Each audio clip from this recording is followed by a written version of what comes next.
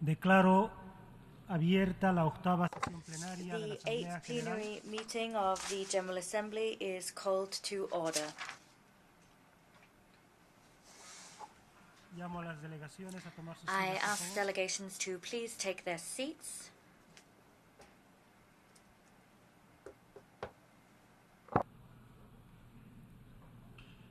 La Asamblea General The General Assembly will hear an address del by excelentísimo His Excellency señor Rashad Mohammed Al-Alimi, Al-Alimi, presidente del President Consejo of the Presidencial Presidential del Liderazgo Leadership de la Council República de of Yemen. the Republic of Yemen. Pido protocolo I request protocol acompañe to Su Excelencia. escort His Excellency. En nombre de la Asamblea On General, behalf of the General Assembly, tengo el honor I have de the dar la honor bienvenida to al welcome His excelentísimo Excellency señor Rashad Mohammed Al-Alimi, President of the Presidential Leadership Council of the Republic of Yemen, and to invite him to address the Assembly.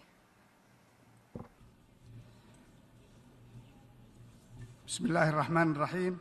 In the name of God, the merciful, the compassionate, Your Excellency, Mr. Dennis Francis, the President of the General Assembly, Your Excellency, Mr. Antonio Guterres, the Secretary General of the United Nations, Your Majesties, Royal Highnesses, Excellencies, ladies and gentlemen, this new session of the United Nations is held as we face new and complicated environmental, political, and economic challenges.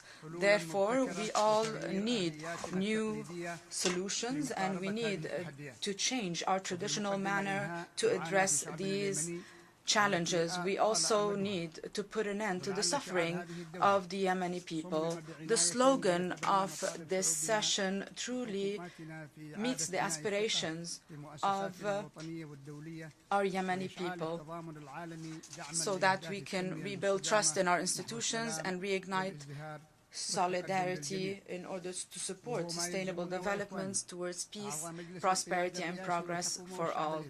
The members of the Presidential Leadership Council would like to commend the unified position of the international community that supports the constitutional legitimacy, the sovereignty, independence, and territorial integrity of Yemen and the non-interference in its international affairs. We also commend this unified political position of the international community towards Yemen.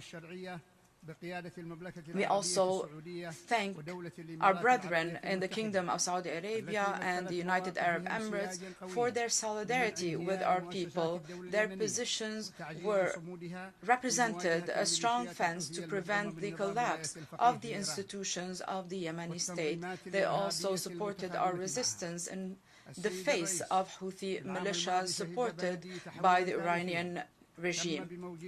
Mr. President, we had to rebuild our institutions. We had to reestablish a presidential leadership council based on partnership, building peace, and ending the war.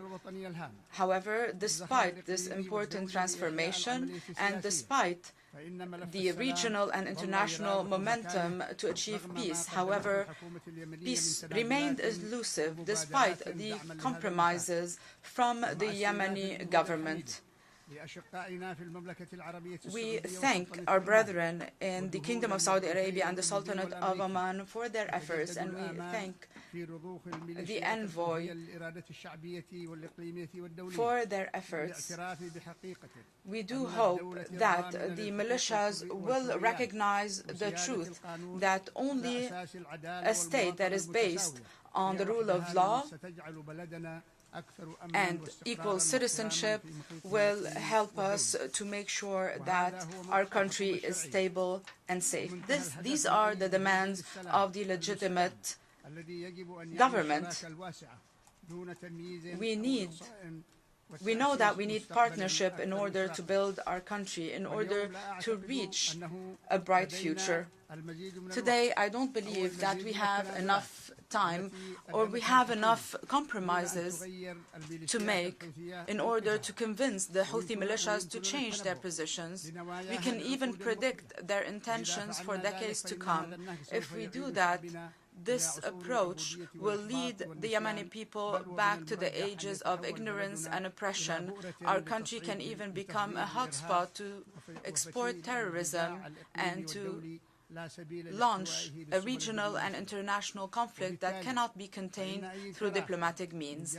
Therefore, any complacency from the international community, or if we deal with the militias as a de facto authority, this means that oppression, the violations of freedoms, this behavior we will not be able to eradicate this behavior easily. We know that the Houthi militias only use peace agreements as a way in order to delay further and acquire further resources. This is why they shirked previous agreements, the latest of which the Stockholm Agreement. Therefore, we reaffirm the need to have the right guarantees for peace. It should be based on the 3 terms of references that were agreed upon at the national, regional, and international levels. We need to respect international legitimacy pursuant to the Saudi initiative. Furthermore, a sustainable peace should be based on justice, fairness, and addressing pending key national issues. Any peace agreement or any measures to build trust, they should be able to achieve tangible results in order to alleviate the suffering of the Yemeni people, so that we can make sure that those who benefit are the victims of the conflict, notably women and children. Sustaining peace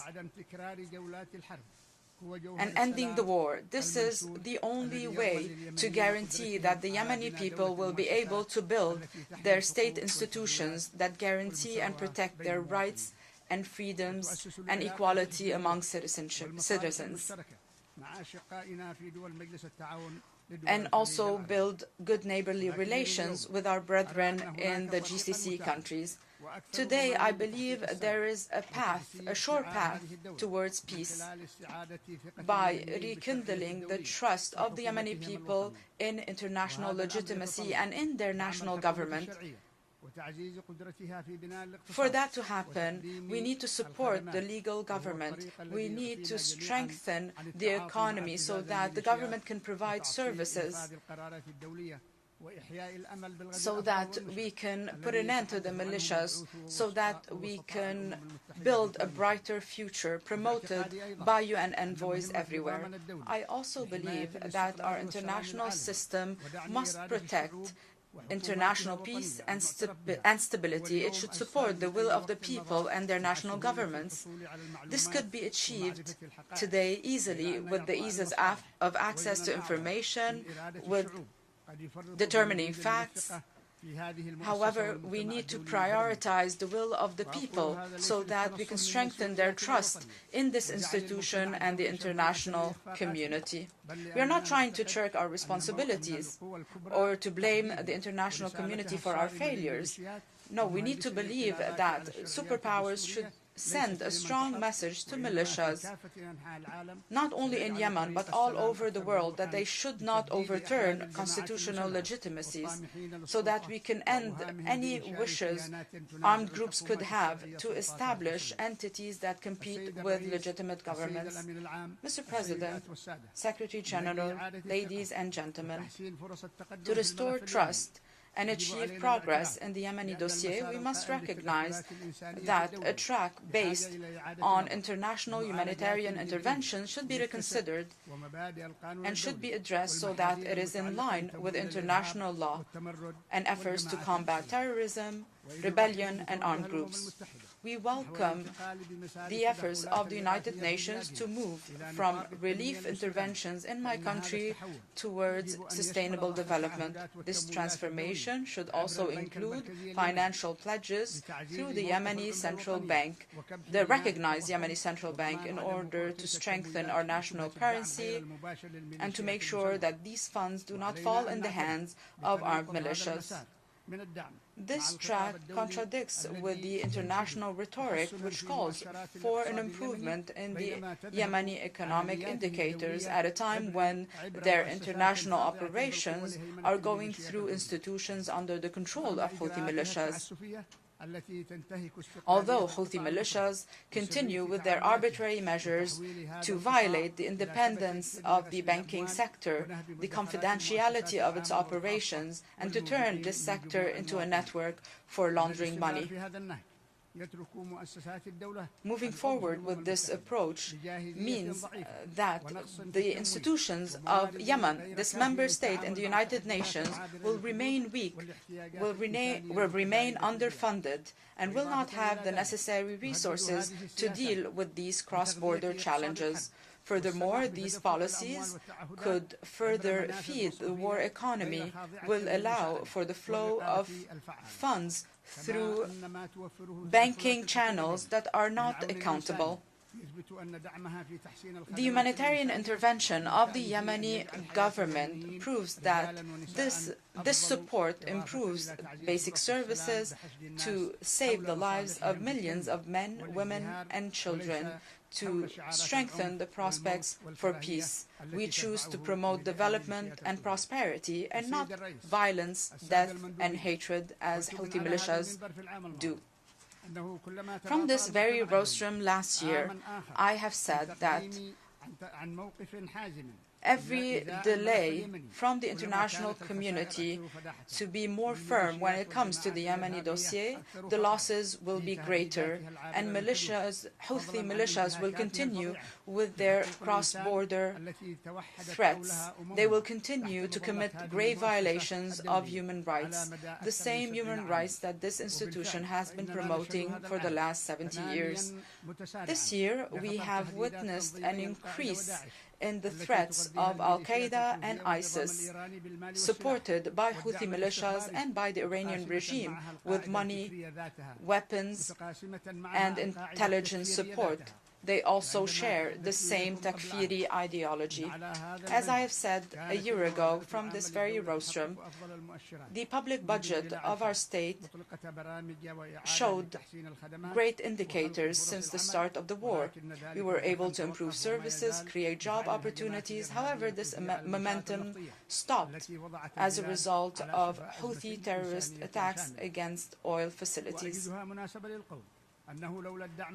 I take this opportunity to say, were it not for the generous donation from our brethren in the Kingdom of Saudi Arabia, a grant of $1.2 billion to support our public budget, we would have been unable to honor our obligations, including the disbursement of salaries. We also commend in this regard the humanitarian and development pledges from our brethren in the United Arab Emirates, our friends in the United States, the EU, the UK, and other regional and international partners.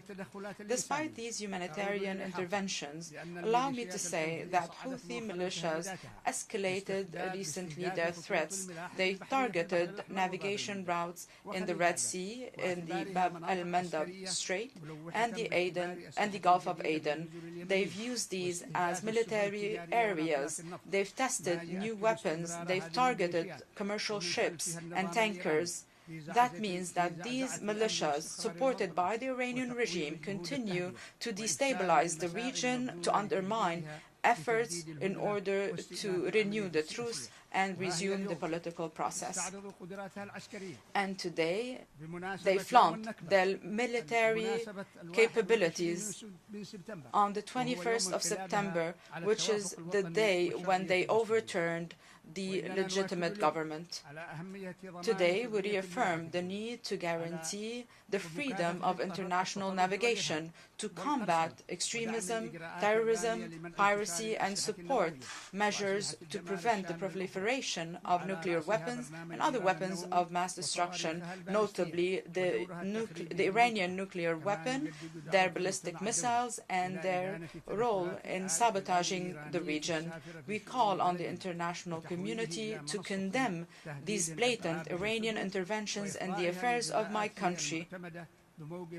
and to submit it to sanctions pursuant to resolutions of international legitimacy. In this regard, we call on member states to commit to the arms embargo and to prevent Iran from providing its militias with military capabilities such as ballistic missiles and drones used to launch terrorist attacks against innocent civilians. The Presidential Leadership Council and the government remain committed to all international agreements and conventions, including the protection of children, and to make sure that they do not participate in the armed conflict. We also provide the necessary guarantees for the work of international organizations and make sure to facilitate the delivery of assistance to all those in need. We have also established an independent national committee to investigate allegations of violations of human rights. All agreements signed by the UN with Houthi militias have not been implemented yet. The Houthi militias continues to recruit children and to send them to battlefields in full view of the international community. Houthi militias violate human rights daily. They impose restriction on travel, work, and the education of women. They oppress and kidnap journalists. We would like to reaffirm our firm position regarding the Palestinian issue. We will continue to support the path towards peace, towards a comprehensive and just solution for this Palestinian issue on the basis of resolutions of international legitimacy and the Arab Peace Initiative in a way that would guarantee that the Palestinian people will be able to establish their independent state. We also support peace in the Sudan, and we support the efforts of the Kingdom of Saudi Arabia, Egypt, and the US in this regard, so that this country can once again enjoy security and stability. We also express our condolences to Libya and the Kingdom of Morocco for the victims of the tornadoes and earthquakes, and we thank the countries that supported both countries, especially Egypt, as we witness an increase in the risk of climate change. I thank you. May the peace, mercy, and blessings of God be upon you. On behalf of the General Assembly, I wish to thank the President of the Presidential Leadership Council of the Republic of Yemen for the statement just made, and I request protocol to escort His Excellency. The Assembly will now hear an address by His Excellency Faustin Archange Touadéra, Head of State of the Central African Republic. I request protocol to escort His Excellency.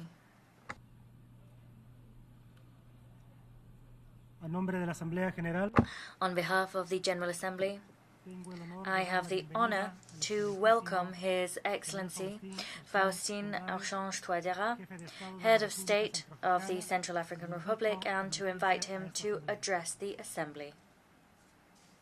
Mr. President of the General Assembly, ladies and gentlemen, the 78th session of the General Assembly of the United Nations Organization is one I am attending on behalf of my country, the Central African Republic.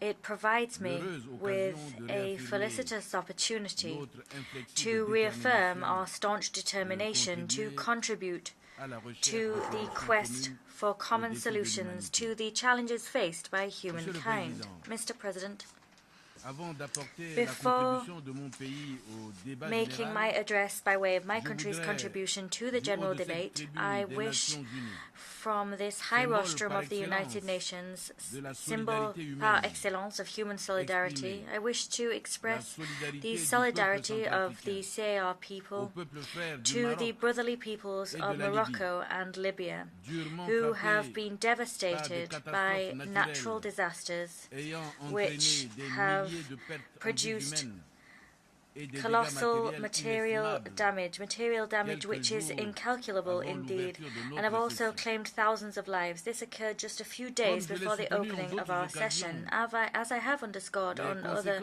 occasions, the tragic consequences of these natural disasters must draw the attention of the world scientific community to the urgent need to pinpoint the regions of the world which are particularly vulnerable to extreme climate events, and must prompt them to make available to the states concerned the necessary information to limit the damage caused by such events. Moreover, the entire world followed with great dismay in recent days the arrival en masse of thousands of African migrants to the island of Lampedusa in Italy. These young people represent the present and the future of our continent of Africa. They are seeking desperately to reach the European continent in search of a promised land. This escalation of the migrant crisis is one of the terrifying consequences of the looting of the natural resources owned by the countries made poor by slavery, colonialism and Western imperialism, as well as terrorism and internal armed conflicts. These are often waged in furtherance of hegemonizing agendas and against a backdrop of geopolitical and geostrategic tensions between major global powers. Here I do mourn the existence and decry the existence of this dehumanizing phenomenon. Nevertheless, I hail solidarity and unprecedented efforts deployed by host countries and the IOM to provide assistance to these young people whose very lives are imperiled by smugglers and lawless dream merchants. However, my country believes that the UN must go beyond our common commitment to revitalize global solidarity. It must get African countries on board in the search for global solutions to migratory crises and to the existential challenges which are facing the young people of the African continent. Mr. President, our countries continue to face climate chaos, to weather geopolitical tensions and face financial challenges, as well as unprecedented energy and food crises. At the same time, new challenges are appearing day after day on the global horizon. Today, in Africa as elsewhere, conflicts, symptoms of geopolitical and geostrategic tensions that divide the major powers are plain to see. In Sudan, an internal armed conflict rare in its cruelty erupted in April 2023, and that was at a time when the country was well on the way to normalization, with a promising process of dialogue underway bringing together the nation's key players. The CAR has already hosted 15,000 Chadian and Sudanese refugees in the Vakaga prefecture, and our people are resilient, but hosting those refugees means we are exposing our people to a worsening of the humanitarian situation, and we risk seeing our security situation worsen further still. I call upon you to take account of the impact of this crisis and the effect it's having on regional geopolitics, and please show international solidarity in favor of our refugees. Against the backdrop of this session, the Russian-Ukrainian conflict continues to play out on the ground. There are no prospects for the peaceful settlement of this consequence, and that is in spite of the fact that the consequences of this conflict for the world are painful and deeply unfortunate. Mr. President, the persistence and increase in the number of hotbeds of tension throughout the world raise questions about the effectiveness of certain mechanisms for the prevention and peaceful settlement of disputes that the UN has at its disposal. The UN's primary mission is to guarantee international peace and security.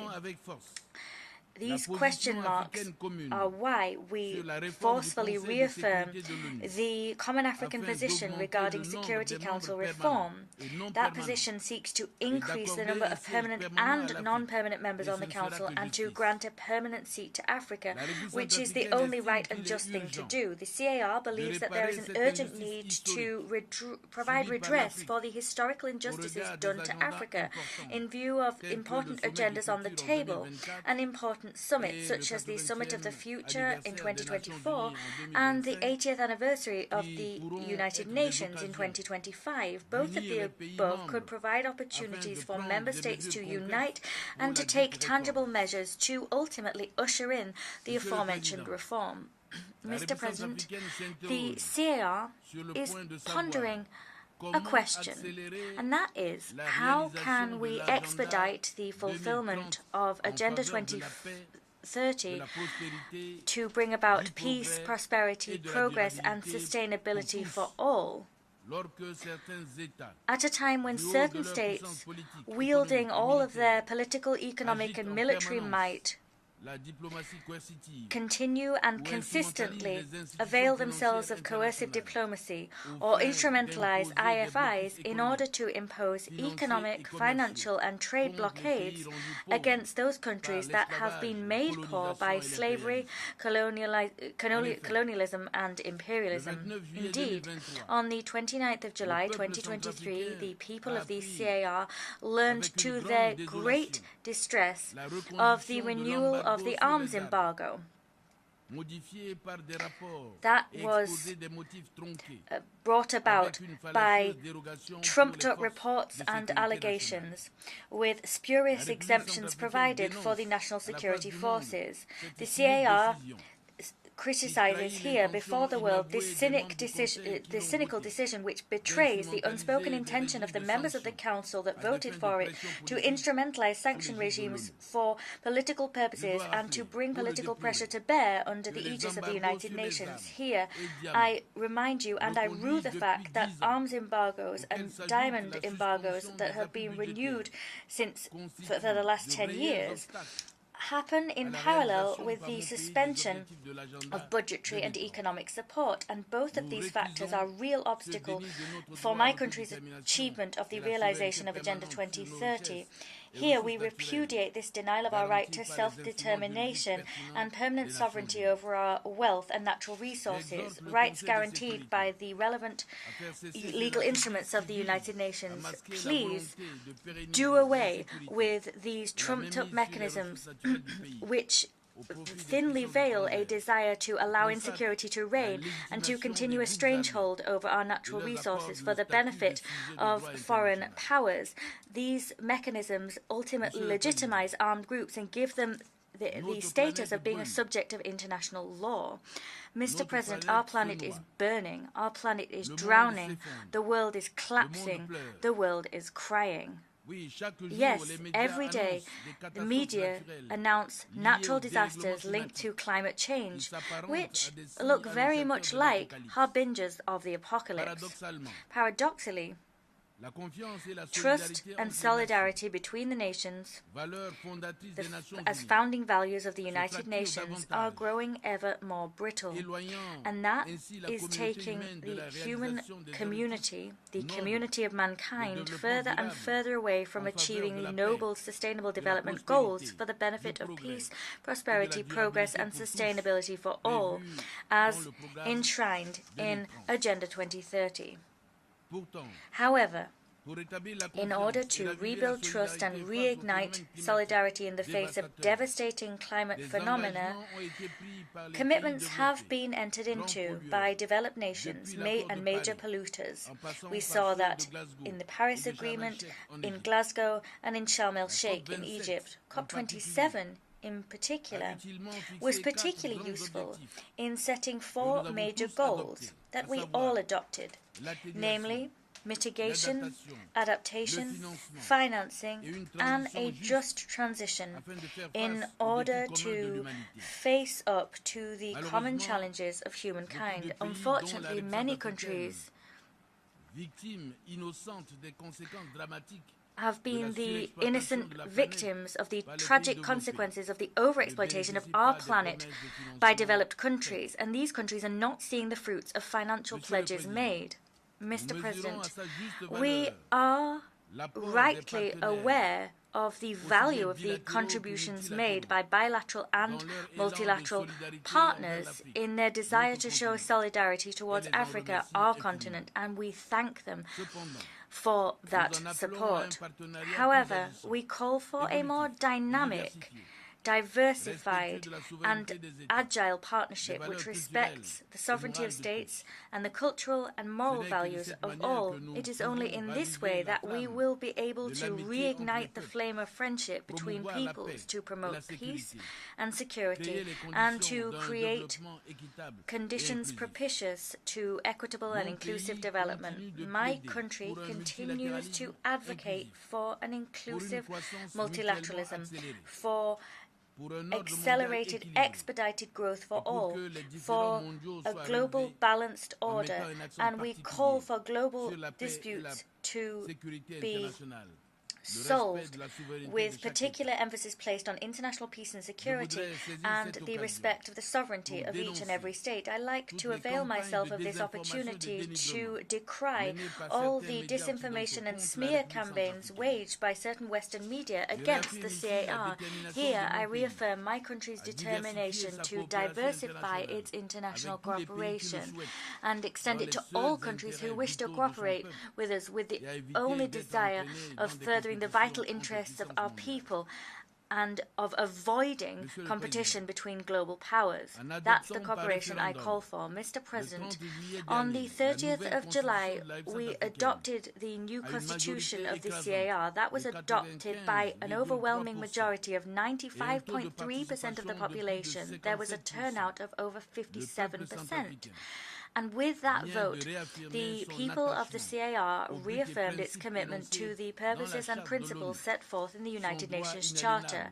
They reaffirmed their inalienable right to the respect of their sovereignty, to self-determination, to the stability of institutions, to peace, to security, to national unity, and to development. To speed up fulfillment of Agenda 2030 and its sustainable development goals to bring about peace, prosperity, progress and sustainability for all, the government continues to implement the political agreement for peace and reconciliation. And we continue also to implement the Luanda Joint Roadmap. We are striving to strengthen the commitment of all stakeholders to these processes. As part of the implementation of these agreements for peace and international security, 9 armed groups have already been dissolved. In parallel, the Special Criminal Court and other ordinary courts independently continue their fight against impunity. I wish to recall that beyond the Constitution, our national policy of decentralization is the expression of a deeply harbored will of the CAR. It is also an essential component of the peace agreement and of the Luanda Joint Roadmap. I wish to here point to all of the efforts already undertaken by the National Electoral Authority with the support of international technical assistance. These efforts have allowed us to reassess the timeline for elections. Now, local elections are scheduled to take place in October 2024. For us, this is a fundamental step in our journey towards ensuring local ownership of democracy, the promotion of participatory governance and local development. It is in furtherance of these goals that we wish to have local elections which are inclusive, transparent, peaceful and credible. I urge all of our partners to support the government to ensure the electoral process that has got off to such a good start successfully concludes. I wish us every success in our work and I thank you for your kind attention.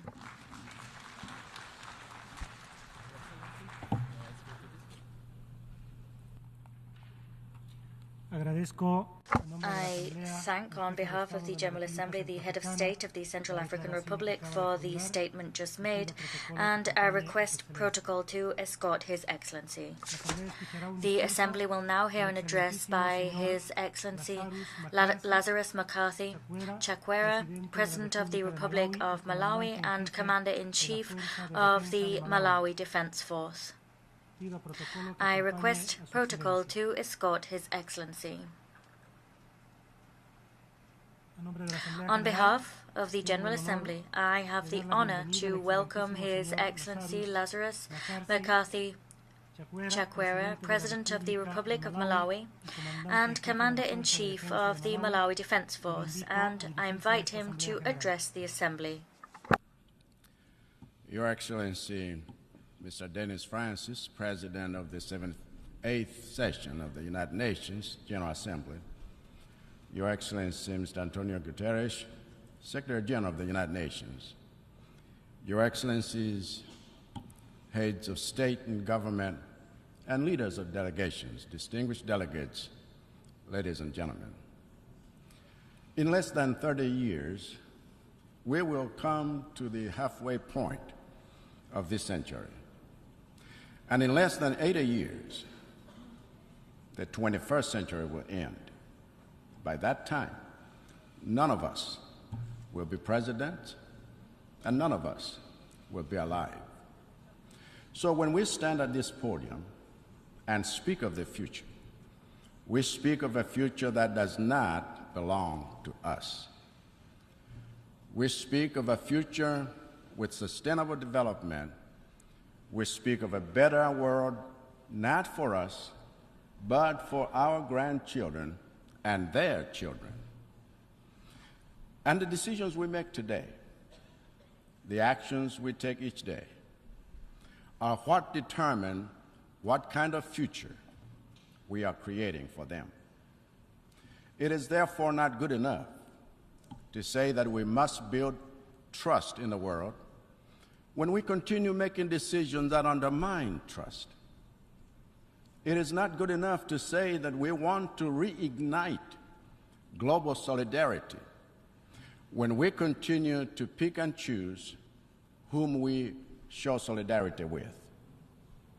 It is not enough to say we want to move towards peace when our actions in other nations promote war and create the conditions for conflict.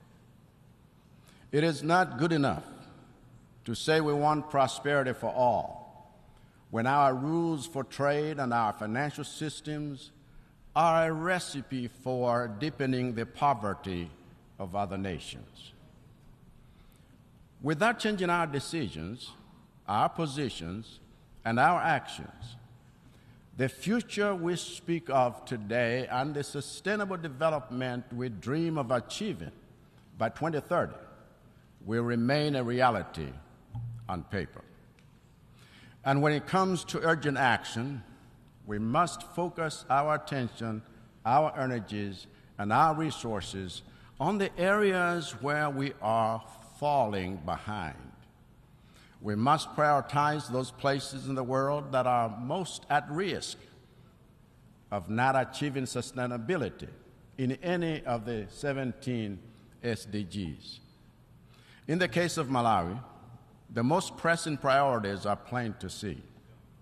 As a nation, we took the SDGs and aligned our national aspirations to reflect them.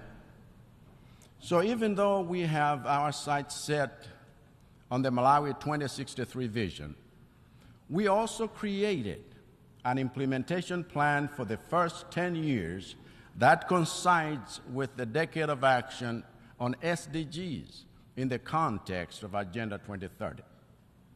And our focus has already started yielding fruit, because in the past few years we have stayed on track with our quest to end hunger in line with SDG 2, to safeguard the good health and well-being of our citizens in line with SDG 3, to improve quality of education in line with SDG 4, to leverage Malawi's abundant water resources for better sanitation in line with SDG 6, and to promote life below water in line with SDG 14. Now, while we celebrate the progress we have made on these goals, with 7 years to go before the end of the decade of action on SDGs, we are not satisfied with seeing progress on only 5 out of 17 goals. In fact, not only do we need support with making gains in the areas where we are seeing little, but we even need urgent support with safeguarding the gains we have made in the areas where we are doing well. In short, we need urgent support in building resilience to inoculate our economy against the adverse effects of shocks. In 12 months since the last time I stood here, Malawi has had the worst cholera outbreak in its history, killing more people than COVID, a consequence of the contamination of water bodies and systems suffered when cyclones Ana and Gombe hit us 6 months before. In that time, Malawi has also had a drought in its northern region, resulting in the loss of half of our maize and 80% of our rice in one of the most productive districts in our country. In that time, Malawi has also come under assault by the worst cyclone on record, as Freddie made landfall twice and left a trail of death and destruction like you can't believe, killing over 1,000, displacing over 500,000, and washing away homes, roads, and bridges, businesses, and fields of crops that are a source of livelihood for over 2 million people. So when I say that our SDGs are under threat, the threat is real, and it is already here. What Malawi needs, therefore, is decision and action. We need decision and action on the climate financing that has thus far been nothing more than a promissory note from the developed countries responsible for sourcing or resourcing our efforts for mitigation, adaptation, and most urgently, loss and damage. We need decision and action on debt. For like most least developed countries, Malawi is in distress because its debt is unsustainable. And so our call to action on behalf of all LDCs on this matter remains the same. Cancel the dates. Cancel the dates. Cancel the dates. As a family of nations, we have already lost 2 years of progress during the decade of action due to economic shutdowns effected to contain COVID-19. And if you want the global economy to regain that lost ground, you must cancel the debts. We have lost another 2 years of progress during this decade of action due to economic disruptions caused by the war in Eastern Europe. And if you want to see LDCs catch up on SDGs, you must cancel the debts. That's a decision you can make today, an action you can take that would breathe oxygen into the suffocating economies of the global South. That's a decision you can make today so that the money being drained by servicing debts can go towards rebuilding roads, schools, hospitals, businesses, and livelihoods. For Malawi's part, we are committed to continue implementing reforms and policies aimed at building economic resilience against shocks. We are committed to continue engaging the United Nations and our development partners, both multilaterally as well as bilaterally, in mobilizing international support that goes beyond disaster management and seeks to build sustainability. We are committed to continue banging on the doors of financial institutions that remain too slow and too unresponsive and too rigid to address the existing financing gaps in the programs we have for achieving SDGs.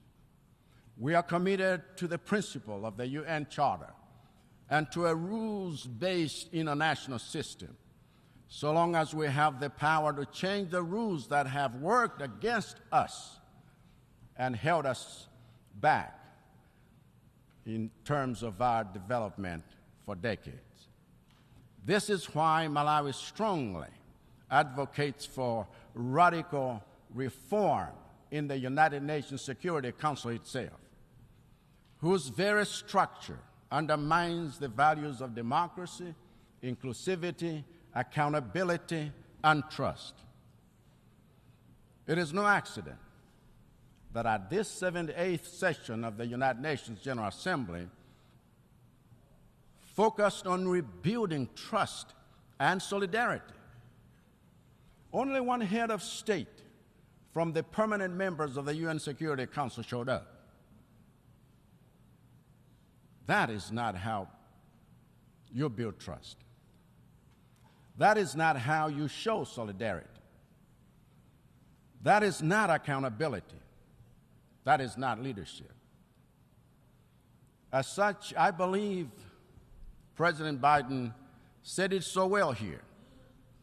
And Malawi joins the United States in insisting that Africa must have a permanent seat on the UN Security Council with veto power, because without that level of inclusivity, rebuilding trust and reigniting global solidarity will be a challenge.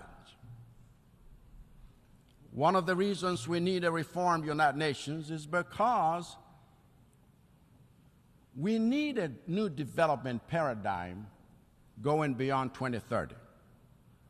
We need a development paradigm that takes on board the interests of the developing world in the spirit of true partnership. We need a development paradigm that places partnership at the heart of our quest for SDG achievement. We need a development paradigm that promotes competition in matters of human ingenuity, science, technology, and innovation, and not in matters of militarization and economic exploitation, which are just new forms of colonization. We need a new paradigm that celebrates and rewards the developed nations that fulfill their commitment to finance resilience projects in developing countries. We need a new paradigm that establishes effective carbon markets to empower developing nations like Malawi with resources necessary for achieving sustainability and implementing their national adaptation plans. We need a new paradigm that builds each continent's capacity to tackle future pandemics, including vaccine manufacturing capabilities and proactive pandemic preparedness. And most importantly, we need a new paradigm that unleashes the full potential of our youth and puts them in the driving seat of the vehicles we are using to reach our SDG targets. For the future we are chasing after is theirs and not ours. I thank you.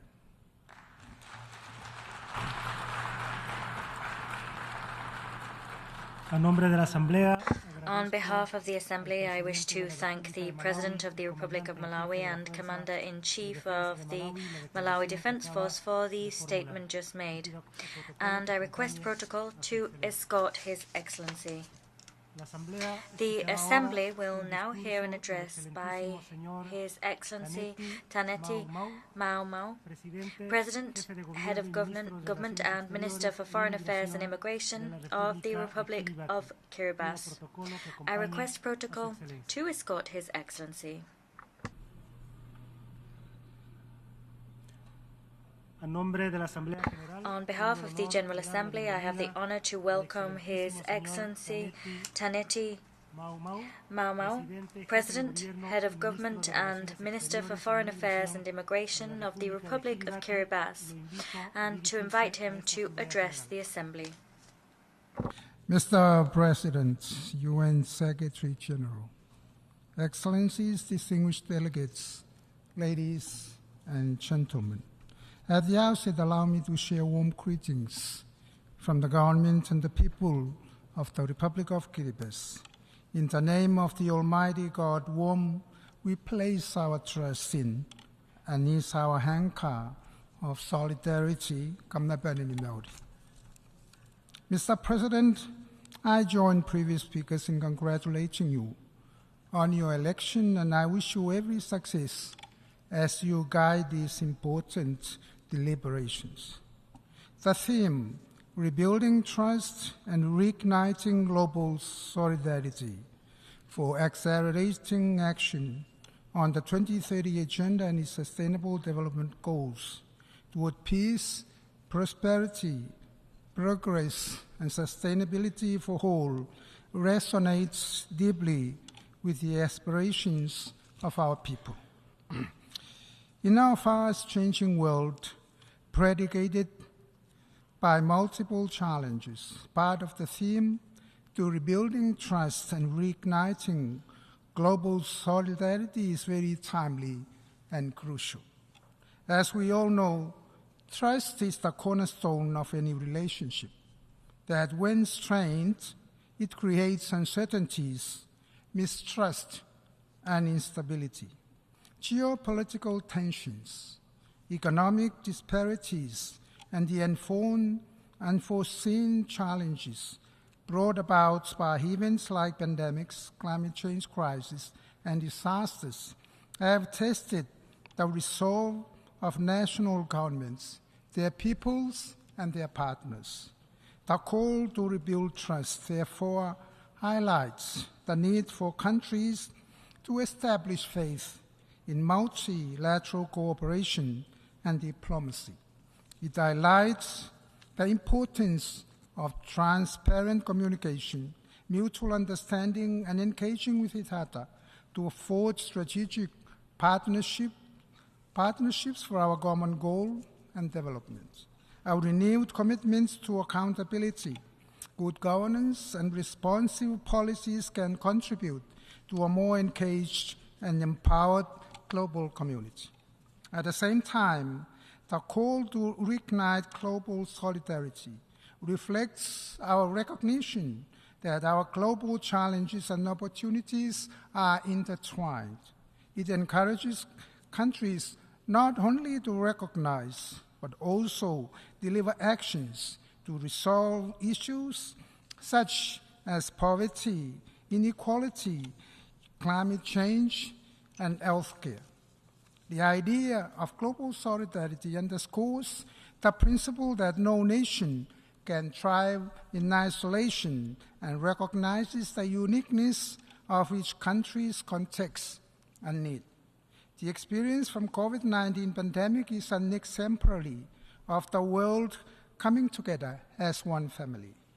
When we recognize the essence of science, while we recognize the essence of science to address pandemics, it is important for member states to work together to gain a better understanding of the variants and vaccines before they are rolled out. Mr. President, since the launching of the SDGs in 2015, my government launched Kiribati's first ever long development plan, identifying our priorities for development. The Kiribati vision for 20 years is rooted firmly on the needs of all Kiribatis and commits my government to transform Kiribati into a wealthier, healthier, and peaceful nation. It recognizes the need to align our national priorities with the SDGs and complements our national efforts with those outlined by our UN family. In 2018, my government became one of the few member states that delivered a voluntary national report, VNR, outlining our policy actions to achieve our SDGs. The VNR enable us to take stock of our development and assess our future. To ensure sustainability and ownership of our desired developmental goals, we are engaged in extensive consultations at all levels. As the year 2030 is imminent, time is of the essence. It is imperative for our UN family to stay on track in our efforts to achieve our goals set forth in the SDGs. This entails setting ambitious targets and mobilizing resources, technology, innovation, and policy changes to ensure the goals are achieved on time. However, there is no guarantee that SDG goals will be achieved. Therefore, Kiriba's graduation from a least developed country would not be sustainable. Mr. President, since our independence in 1979, our nation has enjoyed 44 years of stable and peaceful governance. We continue to recognize the independence of the three arms of government, trusting that each arm discharges its duties with the highest level of integrity in a transparent, respectful, and honest manner. We are committed and determined to ensure that Kiribati remains peaceful as we chart our future. But peace can be precarious, as determining factors are often beyond our control. We have the human resources, yet lack the capacity or necessary skills to develop our country. Equally important is the commitment to maximize benefit to our people, uplift our communities, and maintain our cultural values for peace. During this year's National Day celebrations, after so many years, Kiribati, for the first time in history, successfully united all faith-based organizations to gather again as one family under one roof to worship God. All Christian denominations, including the Baha'i faith and Islam followers in Kiribati, rejoiced in songs of praise and in richness of prayers. During this worship, it was heartening to be in the atmosphere where one can truly feel the grace, peace, and love of God. Also, recognizing the greater humility of being an Kiribati is far more effective in sustaining peace rather than the differences in faith. We invite the rest of the world to follow this example. As part of our commitment to global peace, my government is working closely with the UN to engage our police in the UN peacekeeping missions and with the support of various partners. We will commit to support gender balance in recognition of Kiribati's ongoing commitment to equal representation and opportunities. In addition, Kiribati has strengthened its policies and laws to support and empower women and girls, people with disabilities, elders, the unemployed, youth, and children. Mr. President, we must recall our commitments under our UN Charter to build a safe, peaceful, and secure home for our peoples, individually as sovereign nations and collectively as members of the United Nations. In Kiribati, we strongly believe that this is deeply threatened and undermined by the continued existence of nuclear weapons, the discharge of nuclear-treated water, and the leakage of radioactive materials into the blue Pacific Ocean. The existence of nuclear weapons also diminishes trust in our UN family members on their commitments to peace and stability if they continue to manufacture and possess nuclear weapons. Kiribati will continue promoting the non-proliferation and ultimately the total elimination of nuclear weapons to our United Nations, and in particular, our obligations in keeping our region, our land, our harbor, airspace, and our ocean free of environmental destruction and pollution with radioactive waste and other materials, including plastics. Most importantly is the health of our people, especially those who were exposed to the nuclear test blast on Christmas Island and those whose ancestral land have been exploited, leaving pinnacles behind. Compensations must be made to those on Christmas Island, including the Banabans people affected by environmental degradation, to rebuild trust. One of the global challenges and grave concerns that impacts our lives and future is corruption.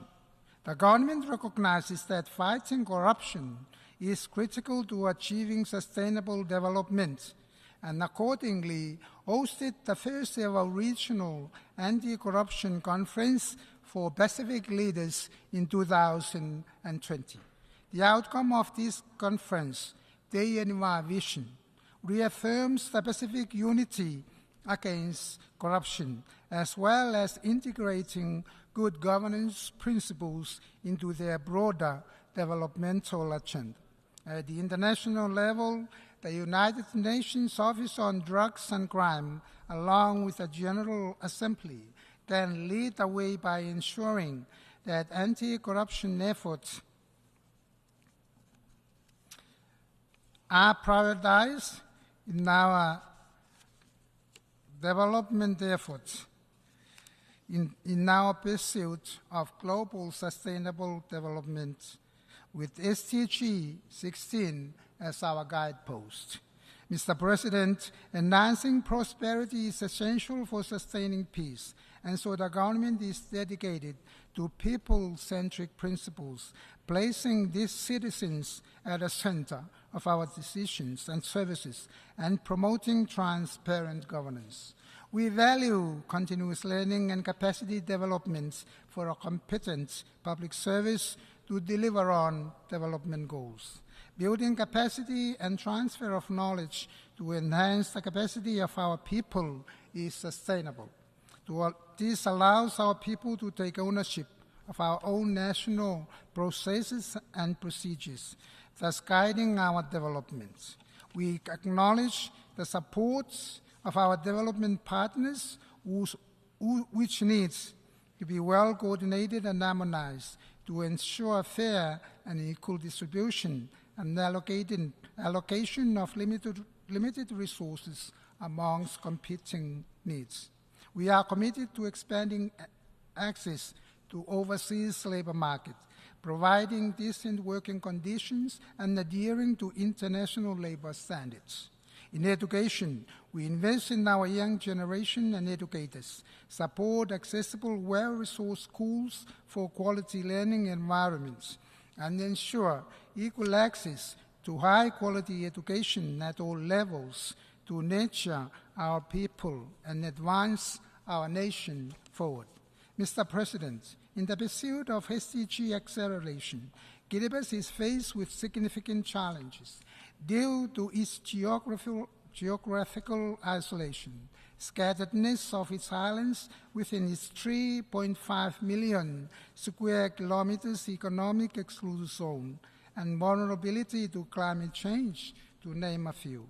Encountered with these significant challenges, delivery of essential services such as education, health, security, including the implementation of activities related to achieving SDGs in Kiribati, is very costly.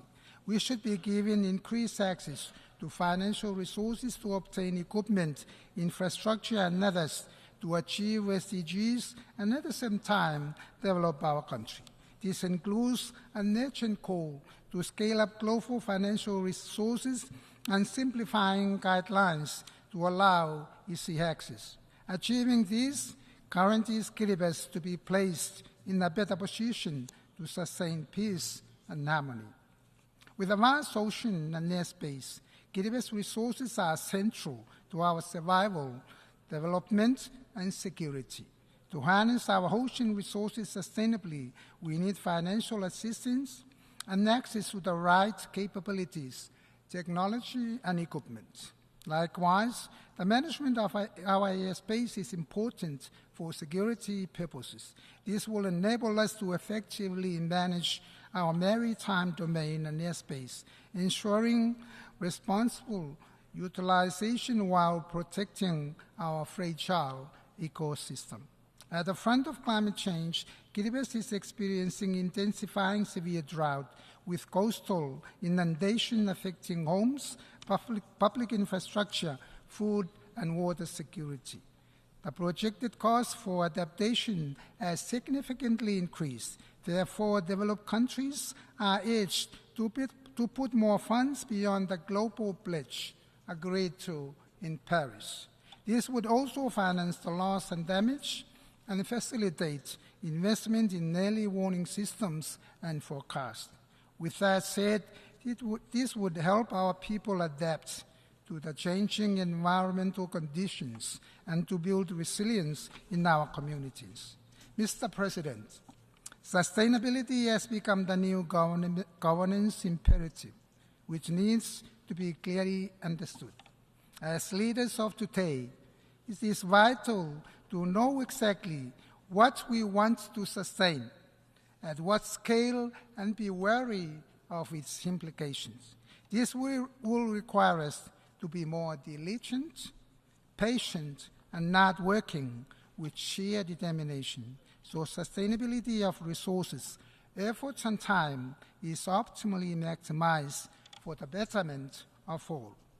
Before I conclude, Mr. President, I would like, on behalf of my countrymen and the people of Kiribati, join previous speakers and excellencies in offering our condolences to the government and the people of Morocco and Libya for such a tragedy that they have faced. May God bless them. In conclusion, let's embrace our traditional blessings of the Maori, the Roi, or the Tabemoa, which literally means health, peace, and prosperity upon us all. Thank you.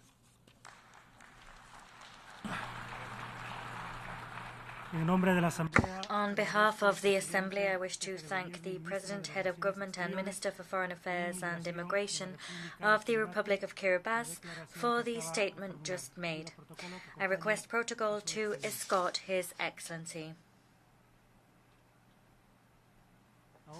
The Assembly, the General Assembly, will now hear an address by His Excellency Emerson Dambudzo Mnangagwa, President of the Republic of Zimbabwe. I request protocol to escort His Excellency. On behalf of the General Assembly, I have the honor to welcome His Excellency Emerson Dambudzo Mnangagwa, President of the Republic of Zimbabwe, and to invite him to address the Assembly. Your Excellency, Mr. Dennis Francis, President of the 78th Session of the United Nations General Assembly, Your Excellency, Mr. Antonio Guterres, Secretary General of the United Nations, Your Majesties, Excellencies, Heads of State and Government, distinguished delegates, I wish to congratulate you, Mr. President, on your election as the President of the 78th Session of the United Nations General Assembly. We are confident that under your stewardship, we will make progress on the important global agenda before us. Please be assured of Zimbabwe's support throughout your tenure. I also pay special tribute to your predecessor, Mr. Korosi, for leading the 77th session of the General Assembly. We value the role he played to promote science, in our overarching goal to improve the lives and livelihoods of all. Mr. President, it is imperative that we recommit to the Charter of the United Nations multilateralism, solidarity, justice, and the peaceful settlement of disputes for sustainable development and a shared future. This calls on us all to respect the sovereign equality of nations, big or small, poor or rich. By working together, we can harness our expertise and learn from one another to strengthen international institutions for the accelerated attainment of Agenda 2030. The impact of conflicts, terrorism, climate change-induced natural disasters, biodiversity loss, and the rising prevalence of disease and pandemics, especially in the developing world, deserve our urgent attention. Regrettably, progress towards the achievement of the Sustainable Development Goals has been uneven, while global solidarity has been tasted and a self-interest superseding cooperation. We have a duty to reignite our commitment to the principles of the 2030 Agenda and rekindle the spirit of multilateralism. To accelerate our action on the SDGs, we must scale up investments in people and communities by ensuring access to quality education, health care, clean water, and sanitation for all. The creation of economic opportunities, decent jobs, and entrepreneurship, especially among women and youth, must remain a priority.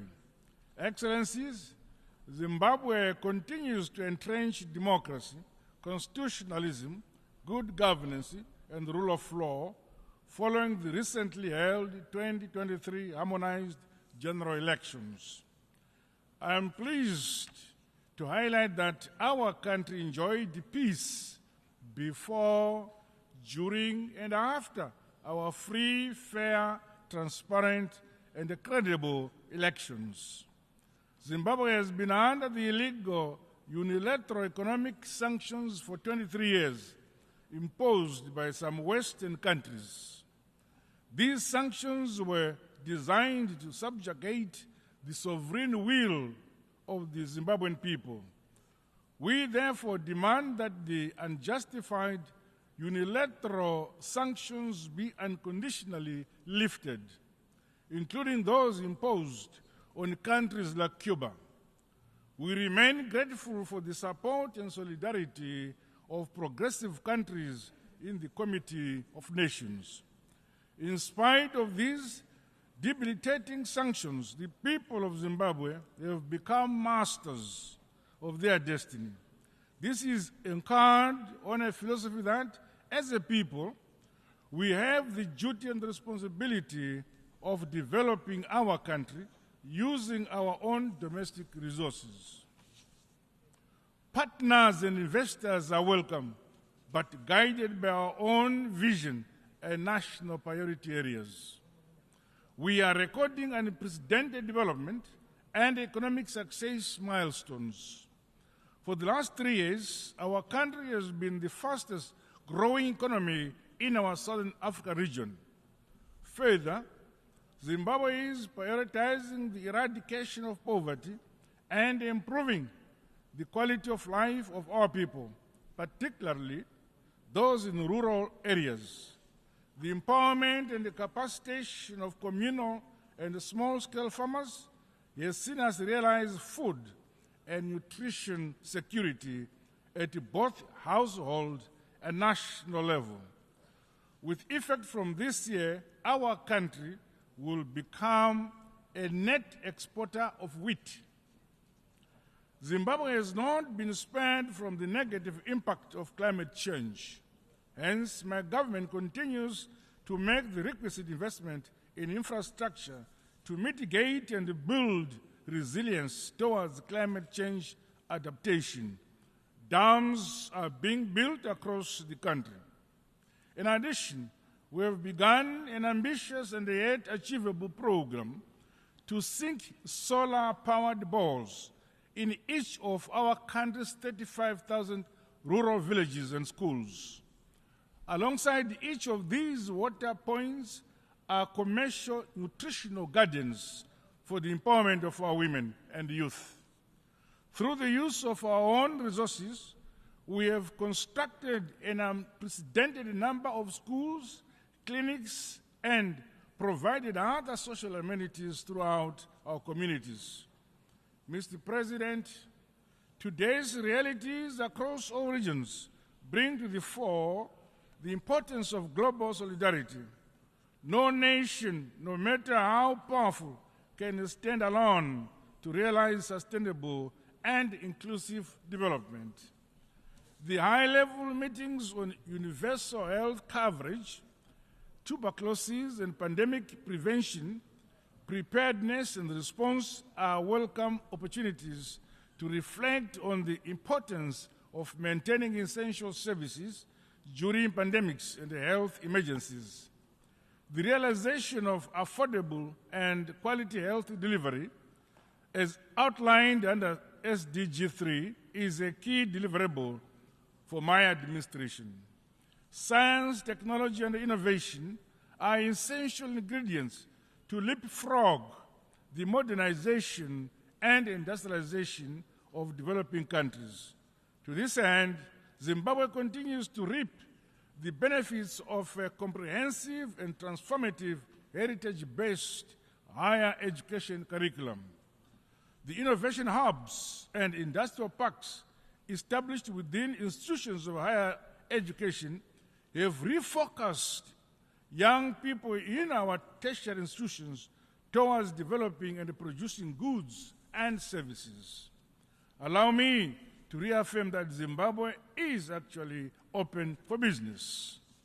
Mr. President, building resilience and tackling the adverse impact of climate change should be an urgent priority for us all. In the case of Zimbabwe and the Southern Africa region, floods and droughts have affected the livelihoods of many while hindering progress on national development. May I express my deepest condolences and sympathies to the government and peoples of the Kingdom of Morocco and the State of Libya on the recent loss of lives as a result of the devastating impact of climate change. There is need for concrete climate action as opposed to mere promises, so that we strengthen our adaptation, resilience, and mitigation mechanisms. We must transition to a low-carbon and resilient global economy by increasing investments in renewable energy, sustainable agriculture, and a green infrastructure. Commitments made under the United Nations Framework Convention on Climate Change and the Paris Agreement must be honored to deliver climate justice. It is our hope that progress will be made to operationalize the loss and damage fund. Zimbabwe is implementing a climate change policy and response strategy, while disaster management and the early warning systems continue to be strengthened. Mr. President, the need to reform global financial institutions is of essence to unlock funding for developing countries. The current exclusionary architecture, dominated by a few states, is failing to deliver the requisite resources for countries to finance their developmental priorities and other pressing health and environmental challenges. The shortcomings in the last round of SDR allocations should be addressed. Zimbabwe supports the stimulus package proposed by the United Nations Secretary General. We further call for the long-term concessional loans, increased access to unused special drawing rights, as well as the use of modalities such as debt cancellation and restructuring as a stimulus for developing countries to grow their economies and build greater resilience. We strongly condemn tendencies by some powerful countries who preach peace, human rights, and democracy, and yet clandestinely fund conflicts and the unconstitutional change of governments for their own narrow interests. We further condemn the use of unilateral and illegal sanctions as a foreign policy tool at the disposal of some powerful nations, such as those sanctions imposed on Zimbabwe and the countries like Cuba. Such actions hamper the trust, global solidarity, and the multilateralism we desire. It is important that we channel our collective efforts towards building peace and driving forward our development agenda for shared prosperity. There is much more that unites us than that which divides us. Similarly, the establishment of a fair and inclusive global security architecture has become urgent. The maintenance of peace and security should never be the preserve of a privileged few. Zimbabwe reaffirms calls by Africa for the reform of the United Nations Security Council in line with Ezulwini Consensus and the CITE Declaration. Mr. President, allow me to conclude by reaffirming Zimbabwe's commitment to the purposes and principles of the United Nations Charter as we implement our Global Agenda 2030. Collectively, let us restore human dignity, peace, security, and stability while safeguarding our planet for the shared prosperity of present and future generations. Together in unity and harmony, we are stronger. I thank you for listening. On behalf of the Assembly, I wish to thank the President of the Republic of Zimbabwe for the statement just made, and I request protocol to escort His Excellency. The Assembly will now hear an address by His Excellency José Ramos Horta, President of the Democratic Republic of Timor-Leste. I request protocol to escort His Excellency. On behalf of the General Assembly, I have the honor to welcome His Excellency José Ramos Horta, President of the Democratic Republic of Timor-Leste, and to invite him to address the Assembly.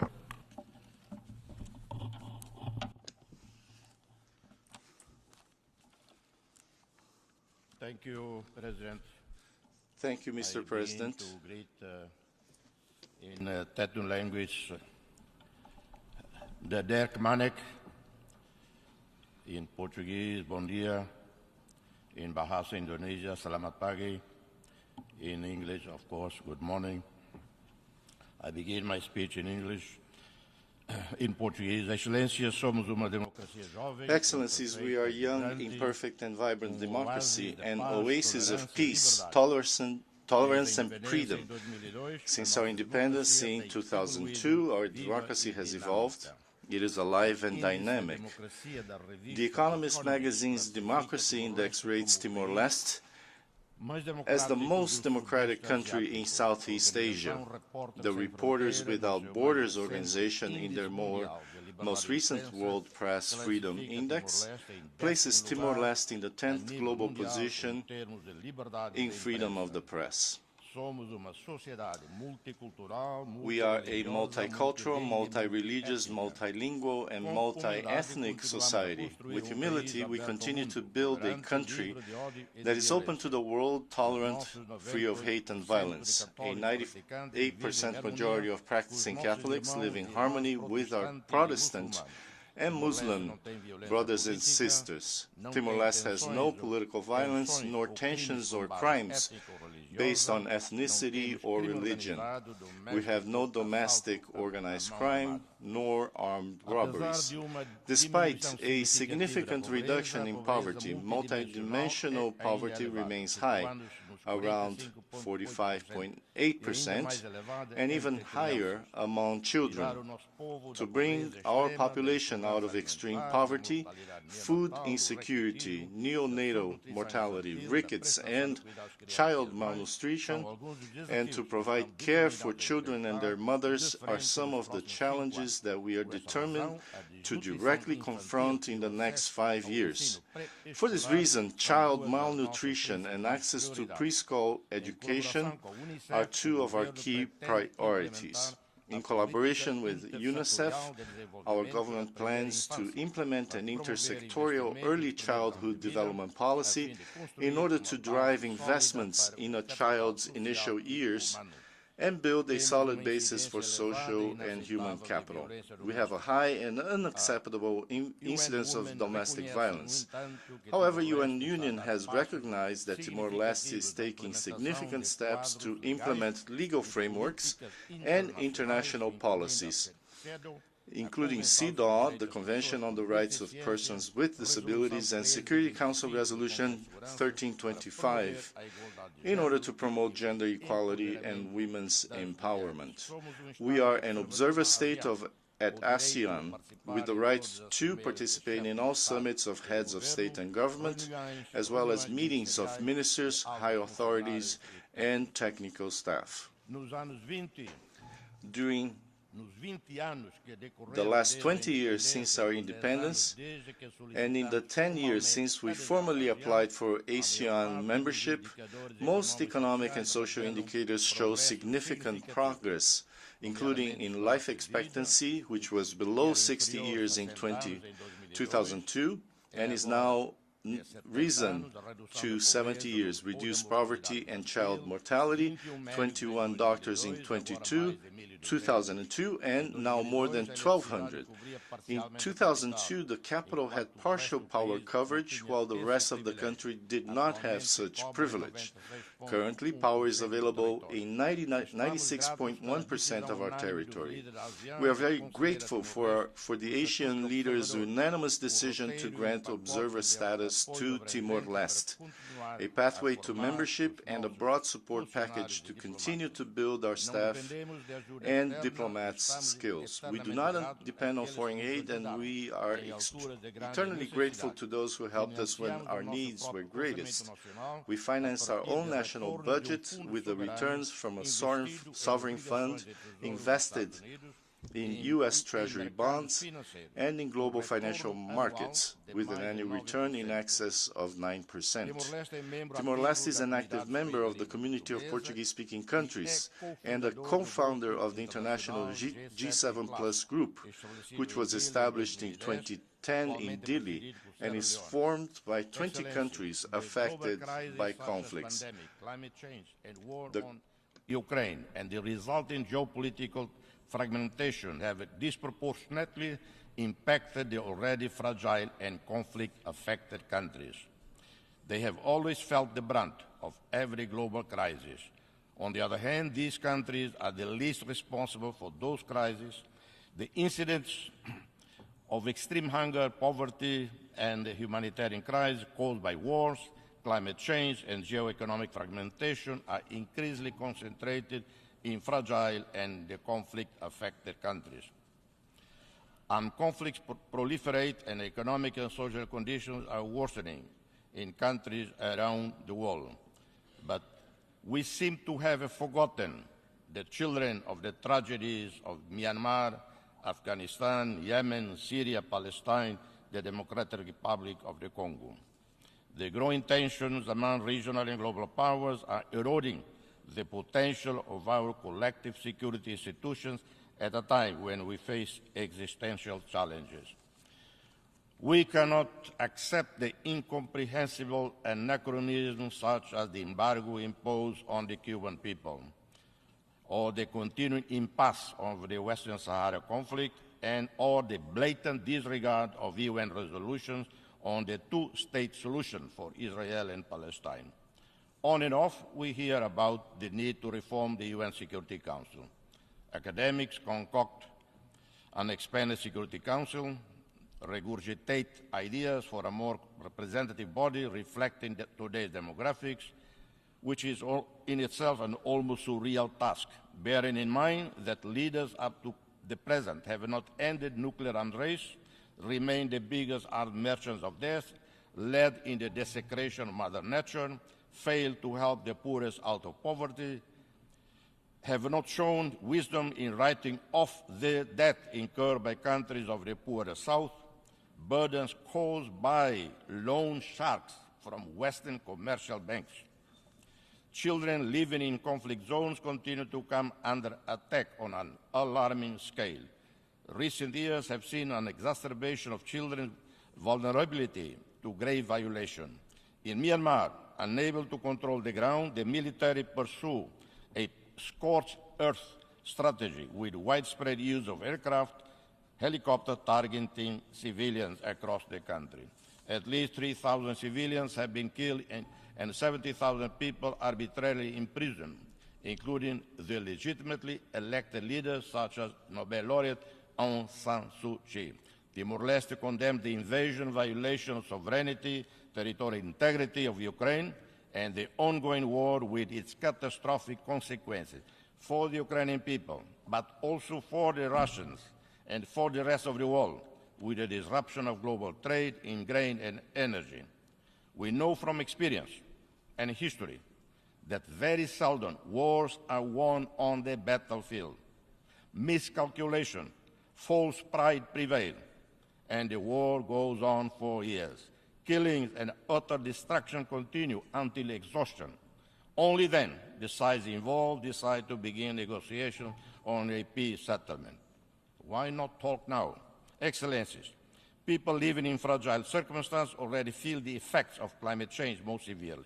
We need a new outlook on the climate and security nexus, which will address the impact of climate change and environmental degradation on peace, security, and ensure that the quest for energy transition does not worsen the security situation in vulnerable and fragile countries. Therefore, we would propose a bold initiative.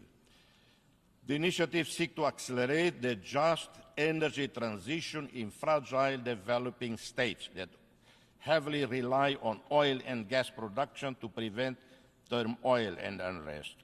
The combined efforts of unlocking finance through debt alleviation, streamlining international finance at lowest interest rates, and significantly increase official development assistance will empower these nations to embark on projects that foster development of clean industries, address the ongoing loss and damage related to climate change, facilitate their efforts in greenhouse mitigation and adaptation to climate change. While initiatives to further the just transition exist, they do not pay enough attention to either fragile or vulnerable states nor to LDCs and SIDS. As a second priority, this initiative will pay urgent attention to particular challenges faced by fragile states that are not only susceptible to fragility and vulnerability on their own, but where there is heightened risk when faced with any massive economic turmoil, which the green transition, if not handled carefully, would increase. Thirdly, as the urgency to transition to low-carbon economy and clean energy accelerate, this initiative will seek to ensure that the quest for rare earth elements and critical minerals does not lead to further instability, nor promote weak governance or exacerbate local tensions, nor grievances in the countries where strategic reserves of such elements and minerals are found. This initiative seeks to create a brighter and more sustainable future for our planet and all inhabitants by facilitating the energy transition in small island states, LDCs, and climate-vulnerable nations. We aim to mitigate climate change impacts and preserve our shared global environment for generations to come. The super-rich CEO of banks and credit countries, in the face of agony of poverty, rising costs in the most impoverished countries, remain indifferent to the calls for debt cancellation. I'm stating here to banks and other credit institutions, cancel off this damn debt. It would be a leap forward in international solidarity if all OECD countries were to allocate 1% of their national GDP to ODA. We would see positive effects on poverty rates, food security, access to basic health services, education, electricity, drinking water, sanitation, housing, or social security, with multiplier effects on the diversification of economies, especially in agriculture. We live in a world full of dualities, an increasing prosperous world whose wealth has increased by 30 trillion a year, according to Nobel Prize winner Kailash Satyarthi, but the leaderships of the G7 or G20 fail to reflect this in the fight against hunger, stunting, and other forms of multidimensional poverty. We need to adopt a universal child benefit, a new ODA target for a fair share for children, targeting particularly children in fragile, low-income countries. Excellency, allow me to remind you the story that is no longer part of our daily conversation, the story of the 3-year-old Aylan Kurdi, an innocent Syrian child whose lifeless body was ashore near the Turkish resort town of Bodrum in September 2005. And how many of us pain at the sight of children dying every day of hunger and in the other ongoing wars.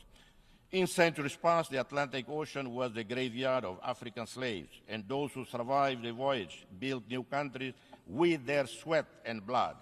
In this 21st century, the Mediterranean Sea is the new graveyard of thousands of Africans fleeing drought, extreme poverty, and conflicts. Excellencies, no one should fear the Chinese, Indian, European, American superpowers. Rather, we should welcome the positive reality of global countries that share with us diasporas, cultures, and interests in well-being or security that are deeply intertwined with our own. We can gain more from the free movement of people and goods than from building concrete walls. We all benefit from the impressive Indian transformation into a global economic success story. India has an admirable track record of decades of practical solidarity with other developing countries, even during the early stages of its own development. Equally, we want to see prosperity in Europe, in Japan, South Korea, Australia. But their continuing prosperity depends on peace and stability in the global South, depends on our markets, workforce, and providers of raw wealth, which they process and re-export. But this unequal relationship has to change, and will change only when we invest more in high-quality education and health for our children and youth, when we invest more in science and technology. We have the chance of the century to build a new partnership of equals between the rich, super rich of the North and us in the periphery, with a renewed spirit of mission around the global causes of nature and human survival. Failing this, we will sing together, rich and poor, the weak and the powerful. May God bless us all. Thank you.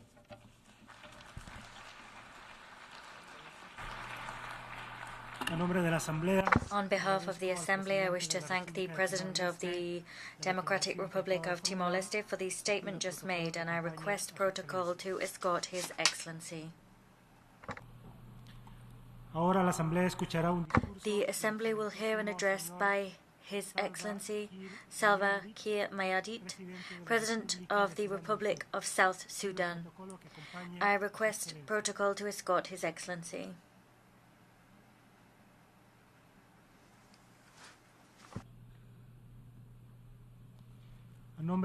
On behalf of the General Assembly, I have the honor to welcome His Excellency Salva Kiir Mayardit, President of the Republic of South Sudan, and to invite him to address the Assembly.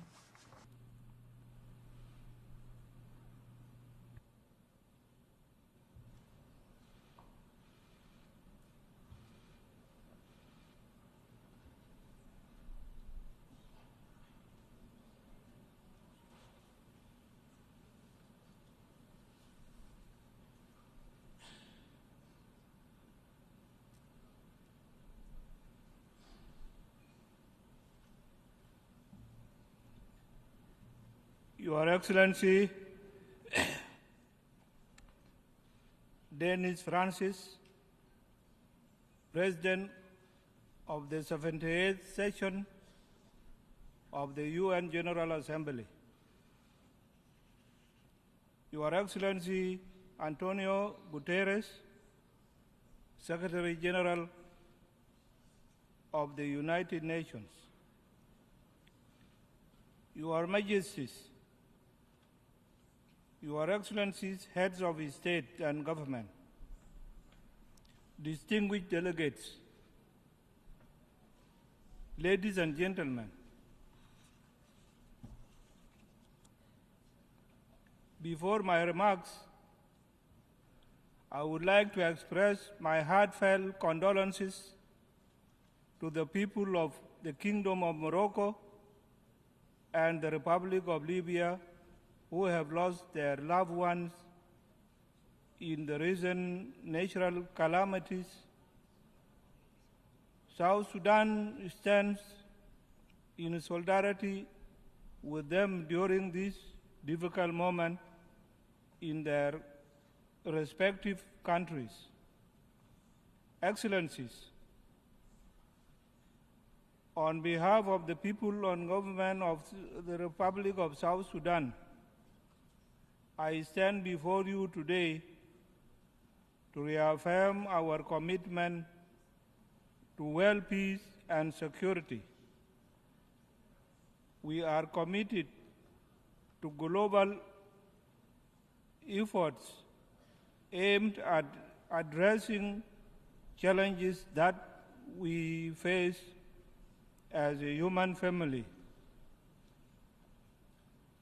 We are also committed to multilateralism and international cooperation as the best means of achieving our shared aspirations. Within this context, we are hopeful that together we can rebuild trust among member states and reignite global solidarity on the basis of sovereign equality of all states as enshrined in the founding charter of this esteemed organization.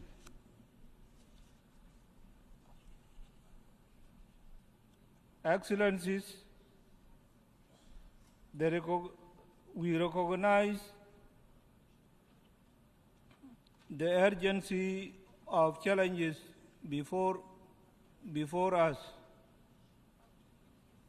We are also aware of concerted action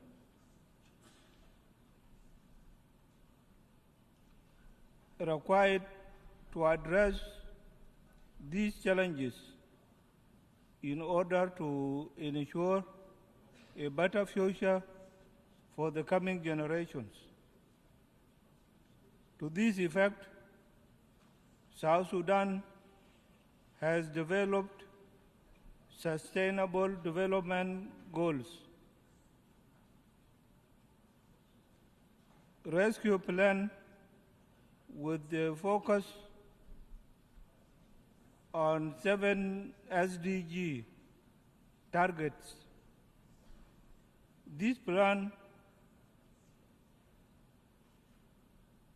provides a roadmap of a better future for our people. And given that education is the key that will allow us to achieve our SDGs rapidly, I am pleased to report that South Sudan has made some progress in its education sector. Since our independence in 2011, Our Constitution, for example,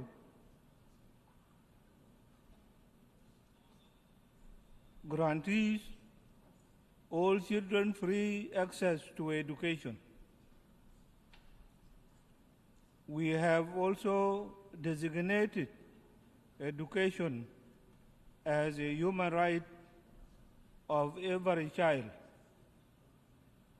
In February this year, I directed the Ministry of Education to implement free primary and secondary education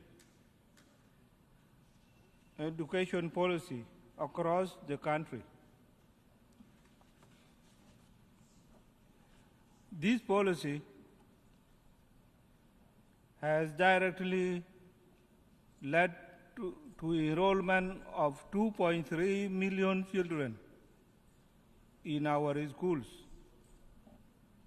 To ensure that girls stay in schools, we have banned child marriages through an act of parliament. More importantly, we have increased education budget with the goal of paying teachers a living wage.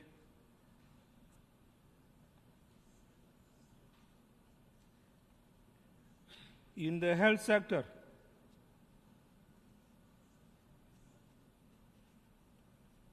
we plan to dedicate resources towards providing affordable and standard health care. And this will be done through primary health care approach that is inclusive and cost-effective. Excellencies, on climate change, South Sudan is dedicated to addressing its adverse impact.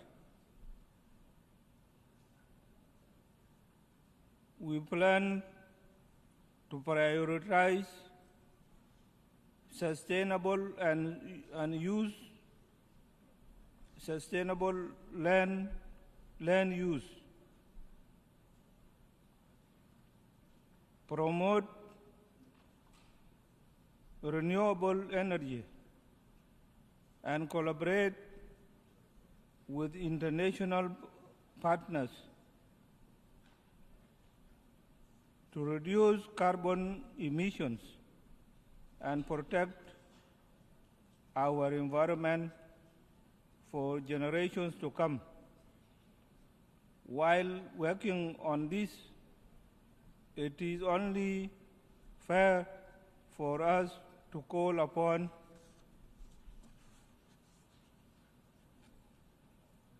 developed countries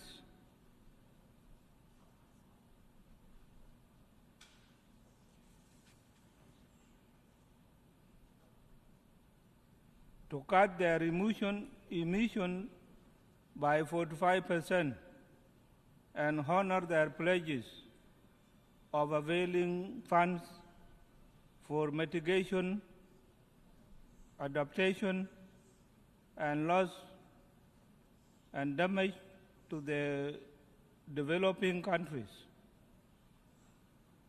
With the recently concluded Africa Climate Summit held in Nairobi, Kenya, it is high time that the declaration of the summit forms the new crisis for rebuilding trust and regaining global solidarity for attaining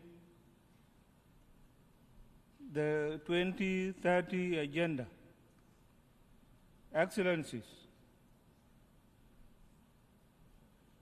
we acknowledge the political, humanitarian, and security challenges we have faced as a country since 2013. However, we have turned the corner with the signing of the revitalized peace agreement in 2018. Now we are determined to build on the commitments of our revised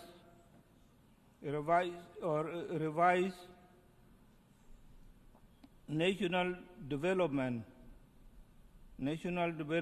strategy 2021 to 2024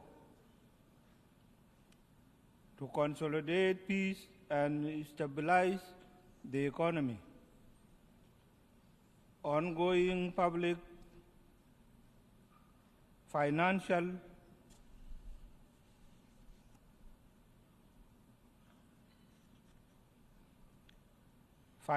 management reforms,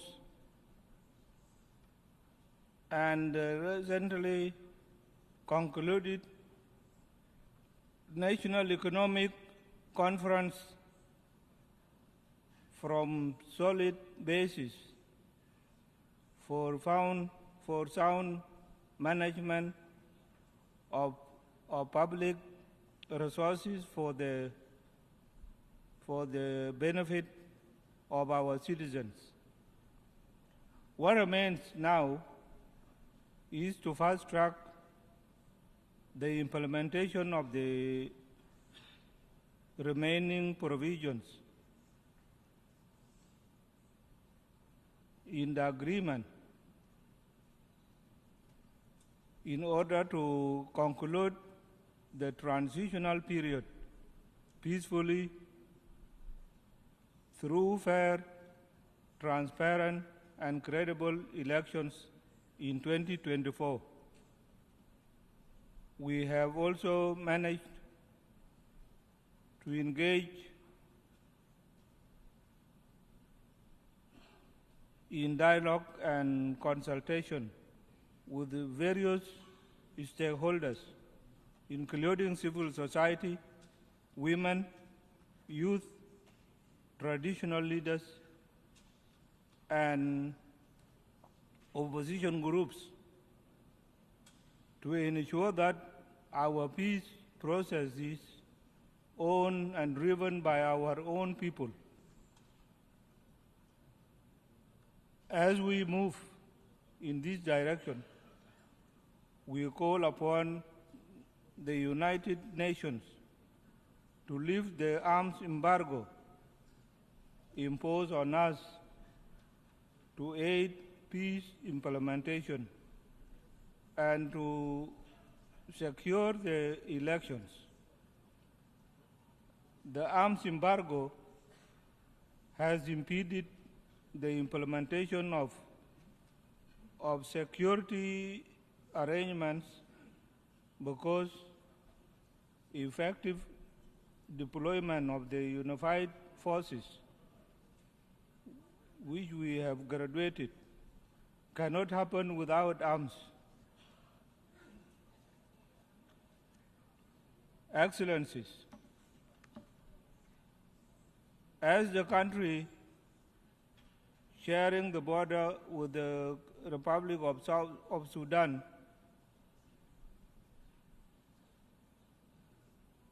South Sudan has received thousands of Sudanese refugees and our returnees since the conflict broke out in the Sudan in April 2023. This influx has overwhelmed our border communities and created a humanitarian crisis. I'm appealing to the international community to avail resources to help refugees and displaced persons who crossed into South Sudan. While the world is dealing with multiple crises, we call for a provision of sustained support to these displaced persons as we work on how to restore peace and stability in Sudan. In closing, South Sudan stands before this esteemed assembly as a resolute partner in the collective pursuits of a better future for all. I extend our hand of friendship to fellow member states, international organizations, and civil society. Thank you very much and for your kind attention to these new remarks. Thank you.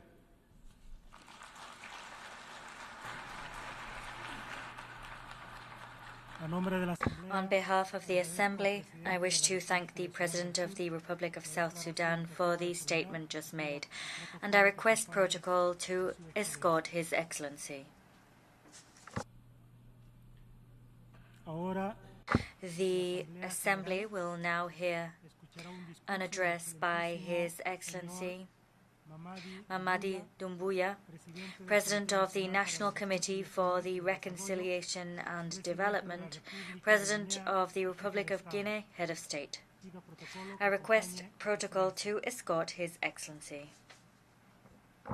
On behalf of the General Assembly, I have the honor to welcome His Excellency Mamadi Doumbouya, President of the National Committee for Reconciliation and Development, President of the Republic of Guinea, Head of State, and I invite him to address the Assembly.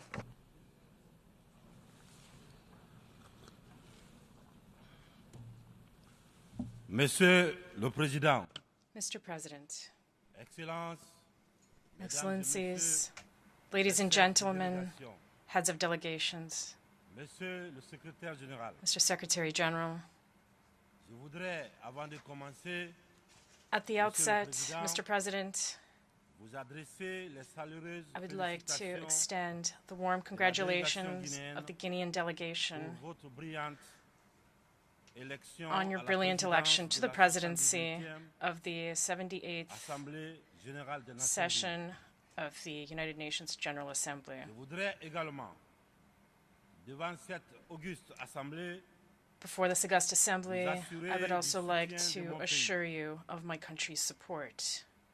je souhaite par la même occasion rendre un I hommage take this opportunity mérité to also pay a well-deserved tribute to your predecessor, Mr. Szabakorsi of Hungary, à Monsieur le Secrétaire Général, to Mr.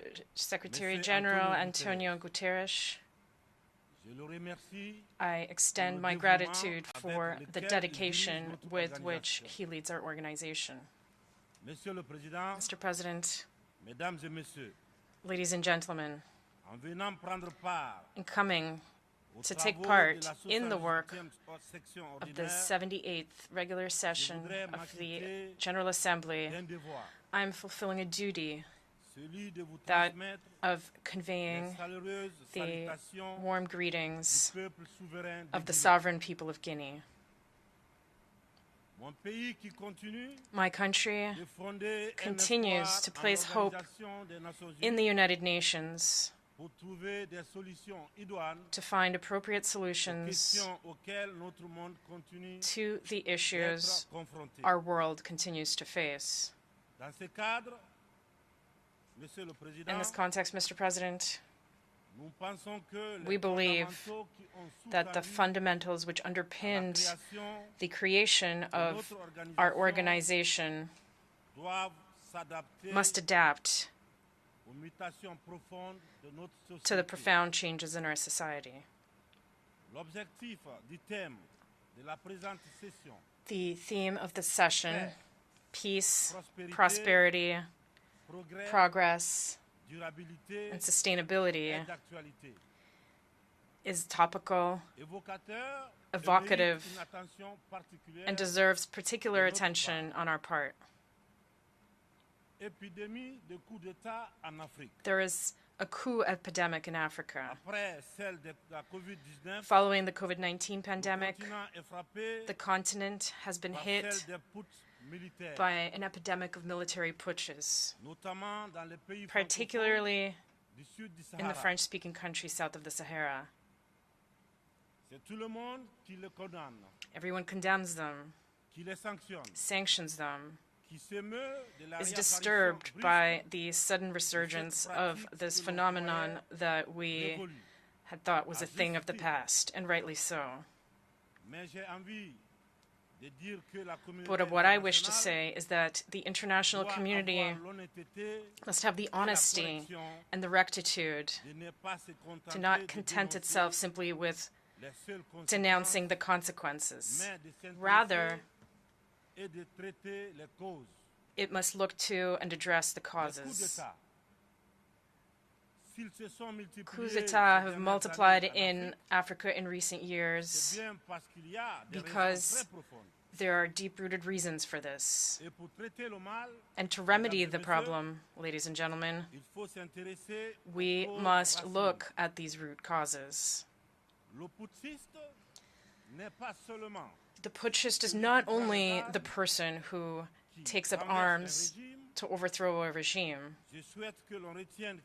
I want us all to be well aware of the fact that the real putschists, the most numerous, and those who avoid any condemnation, are also those who plot and scheme, who use trickery, who cheat, to manipulate the text of the Constitution in order to stay in power eternally.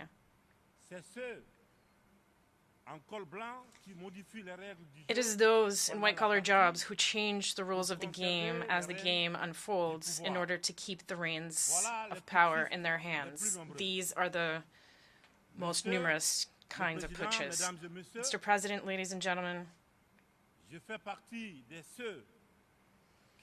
I am one of those who one day decided to shoulder our responsibility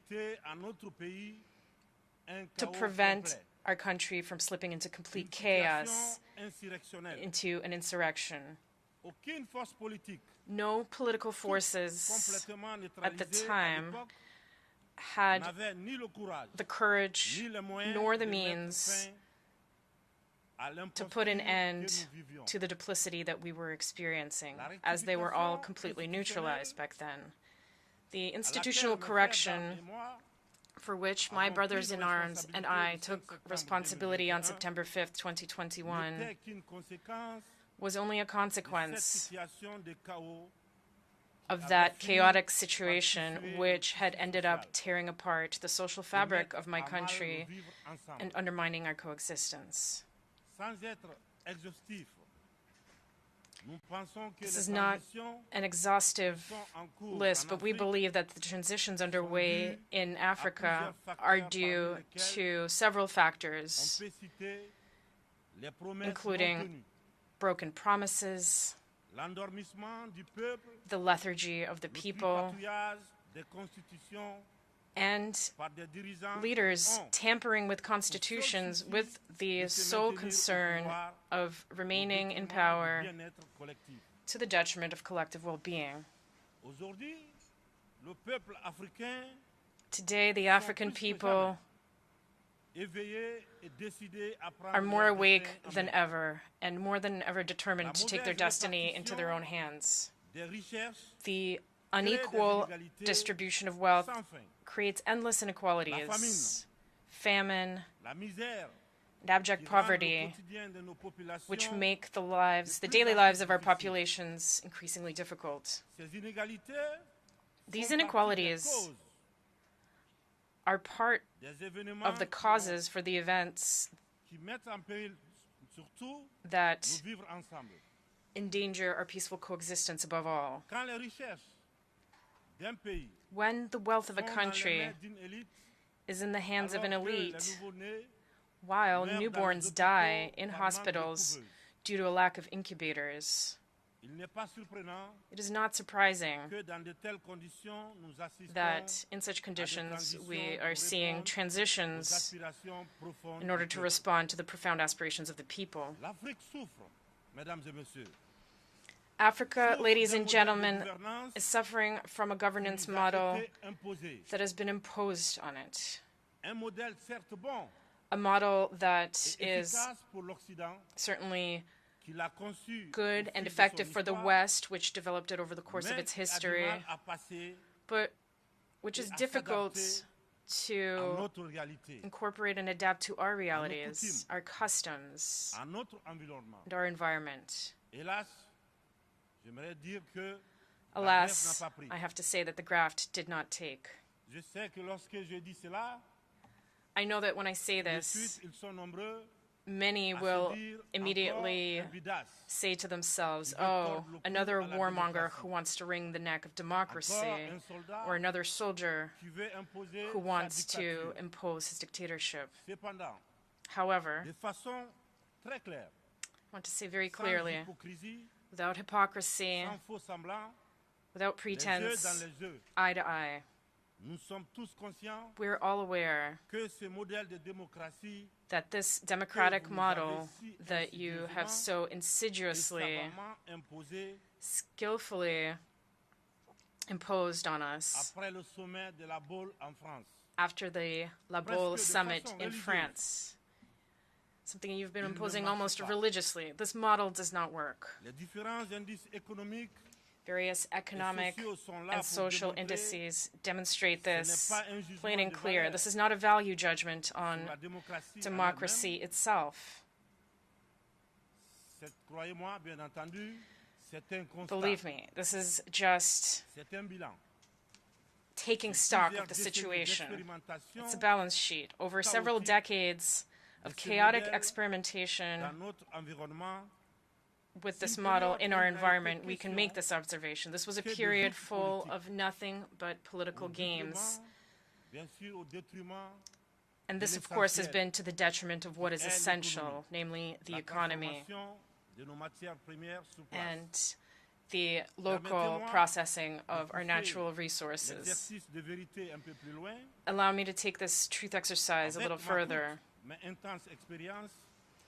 Through my short but very intense experience of managing a state, Guinea, I have come to better understand the extent to which this model has, above all, contributed to maintaining a system of exploitation and plunder of our resources by others,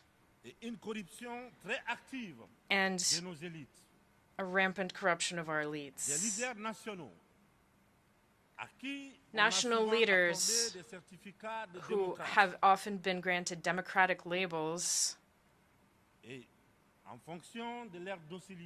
based on their acquiescence or their capacity for selling off the resources and the property of their people, or perhaps their ease in giving in to the pseudo recommendations and injunctions of the great powers.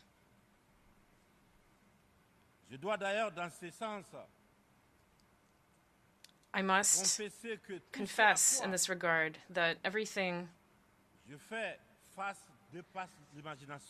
that I am facing goes beyond all imagination. These are the same people who profess democracy, transparency, who denounce poor governance and corruption, who dictate the rules. It is they who, behind the scenes, very discreetly and underhandedly, are increasing pressure to make us cede our national wealth through unconscionable leonine contracts. I understand certain leaders and some of my predecessors who, because they possessed certain weaknesses, because they were under pressure, or because they had skeletons in their closets, or particularly because they had a political agenda, gave in to what was being asked of them. I understand them, even if I do not approve. In some cases, I was even reminded that if I had a political agenda, I would be less comfortable carrying out the reforms that my government and I are tackling.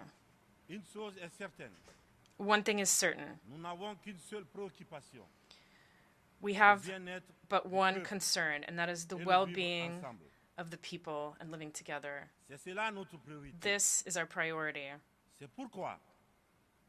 This is why the transition I lead has chosen to focus methodically on clear objectives in a precise order: the social, the economic, and the political.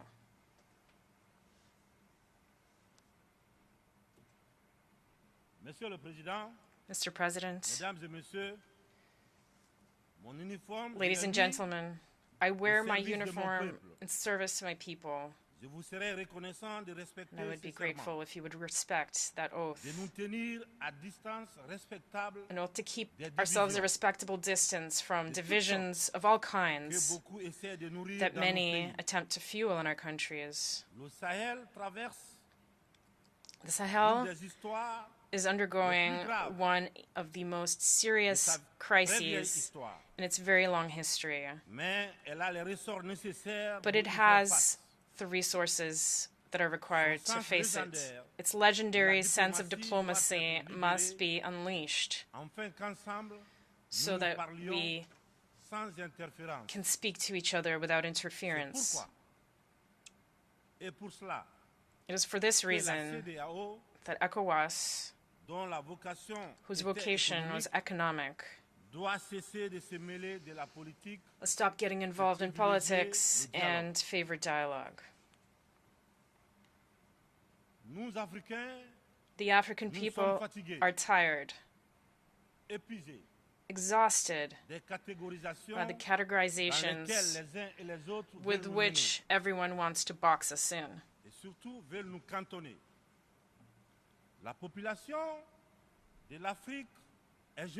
Africa's population is young. It did not experience the Cold War. It did not experience the ideological wars that have shaped the world over the last 70 years.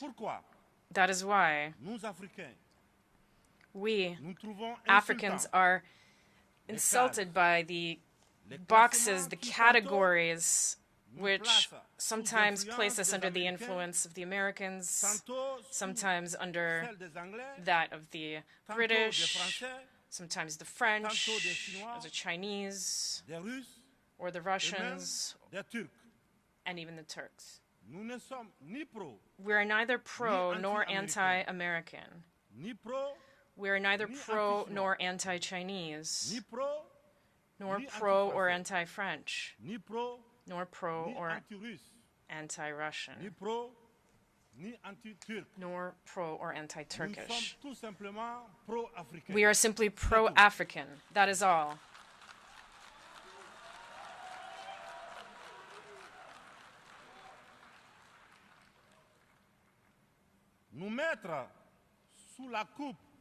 Placing us under the influence of this or that power is an insult. It is contempt and racism towards a continent of more than 1,300,000,000 people. It is important that in this prestigious and influential assembly we understand clearly and definitively that the era of the old Africa is over.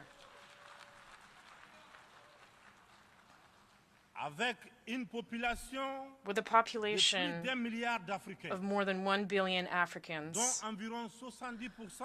around 70% of whom are young people who are completely free, open-minded, open to the world, and determined to take their destiny into their own hands.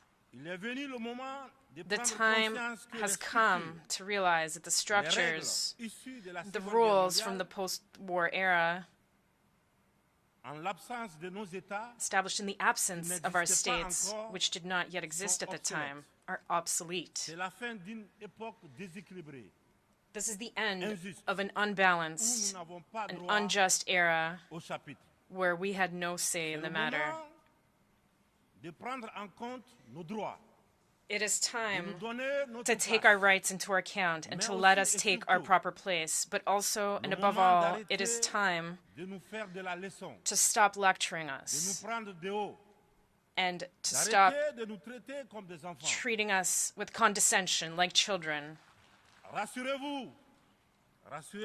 Rest assured that we are old enough to know what is good for us.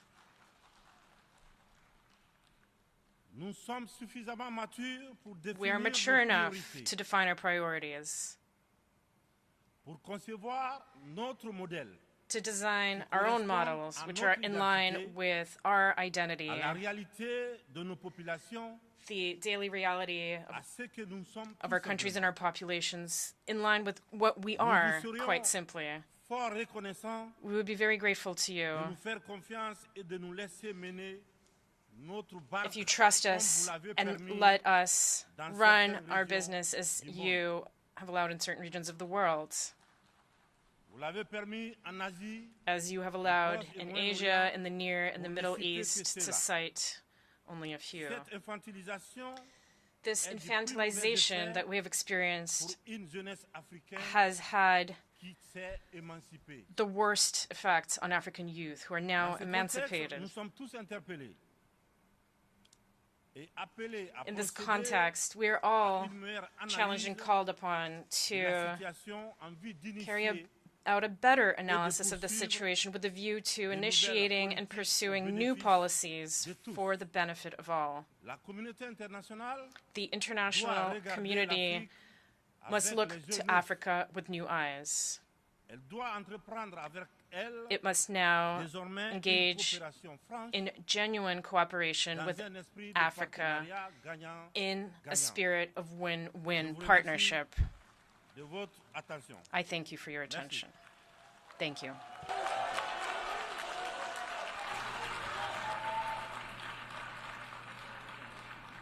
On behalf of the Assembly, I wish to thank the President of the National Committee for Reconciliation and Development, President of the Republic of Guinea, and Head of State for the statement just made.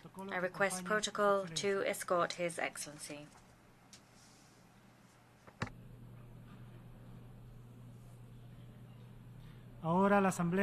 The Assembly will now hear an address by His Excellency Evariste Ndayishimiye, President of the Republic of Burundi. I request protocol to escort His Excellency. On behalf of the General Assembly, I have the honor to welcome His Excellency Evariste Ndayishimiye, President of the Republic of Burundi, and I invite him to address the Assembly. Thank you, Mr. President. I first of all wish to give thanks to Almighty God for having guided our work and for bringing us here together in this beautiful cosmopolitan city of New York. Excellency Denis Francis, President of the 78th session of the United Nations General Assembly, Excellencies, Heads of State and Government, Your Majesty, Secretary General of the United Nations, distinguished delegates, Ladies and gentlemen, all protocol observed.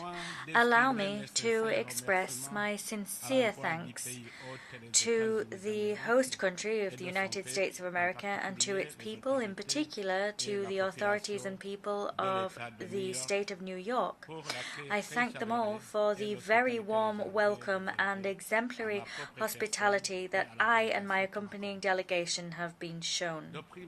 At the outset, I wish to reiterate my most heartfelt condolences to the people of Morocco and Libya.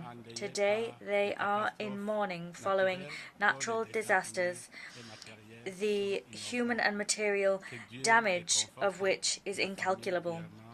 May God bring comfort to those the families at this time of great suffering. Allow me to convey my hearty congratulations to His Excellency Mr. Dennis Francis, following his successful election to the presidency of the 78th session of the United Nations General Assembly. Mr. President, Burundi assures you of its full cooperation and extends to you every wish for success as you discharge your mandate. I'm also delighted to pay a well-deserved tribute to Mr. Shaba Koroshi, your predecessor, for his sterling work during his term. Mr. President, Excellencies, ladies and gentlemen, the time has come to piece back together a world of peace, a world which can foster progress. We must cultivate trust, mutual understanding, and solidarity. It is for that reason that we hail the choice of theme which guides our discussion today. That theme is rebuilding trust and reigniting global solidarity, accelerating the 2030 Agenda and its sustainable development goals towards peace, prosperity, progress, and sustainability for all. Excellencies, ladies and gentlemen, we meet every year in this hall and in other equally important fora. However, the world nevertheless continues to face grave existential threats. As such, that world is unfortunately growing ever more unstable and vulnerable. Trust and solidarity are values which should characterize relations between our states. However, these values are rendered fragile because we have, so to speak, domesticated them and recreated them in our image to further our own interests. We must liberate these values so that they can be shared values. These values must recover their original meaning which was buried following colonialization and the expansion of other selfish ideologies, which sought to drag least developed countries ever deeper for the benefit of rich nations. In reality, colonization missed its chance because it could have created a solidarity by allowing the meeting of cultures and know-how, and by creating a mutually beneficial partnership instead of a partnership characterized by dependency. Trust and solidarity then lost every trace of their initial meaning, with the effects of neocolonialism. Neocolonialism marked by multifaceted forms of interference in the domestic affairs of developing states, through the unjust remuneration given for commodities and through the heavy demands imposed by the Bretton Woods institutions. There is what was called official development aid a few years ago. It's now come to be termed a partnership for development. That's the term in common parlance today. In any case, terms for this concept abound, but they're all tinged with bad faith. Indeed, terms abound to veil this hypocrisy. At the same time, resources dispersed with a view to generating economic returns that could foster economic recovery are themselves shrinking. Today, Mr. President, it is important to move beyond the needs and interests of states. These often vary greatly and are often difficult to reconcile. International solidarity must guarantee that all countries are able to interact on a a level playing field. International solidarity that we wish to see does not seek to homogenize. Rather, it seeks to stand as a bridge between differences and even between radically opposing viewpoints. It seeks to allow respectful and mutually beneficial relations to flower. Mr. President, ladies and gentlemen, trust and solidarity should be the cornerstone on which thriving international relations can develop, international relations free of inequality and conflict. This is, incidentally, the goal that Burundi is striving to achieve, first and foremost at a national level. We're seeking to cultivate and strengthen this ideal within our people. As such, after years of instability, the process of truth and reconciliation launched in Burundi is today bearing a bounty of fruit because the people of Burundi are now energized in pursuit of a common ideal as they seek to achieve the Sustainable Development Goals. In this connection, we call upon friendly countries and partners to support the action of Burundi's government, and we heartily encourage foreign investment. However, the sad truth is that ODA, which should support the efforts of the government as it seeks to guarantee the well-being of its citizens, has little by little faded away to instead be channeled towards non-state actors which serve the geopolitical and economic interests of certain so-called donor states. These interests are unspoken and clandestine. Evidently, international solidarity should encourage developed nations to make tangible contributions to the socio-economic development of LDCs.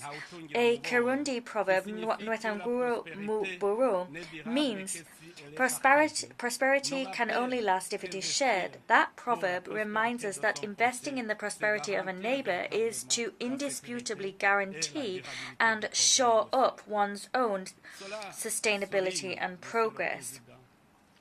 This, Mr. President, reminds us of the urgent need to rethink and strengthen our global partnership.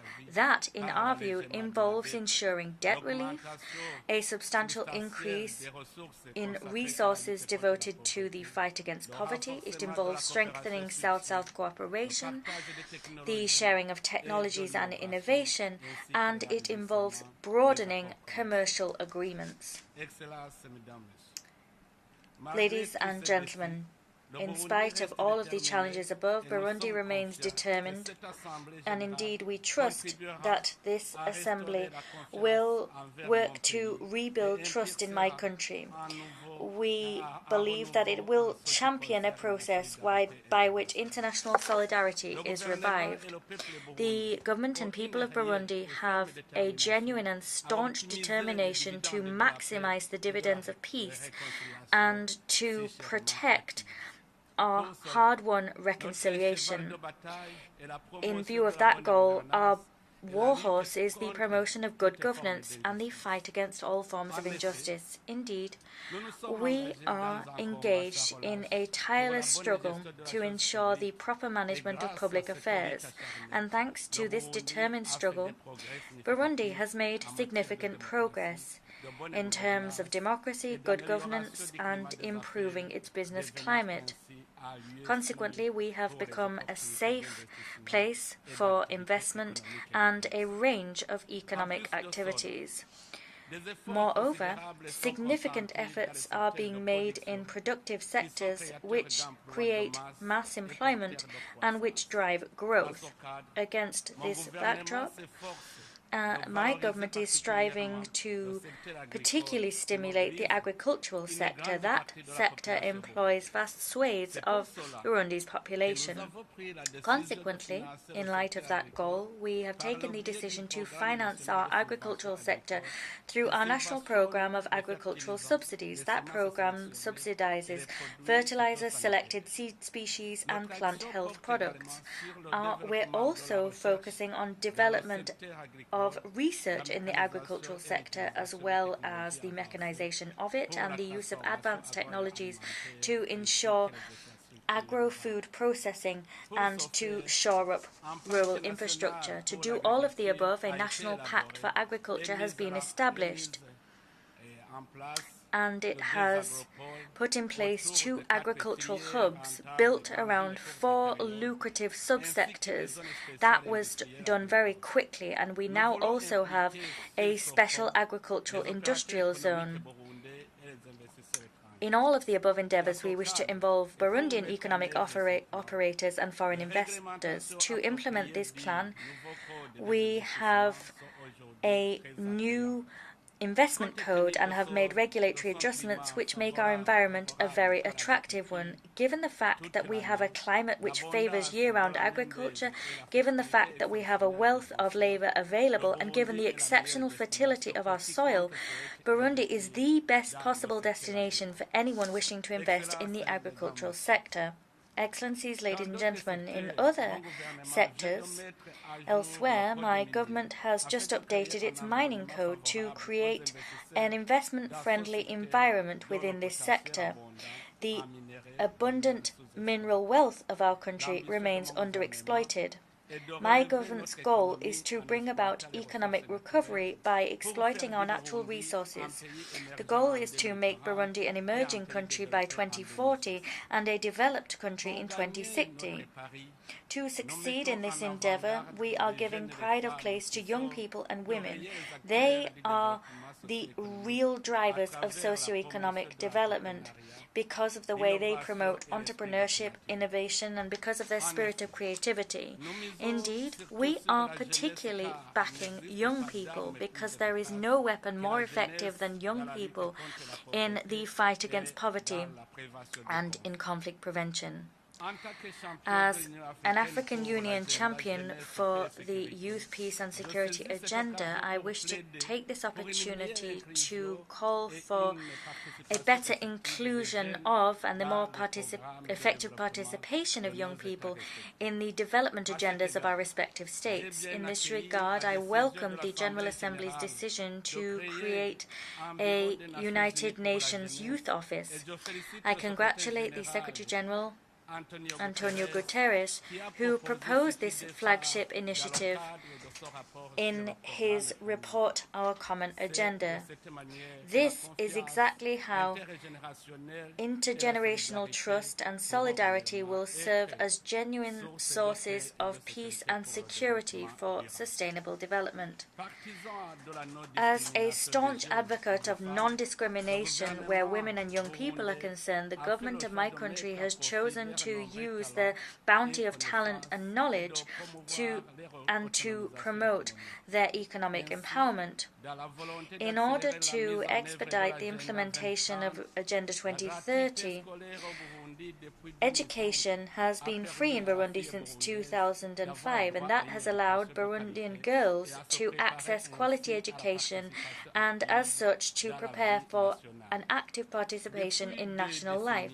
For 2 decades now, Burundi has improved the ratio of men to women in the political sphere.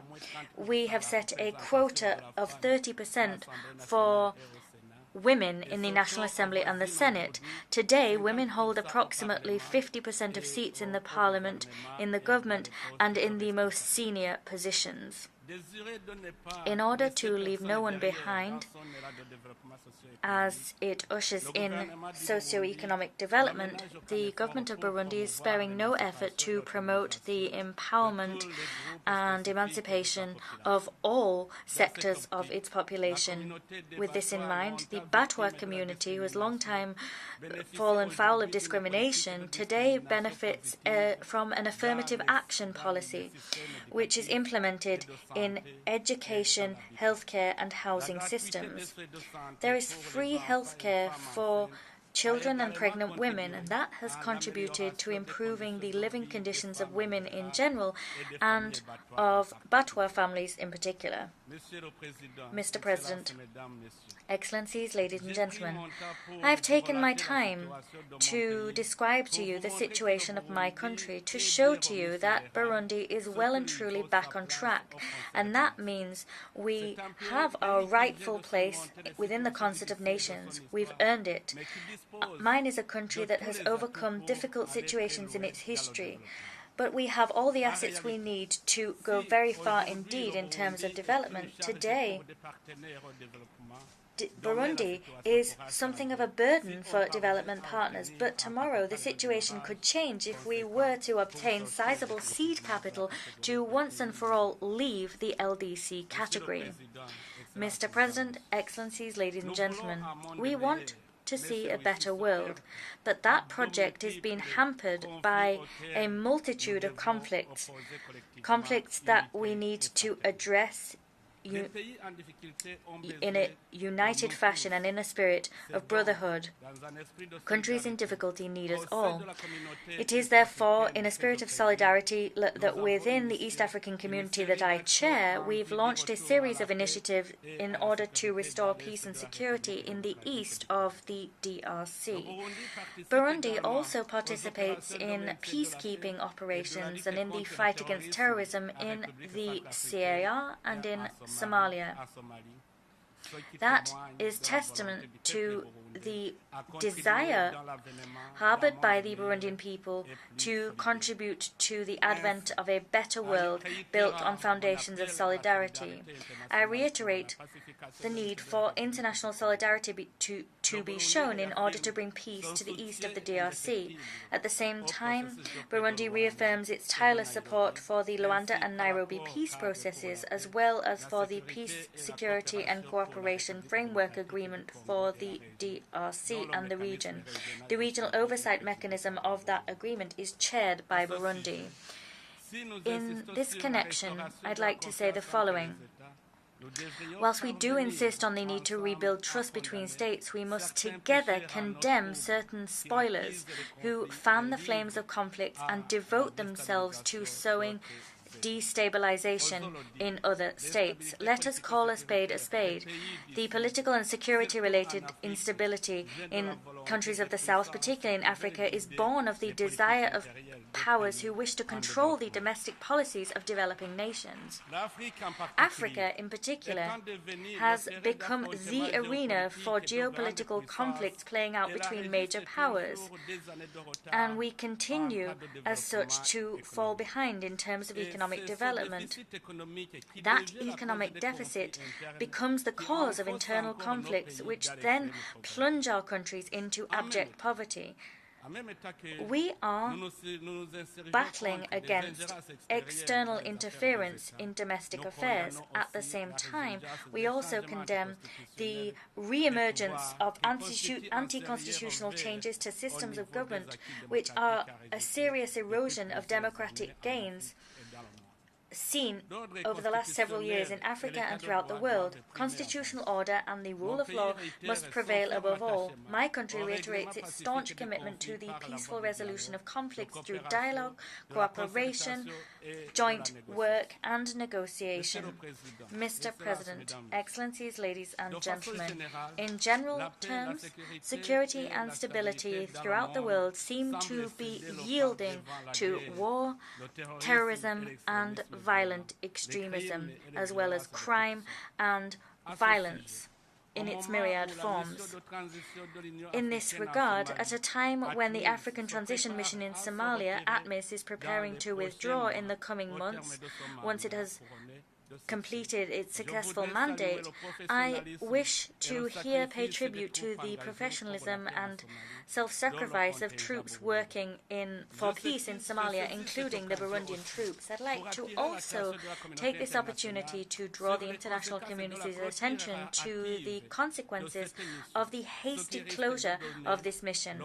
That hasty closure risks providing an opportunity to terrorist groups to grow stronger and regroup. Mr. President, turning now to the climate crisis, I welcome the commitments already entered into by states during various international climate negotiations, commitments to reduce greenhouse gas emissions and to finance the protection of the environment, climate resilience, and the green transition of the least polluting nations.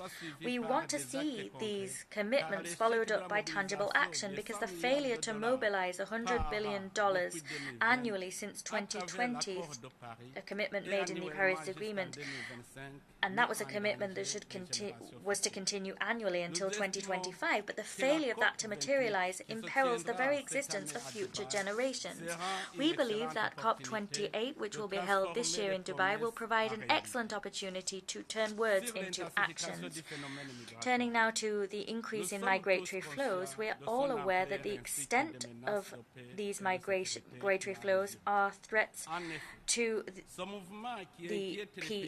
peace and security. Indeed, this movement is of concern to rich countries, is the consequence of poverty, because these migrants are seeking a better life, and as such they leave poor areas to earn a living in more affluent nations. The reducing migration involves inevitably adopting appropriate cooperation-based measures which allow young people better opportunities to find opportunities for decent work, employment, independent employment, or entrepreneurship.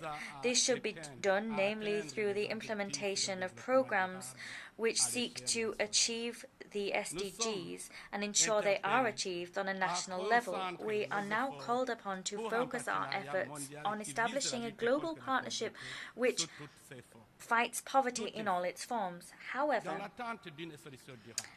as we await a lasting solution to poverty, countries of transit and destination must understand our situation and provide dignified and humane assistance to migrants, and must guarantee them their fundamental rights. The respect of human rights is a matter on which we all agree.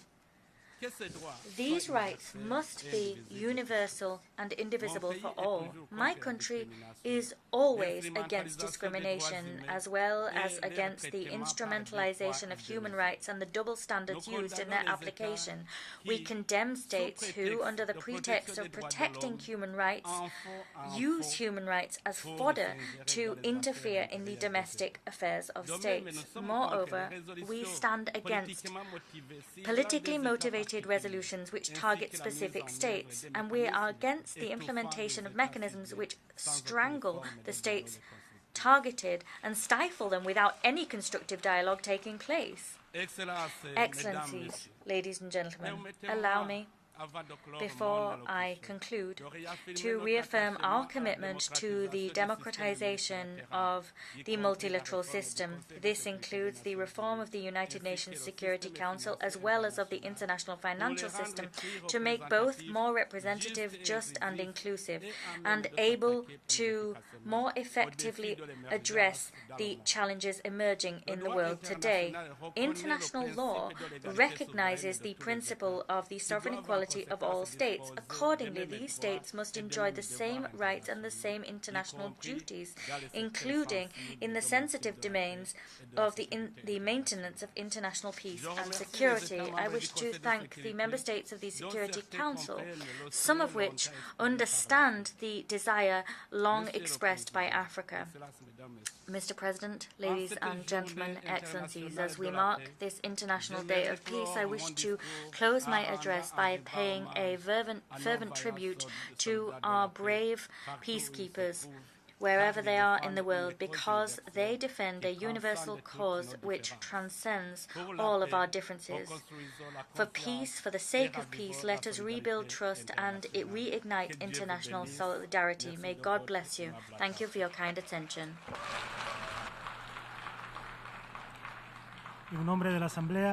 On behalf of the Assembly, I thank the President of the Republic of Burundi for the statement just made, and I request protocol to escort His Excellency. The Assembly will now hear an address by His Excellency Alexander Vučić, President of the Republic of Serbia. I request protocol to escort His Excellency.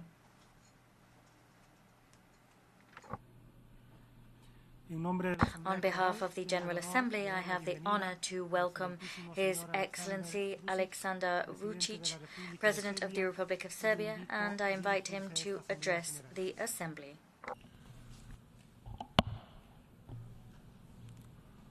Mr. President of the General Assembly, Excellencies, ladies and gentlemen, I stand before you as the representative of a free and independent country, the Republic of Serbia, which is on its EU accession path, but which at the same time is not ready to turn its back on traditional friendships it had been building for centuries.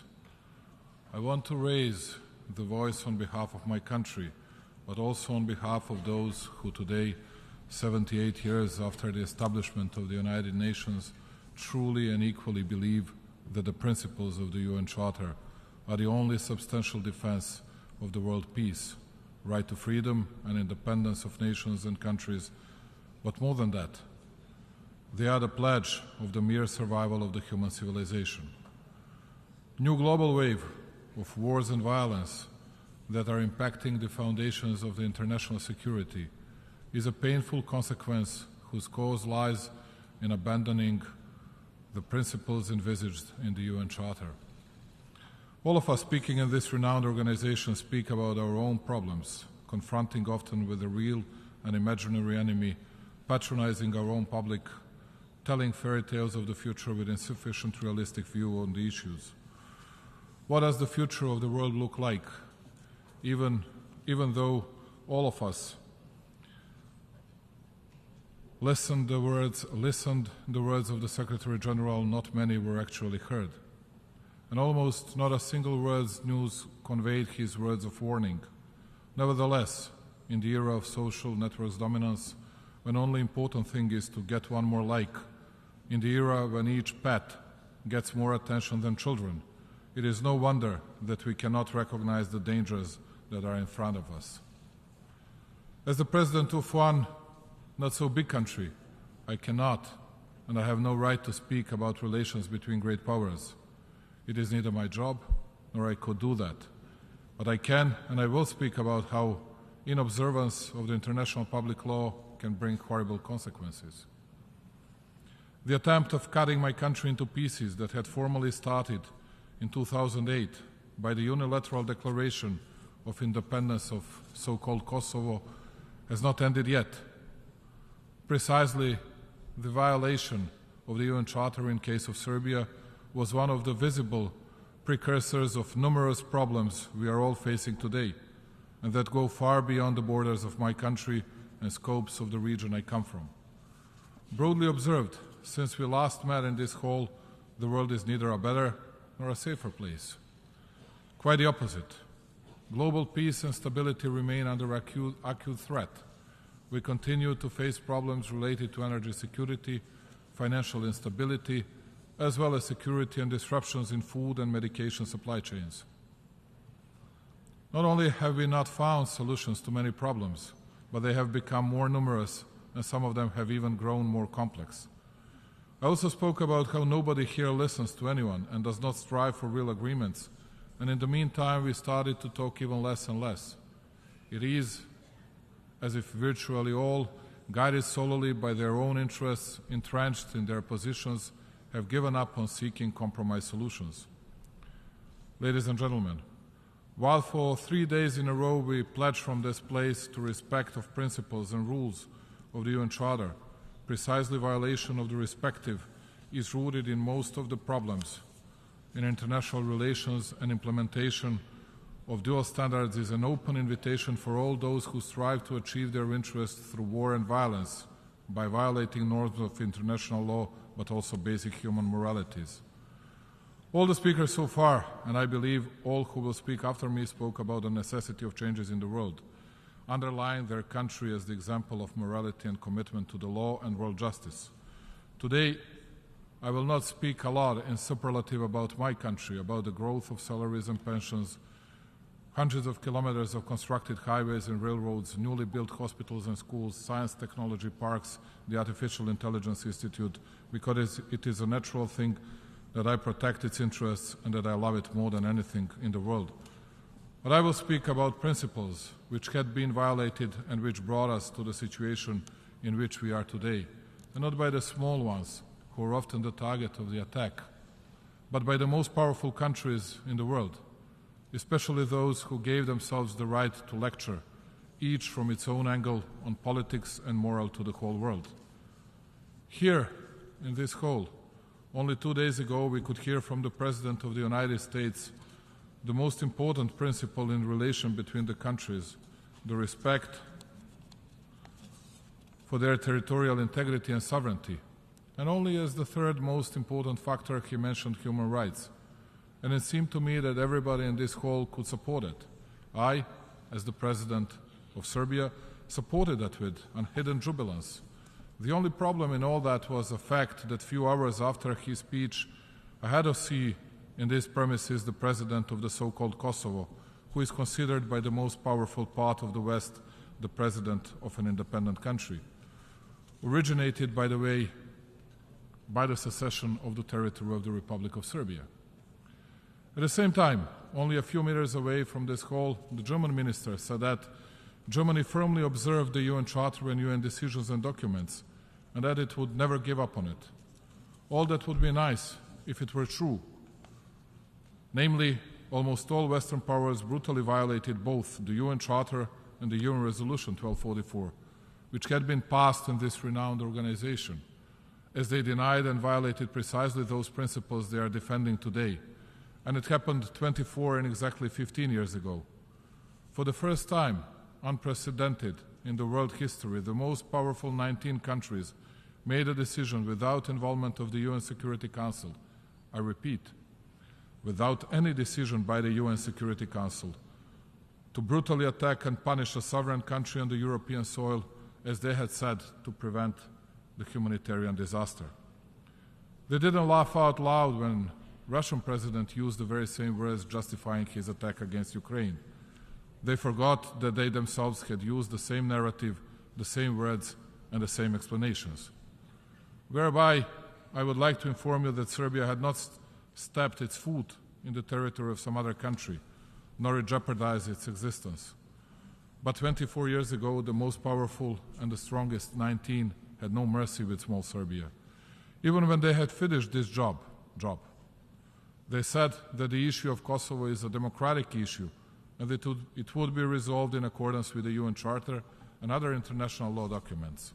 And then, contrary to all, but absolutely all documents of the international public law, it occurred to them in 2008 to support the independence of the so-called Kosovo.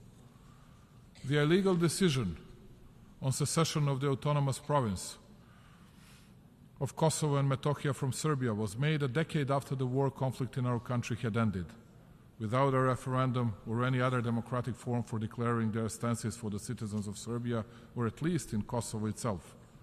This decision was made in a moment when Serbia had a government committed to European and Euro-Atlantic integration, and when including in its composition the province of Kosovo and Metohija, a full-fledged member of the UN, but also of Council of Europe, OSCE, and many other international organizations.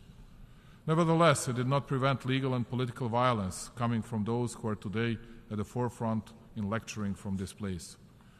Pointless and meaningless explanations like police terror that Serbian authorities had carried out in its southern province a decade earlier, humanitarian crisis expelling of the local Albanian population, were only a drop that spilled over the glass of lies and nonsense in order to justify the violence against a sovereign country and in order to undermine its integrity.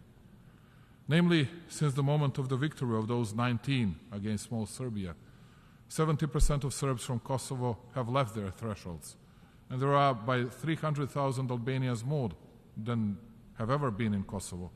Well, that much about the law, that much about the justice. Nevertheless, worse than anything is that all those who committed aggression against the Republic of Serbia lectured today about territorial integrity of Ukraine, as if we did not support the integrity of Ukraine.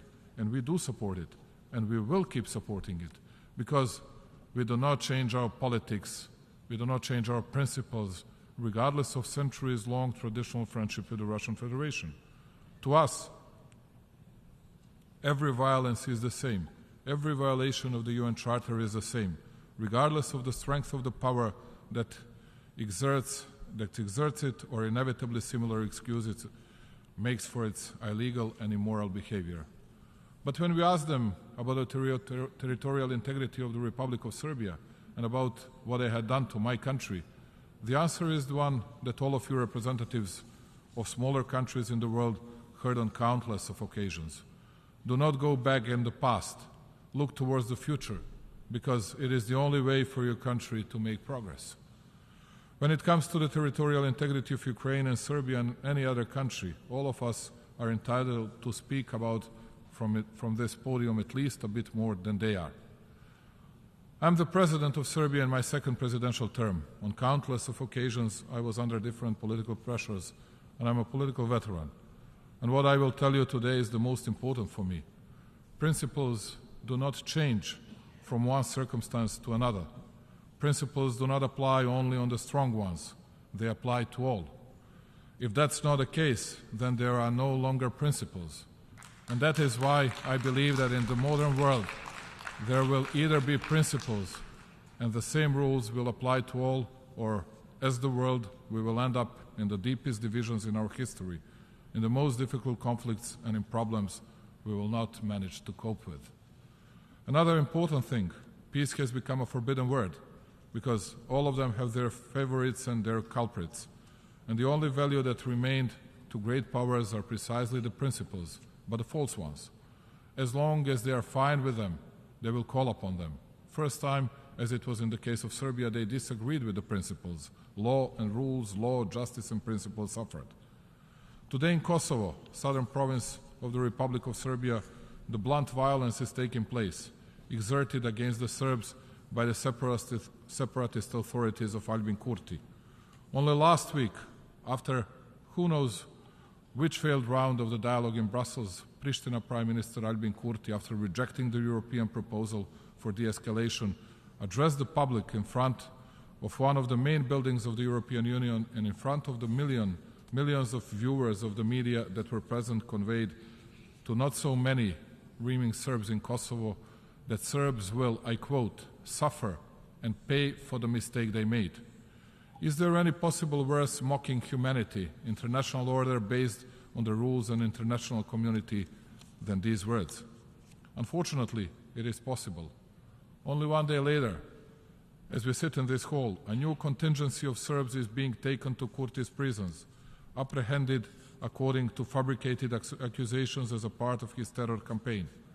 So much worse are the actions continuously done by that extremist regime in the past 20 months, and which in practice, together with repeated accelerated displacement of the remaining Serbs, are turning into a crawling ethnic cleansing in the heart of Europe. You can conclude by yourself how far that regime's cynicism goes from the following sentence. Since the European Union and the US State Secretary Antony Blinken issued a statement in early June condemning unilateral action of the so-called government of Kosovo, ethnically motivated attacks against Serbs in our southern province raised by 50%, while at the same period Pristina authorities made even 22 new escalatory moves. Serbian boys Stefan Stojanovic and Miloš Stojanovic, who are 11 and 21 years old, were wounded on the Christmas Eve by the members of the so-called Kosovo security forces, in whose equipping take part some of the attendees in this hall, knowing quite well that it is deeply illegal and that the mere existence of the KSF is contrary to the UN Security Council Resolution 1244.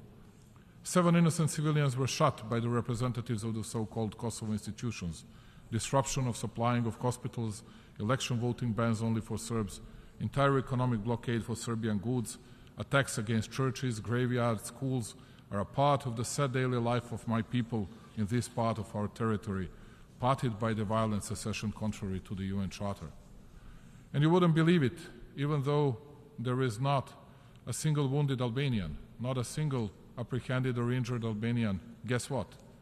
It is the fault, always, of both sides. Unlike 1999, when Belgrade and other cities in my country were bombed, leaving the bloody track from several thousand dead civilians and soldiers, in scenes that pretty much resemble those that we unfortunately see today in different parts of the world, when an obvious terror, which they themselves say reminds of what happened to Albanians, happens against Serbs, there is no humanitarian disaster, there is no call for action, there is nothing. There are only words, they are only worried now, shrugging their shoulders, but if they have to make any decisions, it will always be, as they put, at the fault of both sides. And in such a world, I believe that one small Serbia, by raising its voice and fighting for universal values of principles and inviolability of internationally recognized borders, territorial integrity, sovereignty, and political independence, gives the example of the fight for the right, the one that was abolished here, even in this building, and protects the principles the world should be made of, with its not such a big strength, but with its paramount decisiveness and courage. We did not change the principles for the purpose of daily politics and our own needs. And just like we preserve the integrity of Serbia, we defend the integrity of each UN member state. It is only a bit sad that all the big ones who are not interested in the law and justice call upon different principles in different circumstances, the principles they find the most suitable at that particular moment. When one follows such politics, when there is no morality in the world politics, then it is clear that we are about to enter the era of big divisions and big conflicts, and not only political and economic, but military ones as well. And precisely in this difficult situation, the UN is the last substantial platform that brings us all together, regardless of all our differences and divisions. I believe that the commitment to peace and development, the desire to resolve disputes through dialogue, to find common ways to end human suffering and to ensure a more prosperous and stable future are precisely what unites us. That is why we extend full support to all important reform processes of the UN organization itself, including the initiatives of the UN Secretary General. For preservation of global peace, and so that we all do not disappear in a Darwinist conflict led by great powers, it is necessary to join our forces. Just like 78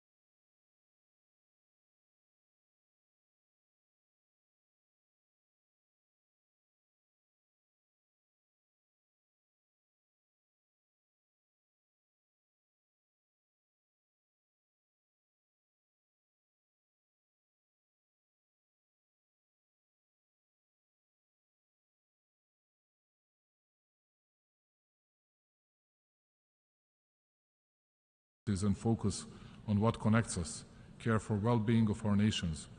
We want to build bridges, not walls.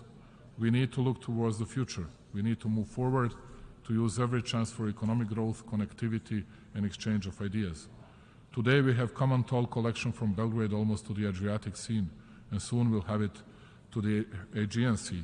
We open borders in the Balkans, we open labor market and enable free flow of people, goods and capital. Precisely this was the guiding star and initiator of the Open Balkan Initiative, which has given concrete results so far and strengthened regional ownership of the processes of the economic connectivity of the region. The Open Balkan improved also the political atmosphere. We have such approach to all our neighbors, and our key interest is to preserve stability in the region and turn towards as intensive cooperation as possible in all areas. These processes are certainly an inseparable part of our strivings to become a full-fledged member of the European Union, which is at some time one of the key priorities of our foreign policy. Precisely this was the guiding star and initiative of the Open Balkan Initiative, and it gave us concrete results. And we have such approach because priority certainly does not exclude our commitment for cooperation, development and deepening of relations with traditional friends from all parts of the world, from the region in particular, where we remain reliable and responsible partner. We will strive to strengthen existing and build new friendships, both bilaterally and through participation in initiatives and fora of different regions all over the world. The latest confirmation that the geographic distance should not be a barrier for cooperation is recent accession of the Republic of Serbia to the Treaty of Amity and Cooperation in Southeast Asia TAC. Additionally, we are proud for being given a unique opportunity that the spirit of friendship I speak about is to be felt in Belgrade, which will host the specialized exhibition Expo 2027. We are grateful to all those who supported us and had faith in us. Thank you, dear friends. Ladies and gentlemen, after long negotiations with a lot of optimism, the 2030 Agenda Plan of Action for People, Planet and Prosperity was adopted in this room, by which we pledged that no one will be left behind. Halfway to the set deadline for meeting the goals of the agenda, there is still a glimpse of hope that we will be able to fulfill given promise. Although there are many reasons for concern, even beside the progress that was made in certain areas, unfortunately we are still facing the basic existential problems like poverty, hunger and inequality. Serbia puts maximum efforts in order to secure a stable and safe future, initiating at the same time policies based on sustainable development goals. Among some of the results so far are the following: developing instruments for involving principles that no one is left behind into our legislative and strategic documents, as well as participation in global initiatives and their implementation at national levels in areas of sustainable food systems, transformation of education systems, and urban development. We have lived to see the fourth industrial revolution and new technologies as a development opportunity that we must not miss, and that is why we continue with investment into infrastructure, economic reforms, and creation of better business environment. Digitalization and education are among our key priorities. The necessity of finding new sources of growth has also been recognized. That is why our future activities are focused on innovation, research and development, and creative industry. Serbia is the first country in the Southeast Europe region that joined the Global Partnership on Artificial Intelligence and adopted development strategy in this area back in 2019. Bio4 campus is being built. It is a unique multidisciplinary complex for research and development in natural science, which should become one of the key bioeconomic hubs in Europe. We firmly believe that knowledge and science play one of the key roles in accelerating activities towards implementation of the 2030 Agenda. Therefore, I am proud that at the proposal of the Republic of Serbia and like-minded countries, the ANGA adopted a resolution declaring the period from 2024 to 2033 the International Decade of Science for Sustainable Development. We do all this for future generations. I believe that involvement of the young ones into the implementation of the 2030 Agenda is an important prerequisite for its success, because beyond any doubt, the young ones are the most important development engine of every society. Excellencies, I believe that we are all aware that there is no development without peace. Just like Nelson Mandela said, peace is the greatest weapon for development that any person can have. We must believe in that and work together on it. Conditio sine qua non is, first and foremost, conversation, to listen and to try to hear and understand each other. There is no alternative to peace. Finally, I want to take this opportunity to invite the representatives of all UN member states to take part in World Exhibition.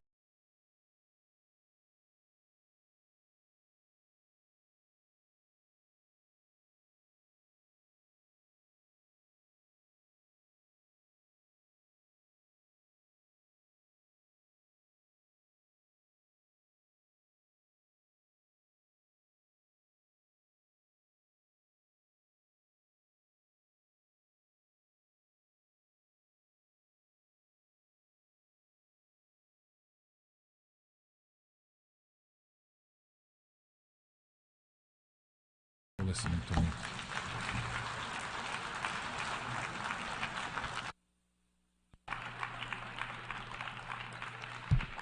On behalf of the Assembly, I wish to thank the President of the Republic of Serbia for the statement just made, and I request protocol to escort His Excellency. The Assembly will hear an address by His Excellency Charles Angelo Saverin, the President of the Commonwealth of Dominica. I request protocol to escort His Excellency.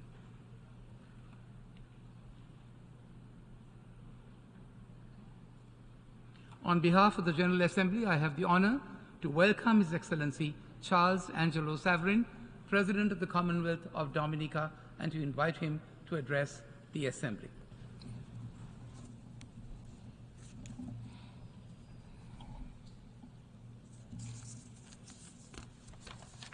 Mr. President, Your Excellencies, heads of state and heads of government, distinguished delegates, ladies and gentlemen, I bring you warm greetings from the citizens of the Commonwealth of Dominica.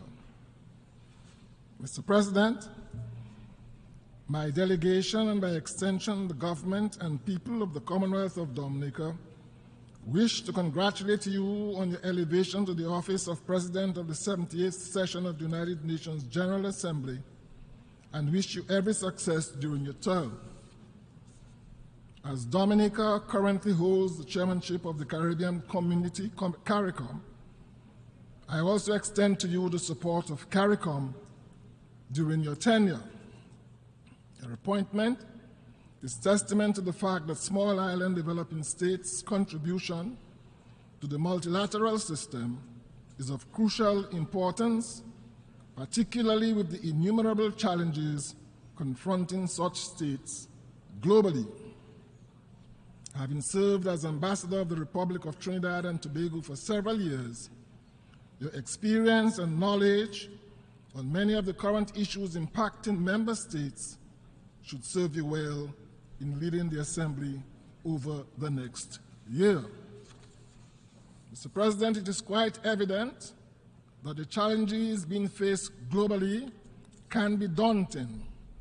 The climate crisis similarly will not go away, as evidenced, for example, by recent wildfires in Hawaii and Canada, thereby illuminating the discussion on the need to give even more urgent attention to mitigation and climate financing. Global inflation has impacted significantly on the livelihood of the most vulnerable, while there is justification for increasing concern over chronic, non-communicable diseases adversely impacting the health and wellness of our people. Mr. President, the conflict in Ukraine continues unabated amidst the global call for an end to this terrible war. Such a situation would normally be unthinkable in this 21st century. As the conflict escalates, the World Bank's most recent estimate for the reconstruction and recovery of Ukraine is placed at US $411 billion. This figure is expected to increase the longer the conflict persists. All conflicts, Mr. President, must eventually end at the negotiating table. Dominica therefore calls for an end to the fighting and for good faith negotiations to prevail.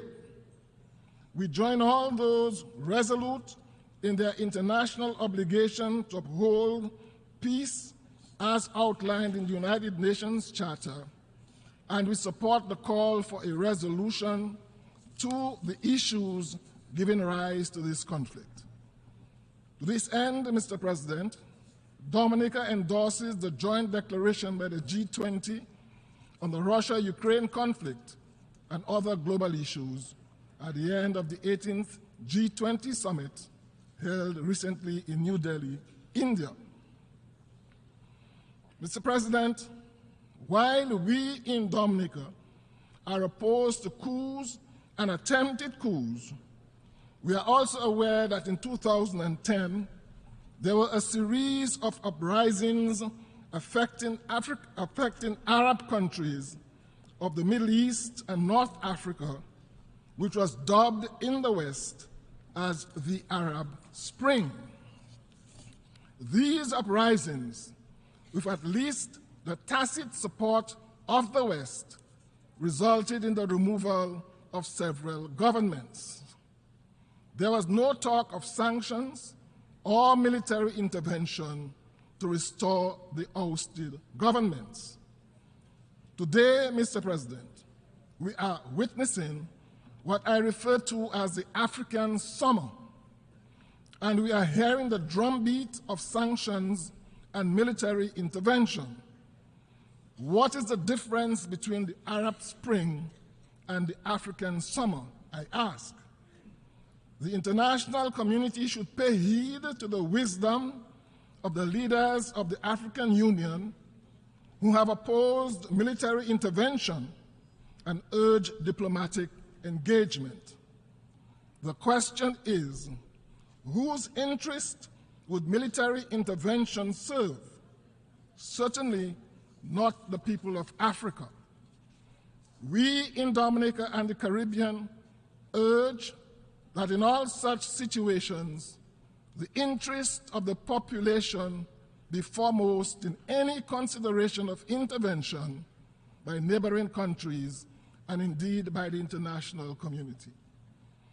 Mr. President, this year's theme for the General Assembly is in keeping with the strides we should all be making at the international and multilateral levels to achieve an accelerated and progressive implementation of the 2030 Agenda.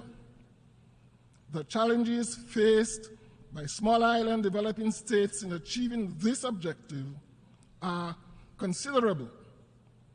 Typically, the narrow fiscal space and the increase in economic and environmental losses attributable to changes in weather patterns and other climate-related events have served to increase our vulnerabilities exponentially. The evidence suggests that we live in an imperfect world by virtue of our inherent geophysical and socioeconomic characteristics, and some countries, Dominica included, will always be disproportionately disadvantaged by the actions of others. In this regard, we welcome the high-level dialogue on financing for development and the call by the Secretary General for a Climate Ambition Summit. We are optimistic that this forum will be a practical demonstration of a commitment to securing the necessary funding to initiate transformative change. Mr. President, the key elements for accelerating realization of the 2030 Agenda include the harnessing of information communication technologies and the role which science will play in ensuring effective decision-making. ICTs can provide a platform to get more done within a shorter period of time and further create an impetus to bridge the generational gap, allowing for innovation and creativity to emerge to the fore. Our youth must be continually engaged, thereby engendering a sense of trust in their leaders and institutions. This is critical to ensuring that the significant gaps which currently exist between the haves and the have-nots are addressed and drastically reduced. Access to quality education, clean water, food security, proper health care, decent work, proper housing, and economic growth taken together must be the foundation upon which we continue to ensure that no one is left behind. The immiserating of our more vulnerable societies. A focal point network of women, peace and security. I'd like to thank the United States and Romania as reasonably benefit primary producers and support and/or encourage downstream processing and manufacturing, while international resources must be targeted at the most vulnerable and indigent among us. Only then can we be assured of achieving a society of prosperity, progress, and sustainability for all. Mr. President, advancement towards the Sustainable Development Goals must be people-centered, complemented by policies which allow for security and peace. The government of Dominica recognizes the central role of its citizens in the decision-making process on major national issues, and to this end, government has engaged the expertise of the international community in reviewing its electoral system and has embarked on a wide cross-sectoral consultation to hear varying views from every segment of the society on recommendations for electoral reform in the country. It is therefore anticipated that when the final measures are brought before Parliament, they will be in keeping with best practices and the views of the majority. The Commonwealth of Dominica will continue to identify with and champion the agenda of small island developing states on the international level. Accordingly, we wish to emphasize the need for the implementation of the Loss and Damage Fund agreed upon at COP27. Implementation of this fund will allow SEEDS to access the required resources earmarked for the recovery of our vulnerable economies post-disasters and further facilitate the creation of a vital safety net for our people. Over the last 30 years, SEEDS have been advocated for resilience-building measures based on our inherent vulnerabilities and the frequency and magnitude of increase in global shocks.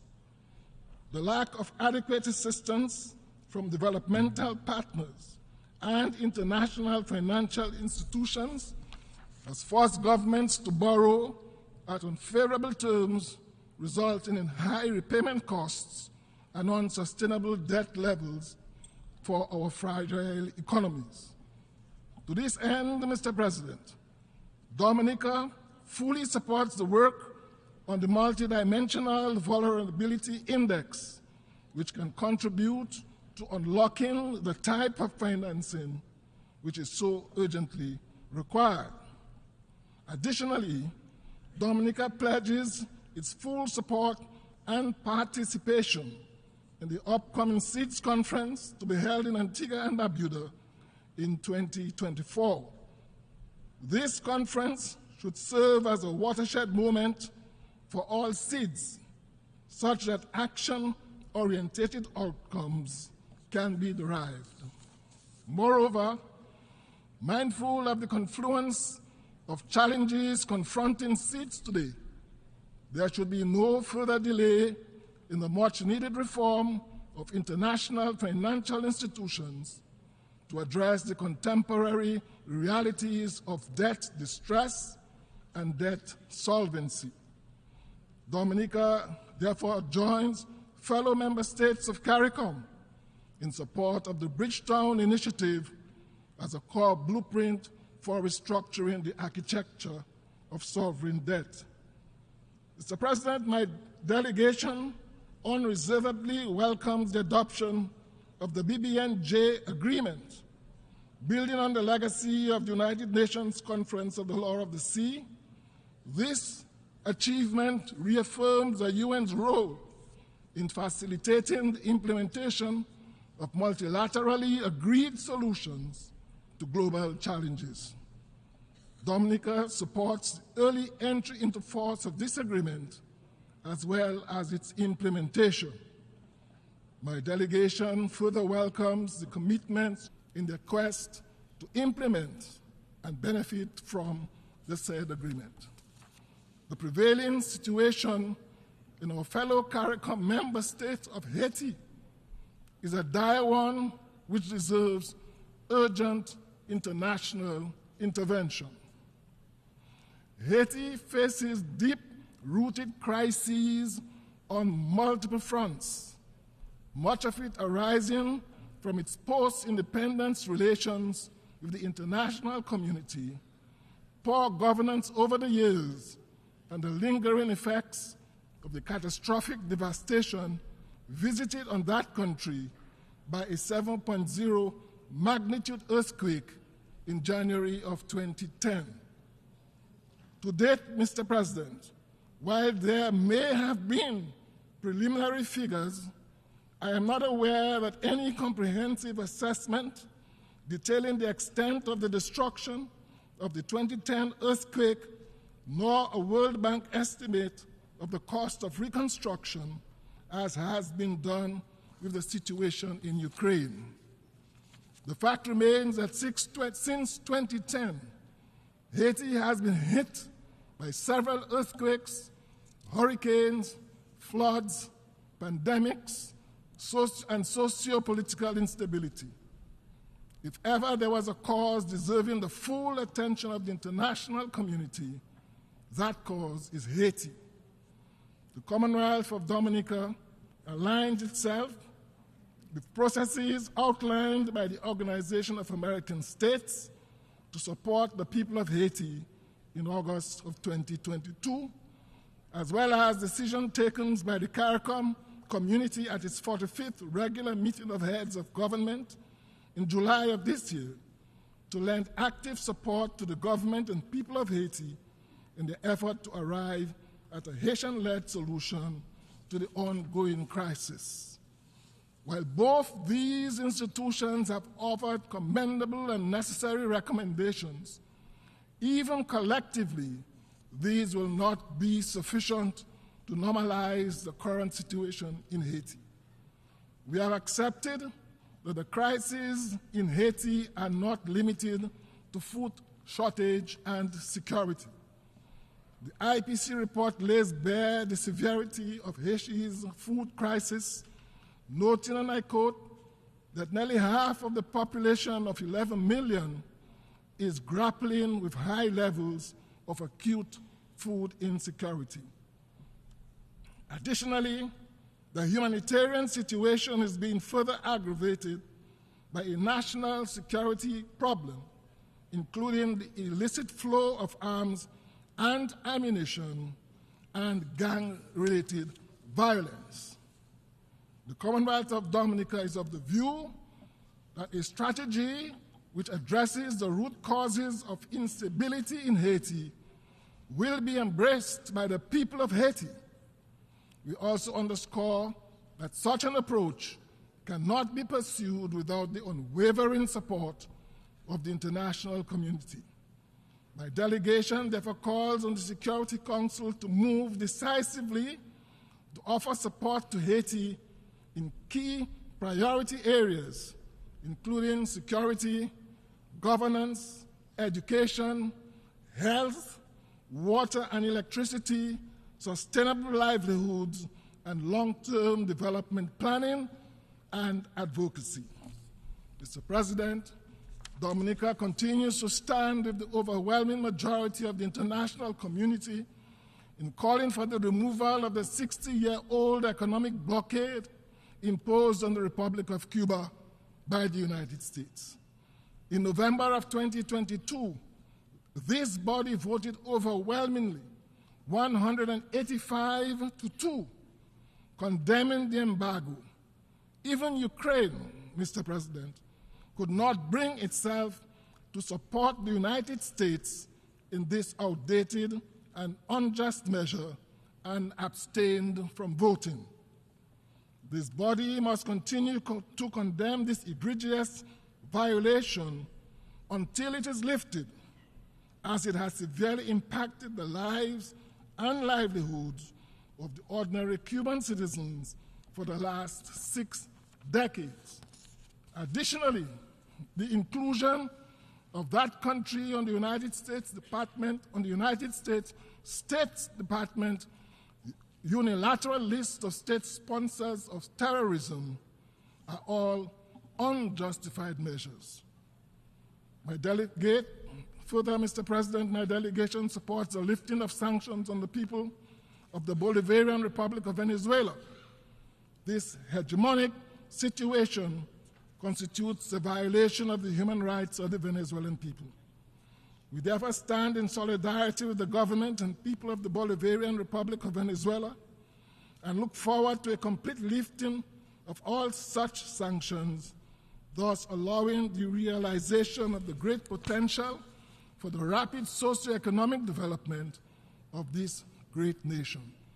Finally, Mr. President, as one of the more vulnerable small island states, which was devastated in 2015 by Tropical Storm Erika, resulting in significant loss of life and loss of over 90% of our GDP, and being again struck by Hurricane Maria in 2017, resulting in the loss of 226% of our GDP, we empathize with the government and people of the Kingdom of Morocco, who was struck by a 6.8 magnitude earthquake on September the 8th, resulting in over 3,000 deaths and twice as many injuries and the complete devastation of several communities. Similarly, Mr. President, Dominica empathizes with the government and people of Libya, who experienced flooding of biblical proportions, resulting in the loss of more than 20,000 lives, with thousands of citizens still unaccounted for, according to UN reports, and incalculable devastation in terms of infrastructure and built heritage. We welcome the responses of neighboring countries and the international community to these catastrophes in both of these North African countries and urge even greater response in line with the magnitude of these natural disasters. Mr. President, I end by calling all member states of this United Nations to recommit ourselves to this organization as an instrument of our joint obligation to the global community. And I wish you, Mr. President, and all delegates to this 78th session every success during these deliberations. I thank you. On behalf of the Assembly, I wish to thank the President of the Commonwealth of Dominica for the statement just made, and I request protocol to escort His Excellency. Distinguished delegates and excellencies, may I have the singular honor of presenting to you my President. The Assembly will hear an address by His Excellency Ranil Wickremesinghe, President of the Democratic Socialist Republic of Sri Lanka, as Head of State. I request protocol to escort His Excellency.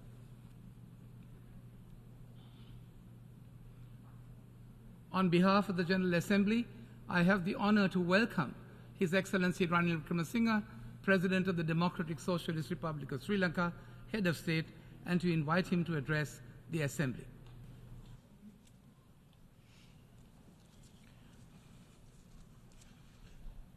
The Chairman of the General Assembly,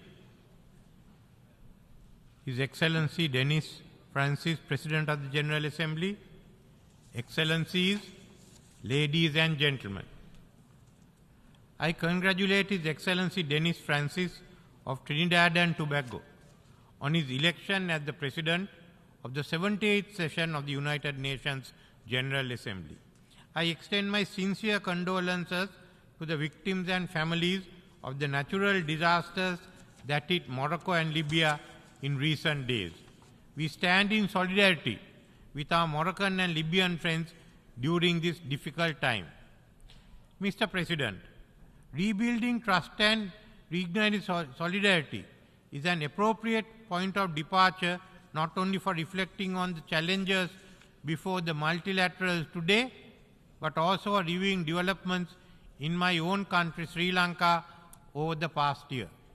At this time last year, amidst multiple global crises, Sri Lanka was experiencing its most challenging period in recent times, socially, economically, and politically, which had a devastating impact on people's lives.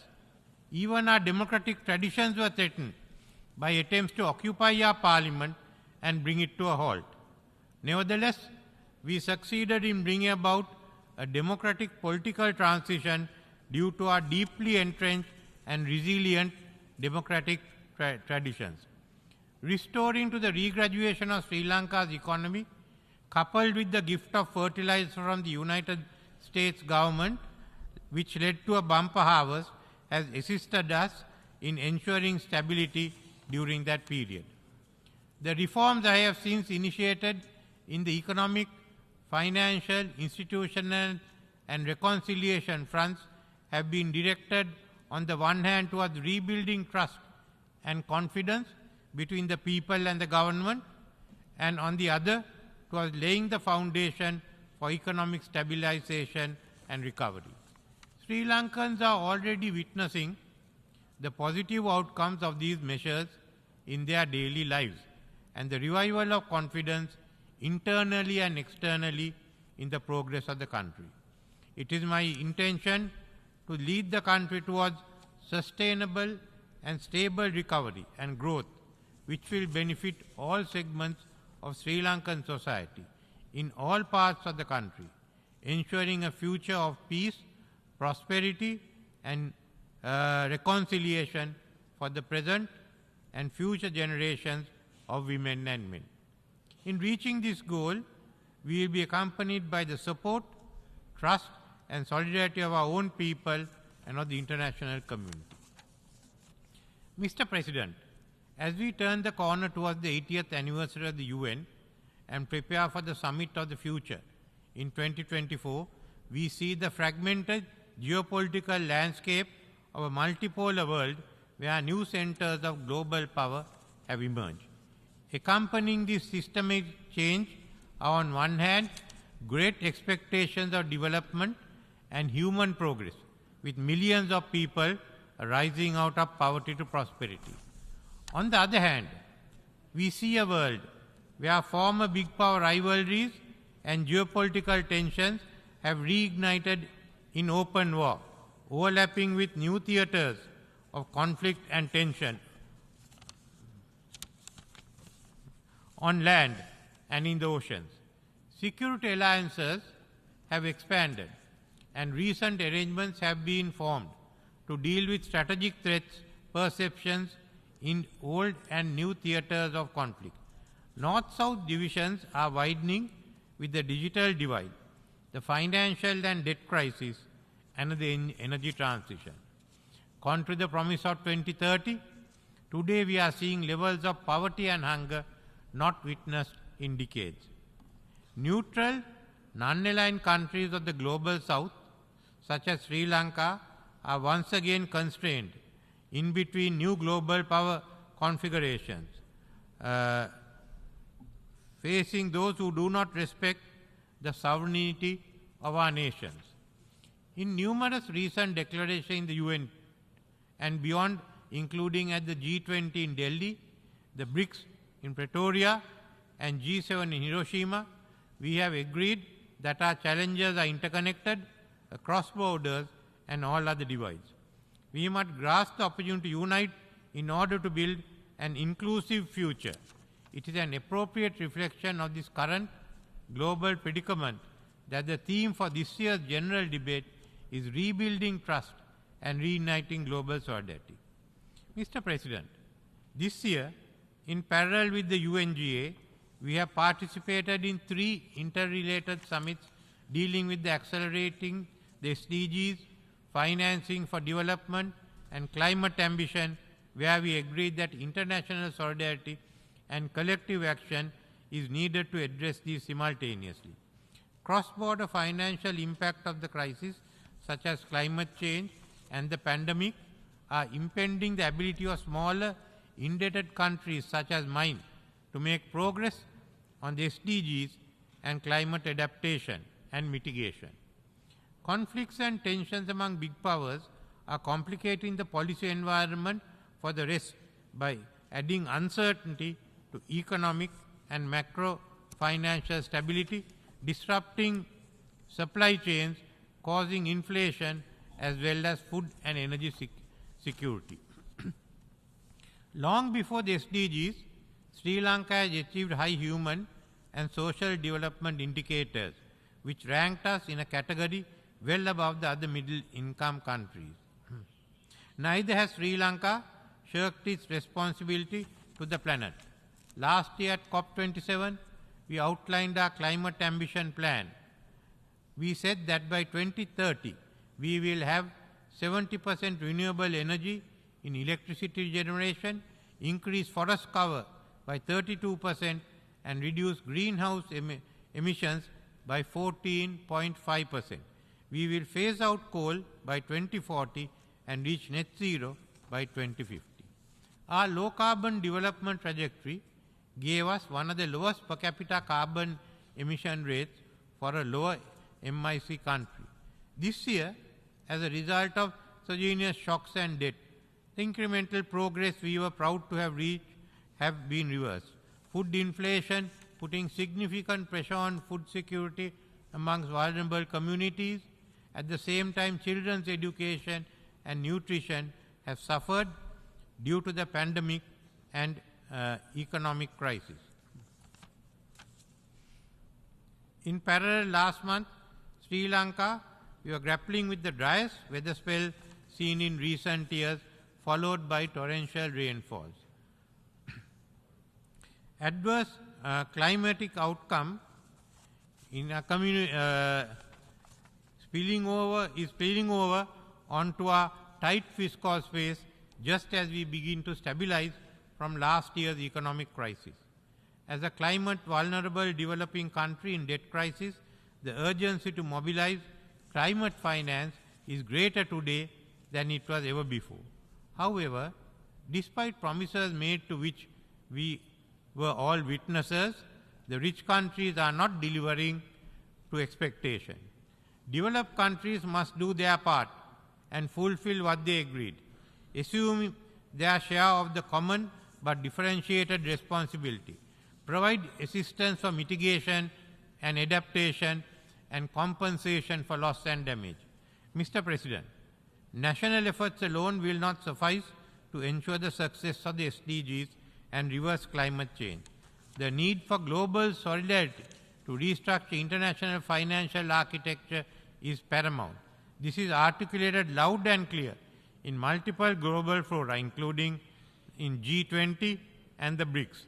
The Secretary General's SDG stimulus highlights the interconnections between the achievements of the SDGs combating climate change and the concrete interventions required by creditors, sovereign and private, as well as by IFS, including to mitigate the debt crisis. It is estimated that the 2008 financial crisis cost the U.S. economy $4 trillion. Recent studies in U.S. have stated that the impact of the pandemic on the U.S. economy from 2020 to 2023 would reach $14 trillion. These numbers would more than double if the rest of the global economy is added. We have not faced an economic crisis of this magnitude any time before in our modern history. The cost of World War II in today's US dollars would amount only to $4 trillion, and the Marshall Plan would be $150 billion. This is the magnitude of the challenge before us. Therefore, if we are unable to restructure the global fiscal order, then certainly we will fail in the struggle to reverse climate change and achieve the SDG goals. There is still time for course correction as the crisis has not reached its peak. At the same time, Paris Summit for a new global financing pact will come up with the funding requirements. Therefore, the Summit for the Future should not be crafting new programs, but restructuring the present financial architecture to suit the needs of climate change and sustainable development. Mr. President, this must be the priority of the General Assembly. We cannot afford to allow divisions to drive focus away from this crisis. While key issues such as the Bridgetown Initiative and the necessity to address the debt of low-income countries are being discussed in this Assembly, it's not commanding the attention it deserves. Unfortunately, the Security Council has failed to give priority to these connected issues of climate change, debt relief, and sustainable development. This impacts the future of the mankind. The survival of the planet must be our priority. We cannot afford to go into this war with a divided high command. The future of all species on the globe is dependent on our ability to put aside our rivalries until this crisis is solved. Multilateral machinery, which reflects the world of the past century, needs to be reformed to meet the challenges of the present and the future. A machinery which has failed to find a solution to the long-standing Palestine question. The composition of the Security Council must be expanded to be representative of current global diversity and decision-making. In parallel, the role of the UN General Assembly must be strengthened.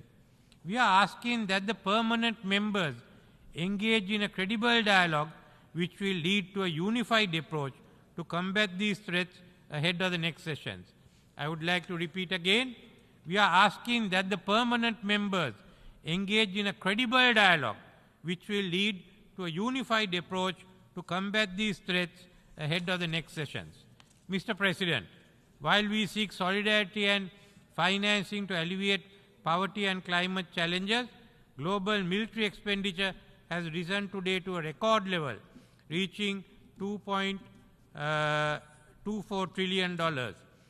This reflects the strategic trust deficit among the powerful key arms control framework which were instrumental in maintaining system stability in the past, which have collapsed. And nuclear conflict is once again under open discussion, potentially and apocalyptically triggered by autonomous controls. We urge restraint in the increase of military expenditure which leads to escalation of conflict. Developing countries have been the voice of sanity and reason in this regard for decades. In keeping with Sri Lanka's long-standing position, supportive of disarmament of the weapons of mass destruction and nuclear weapons, this year Sri Lanka ratified the Comprehensive Test Ban Treaty. Yesterday, we acceded to the Treaty on Prohibition of Nuclear Weapons.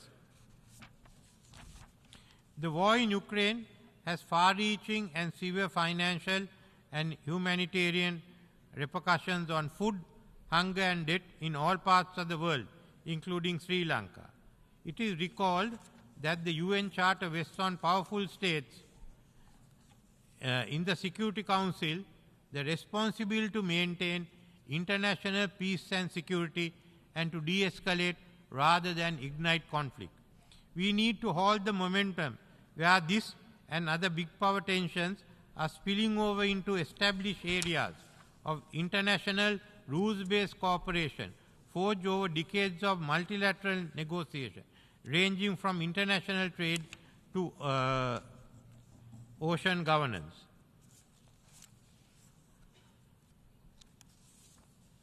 Mr. President, This international system is today undergoing vast changes.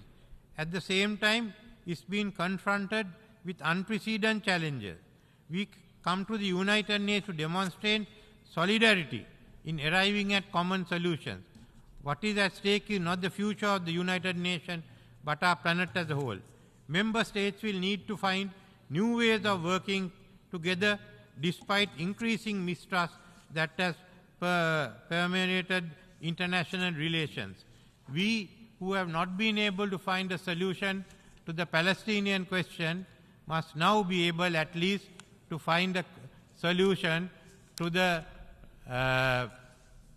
questions which threaten the existence of the present global community.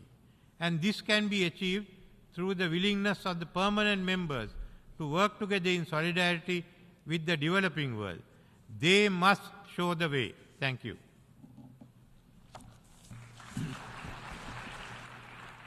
On behalf of the Assembly, I wish to thank the President of the Democratic Socialist Republic of Sri Lanka, Head of State, for the statement just made, and I request protocol to escort His Excellency. The Assembly will now hear an address by His Excellency Denis Sassou Nguesso, the President of the Republic of Congo. I request protocol to escort His Excellency.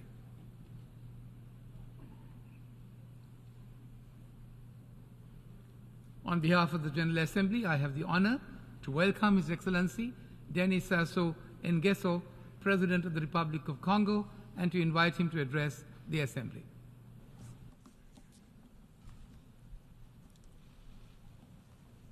Monsieur le Président, Distinguished President of the General Assembly, Excellences, Mesdames et Messieurs, distinguished les chefs heads of d'État state et de gouvernement, and government, Monsieur le Secrétaire Secretary Général General de l'Organisation des Nations of the United Nations, Mesdames et Messieurs, ladies and gentlemen, comme la plupart des orateurs like qui m'ont most précédé, preceding speakers, je voudrais moi aussi exprimer I would also like to ma express compassion fraternelle my fraternal et compassion ma solidarité and solidarity avec les with the peuples peoples du Maroc of Morocco et de Libye, and Libya, fortement endeuillés who have been so ces hard jours-ci hit recently par des catastrophes by natural naturelles disasters aux conséquences with indicibles. unthinkable consequences.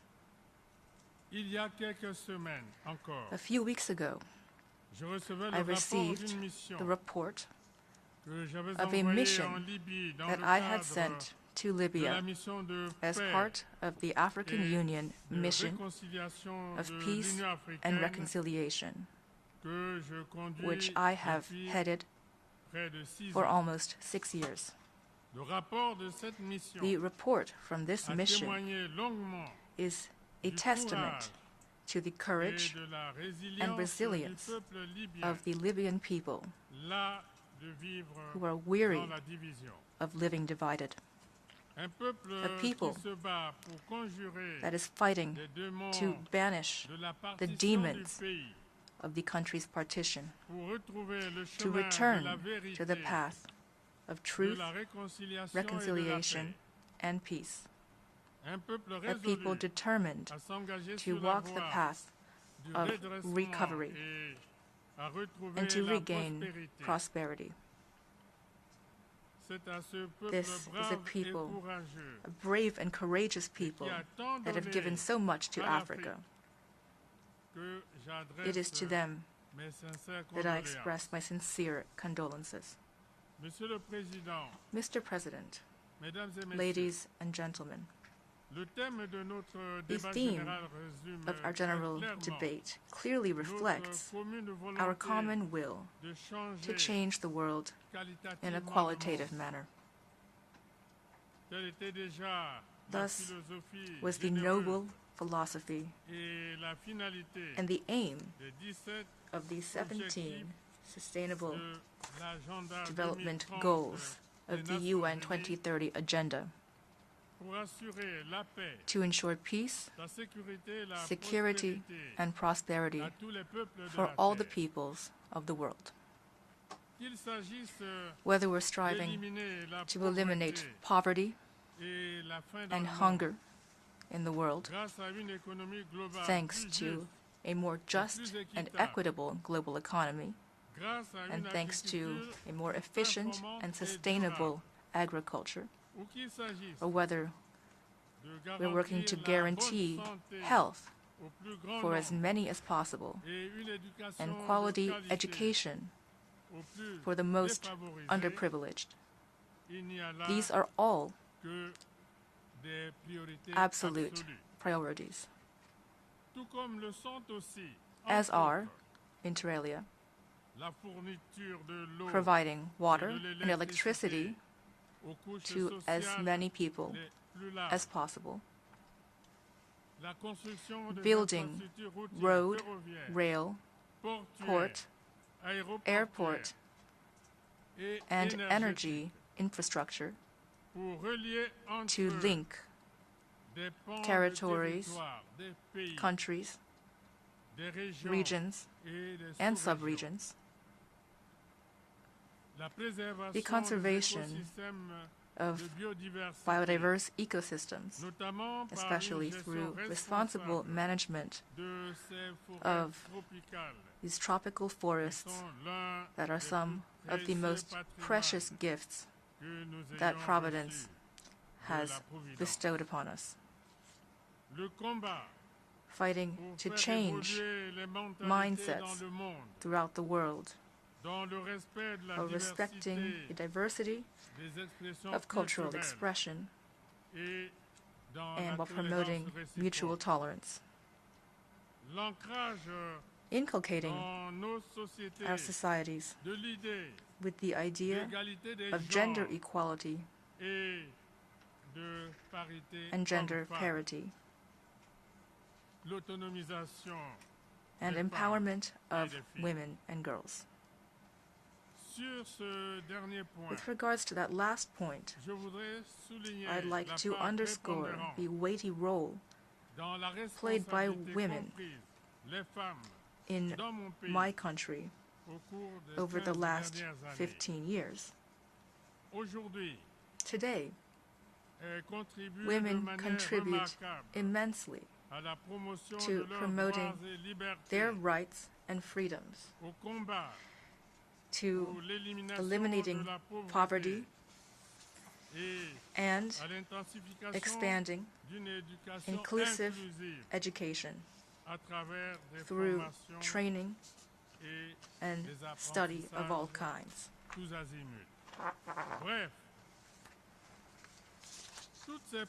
To sum up, all of these priorities that I have just listed call upon all of us to have a heightened sense of duty and responsibility, as well as openness toward the virtues of dialogue, a strong spirit of solidarity, patience, and resilience. The well-being of the nations of the world, I believe, hinge largely upon this change and this choice. Mr. President, ladies and gentlemen, today, the climate is the most pressing of all emergencies.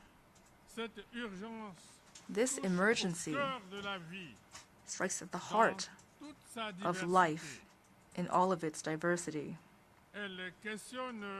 It jeopardizes our existence in all of its complexity.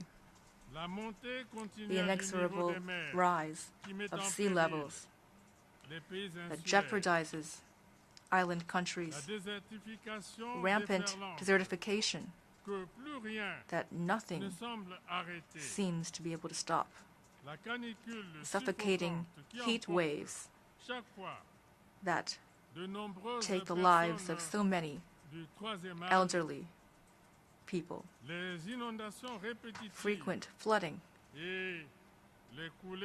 and sudden mudslides that cause the damage that we've seen recently. These are all dangerous and devastating phenomena that have shocked even the skeptics among us.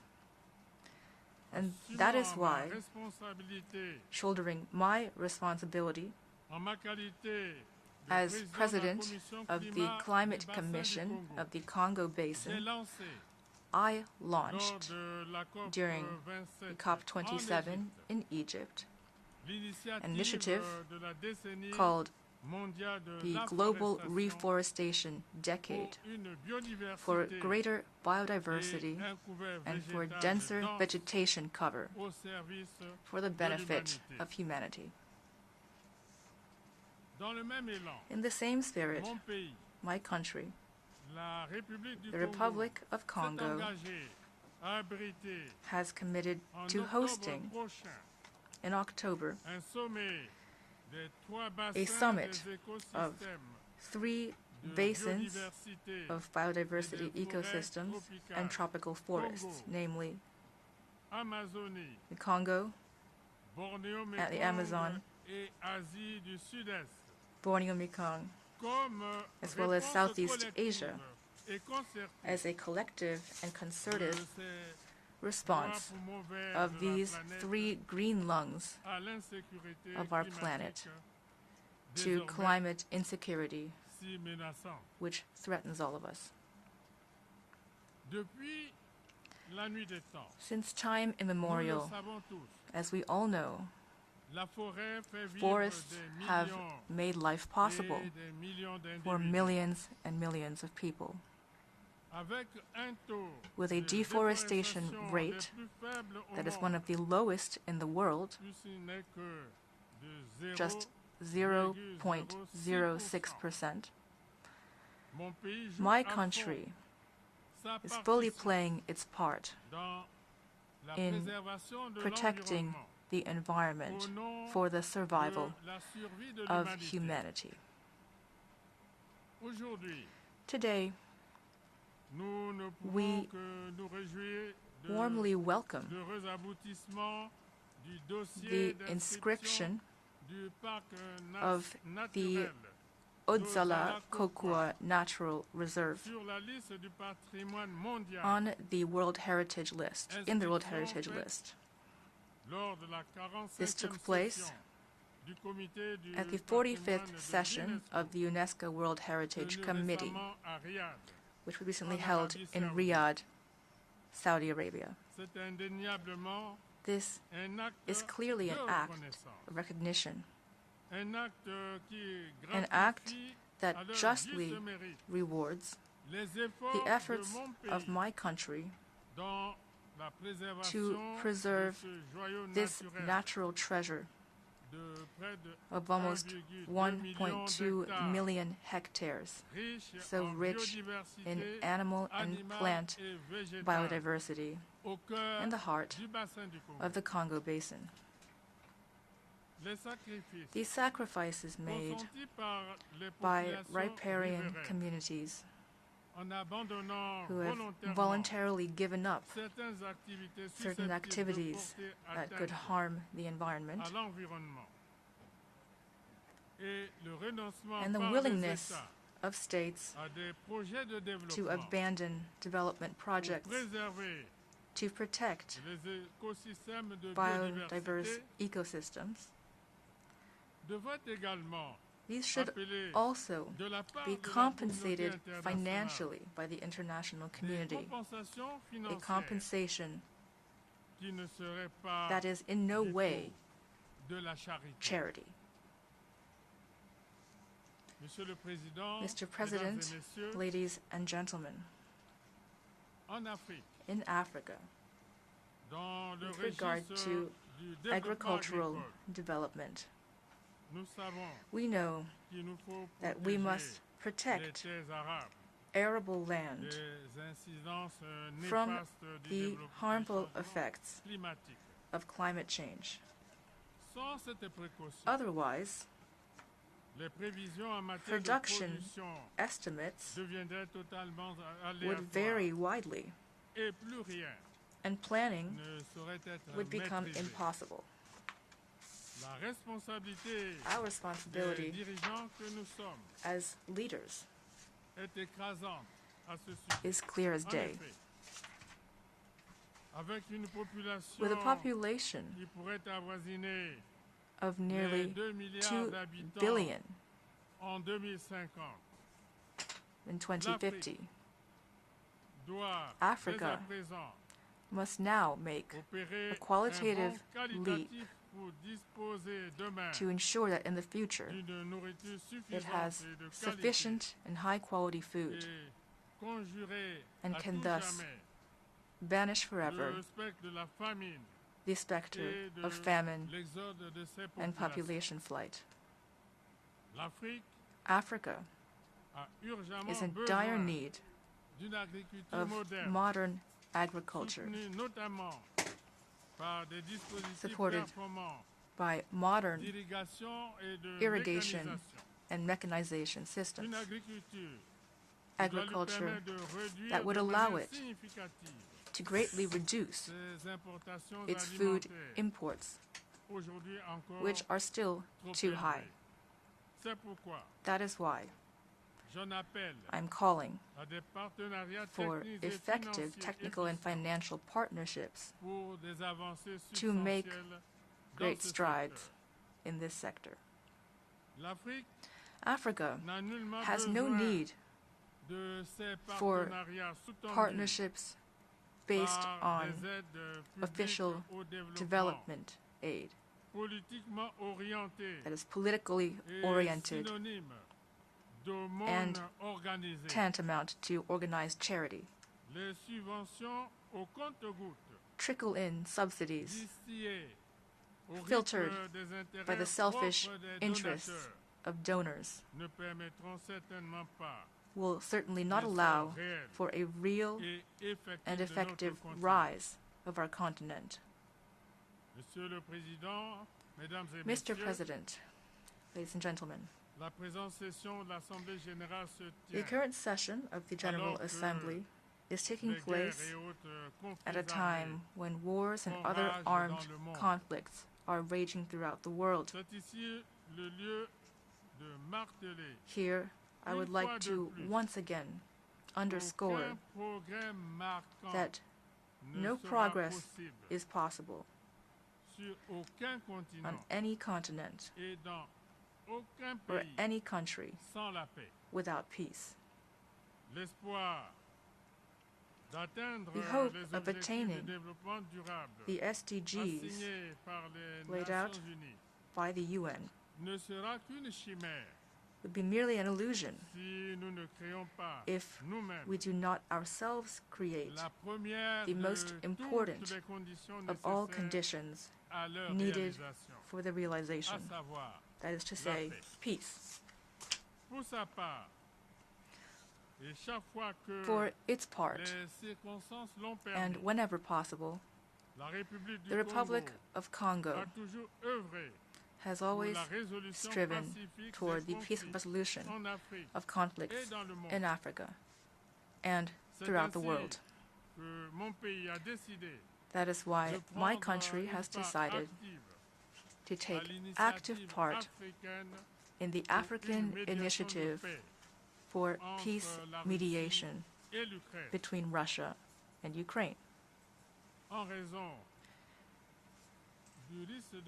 Due to the risk of generalized war that these events are creating for the world, it is not only the two belligerents in this conflict, but also foreign powers that could nudge the course of events toward peace.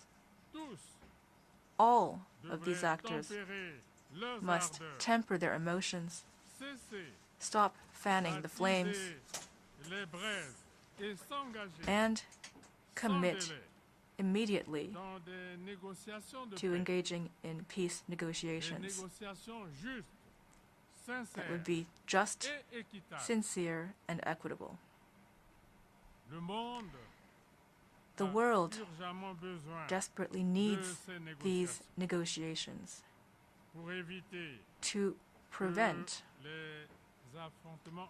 the confrontation that's already underway, already so devastating, from further spiraling and pushing humanity into what could be an irreversible cataclysm, that is to say, total war beyond the control of the great powers themselves. I remain convinced that the wise recommendations put forward by Africa to restore peace between Ukraine and Russia will ultimately be heeded. Mr. President, ladies and gentlemen, as President of the High-Level Committee of the African Union on Libya, I would be remiss not to mention before this august assembly the dire situation that this country has been living in since 2011, a situation in which I am fully invested on behalf of the African Union. Efforts toward peace made in this difficult situation continued recently in July of this year as part of the reconciliation meeting that took place in Brazzaville, in my country. This meeting allowed various actors from the entire Libyan political and social spectrum to sit at the same table. We spared no effort to encourage the parties involved to overcome their differences and to reconcile their views of the challenges that a future Libya would face. The Inter-Libyan Reconciliation Conference, which I preside, aims at mediation, but it will not be effective unless it is inclusive, constructive, and consensus-based. It must allow our Libyan brothers and sisters to rediscover the virtues of dialogue and to end their standoff, to learn to forgive each other, and to give precedence to justice, the foundation of the law-based state, whose history they are called on to write. Once again, I call for the support of the international community, beginning with the countries of the sub-region and the organizations that they belong to, as well as, of course, the countries of the Quartet, to provide tangible support for our efforts to create a strong and credible prospect of resolving once and for all this crisis, which has gone on far too long. Mr. President, ladies and gentlemen, in light of unilateralism that is dangerously eroding the foundations of the great edifice that so many generations have helped build since 1945, the Republic of Congo, through myself, reaffirms its commitment to multilateralism, the key to justice in international relations, and the key to balance, equity, peace, and cooperation for shared development. Multilateralism, as we all know, can only flourish in a just and equitable global system, a system that reflects not the phantoms of the past, but the changing reality of our time.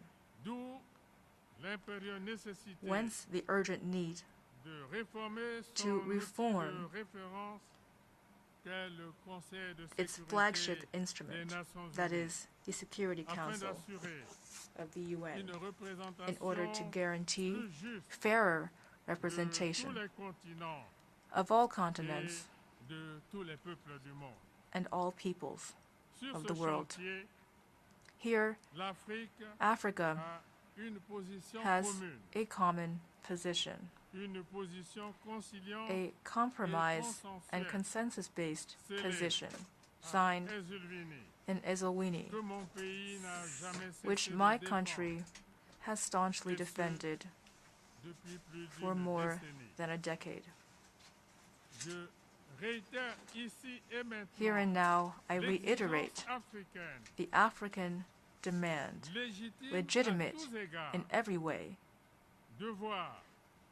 to see two of its states accorded permanent membership of the Security Council of the UN with veto rights.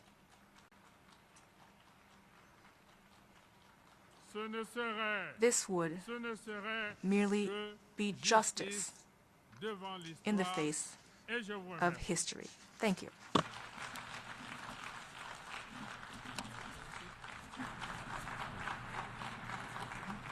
On behalf of the Assembly, I wish to thank the President of the Republic of Congo for the statement just made, and I request protocol to escort His Excellency.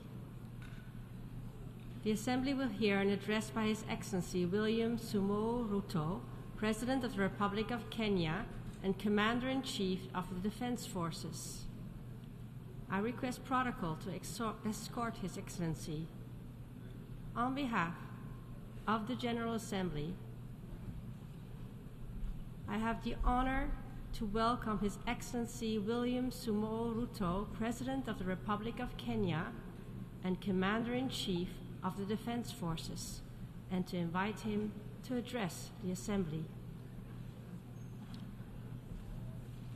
Thank you very much.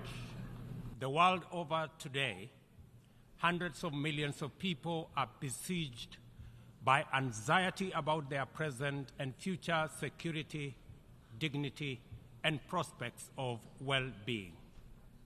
Many are victims and witnesses of present assaults of many, and many more are afraid of future violations of their most fundamental expectations.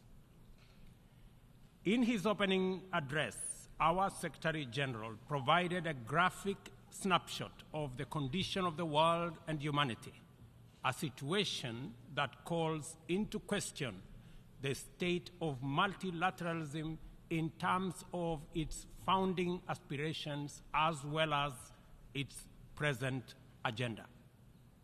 The poverty, fear, suffering, and humanitarian distress haunting the victims of conflict, drought, famine, flooding, wildfires, cyclones, deadly disease outbreaks, and other disasters are the outcomes of sustained violation of the most essential principles and the systemic neglect of humanity's dearest values, which lie at the very foundation of the UN Charter. The failure of peace and security systems, inadequate development, and limited climate action amidst technological advancement and enormous wealth has left us in a state of paralysis, enduring one of the darkest periods of human existence. We may all agree, without any fear of contradiction, that the world is headed in a most undesirable direction. It is moments like this that the affirmative spirit of multilateralism, international collective action, and global solidarity is most needed and should be attained. This is not the occasion for any member of the United Nations to escape when they should be rising to the challenge of the moment. Resorting to pursuit of narrow, insular, antisocial agendas within exclusive clubs constituted to maintain the status quo that undermines and cannibalizes the United Nations systems at the expense of progress in humanity's collective journey to the future of our aspirations is totally unacceptable. The existence of this inimical clique of geopolitical formations defies the fundamental values and principles of the UN system, and its operations have led to alienation, mistrust, insecurity, and exclusion of and among peoples, nations, regions, and continents.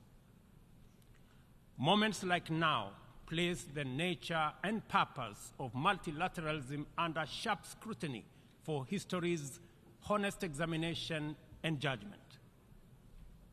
If any confirmation was ever needed that the United Nations Security Council is dysfunctional, undemocratic, non-inclusive, unrepresentative, and therefore incapable of delivering meaningful progress in our world as presently constituted, the rampant impunity of its actors on global scene settles that matter. The environment of pervasive mistrust between the global north versus the global south, developed versus developing, rich versus poor, polluters versus victims, and net emitters versus net victims, which complicate and frustrates multilateralism, is the inevitable result of promises not kept, commitments not actualized, resolutions not honored, and principles not observed. Multilateralism has been failed by abuse of trust, negligence, and impunity. A year ago, I stood in this assembly hall to call upon the global community to transform the UN system in order to achieve a consensus-driven, rules-based multilateral system which works for the people of the world in their diversity. It is time for multilateralism to reflect the voice of the farmers, represent the hopes of villagers, champion the aspirations of pastoralists, defend the rights of fisherfolk, express the dreams of traders, respect the wishes of workers, and indeed protect the welfare of all peoples of the world. In the face of the most urgent crisis of our time, it is now clear that the international community has fallen seriously behind in meeting its targets in both climate action and the implementation of the Sustainable Development Goals, as well as their underlying enabler, peace and security. We as Africa have come to the world not to ask for arms, charity, or handouts, but to work with the rest of the global community to give every human being in this world a decent chance of security and prosperity by taking necessary actions, mobilizing adequate resources for investment, confronting security challenges, and resolving conflict as we all make our contribution to global prosperity. Kenya is proud of the contribution it continues to make in its tireless endeavor to support peacemaking, conflict prevention, peacekeeping, peace building, and other interventions undertaken across different regions.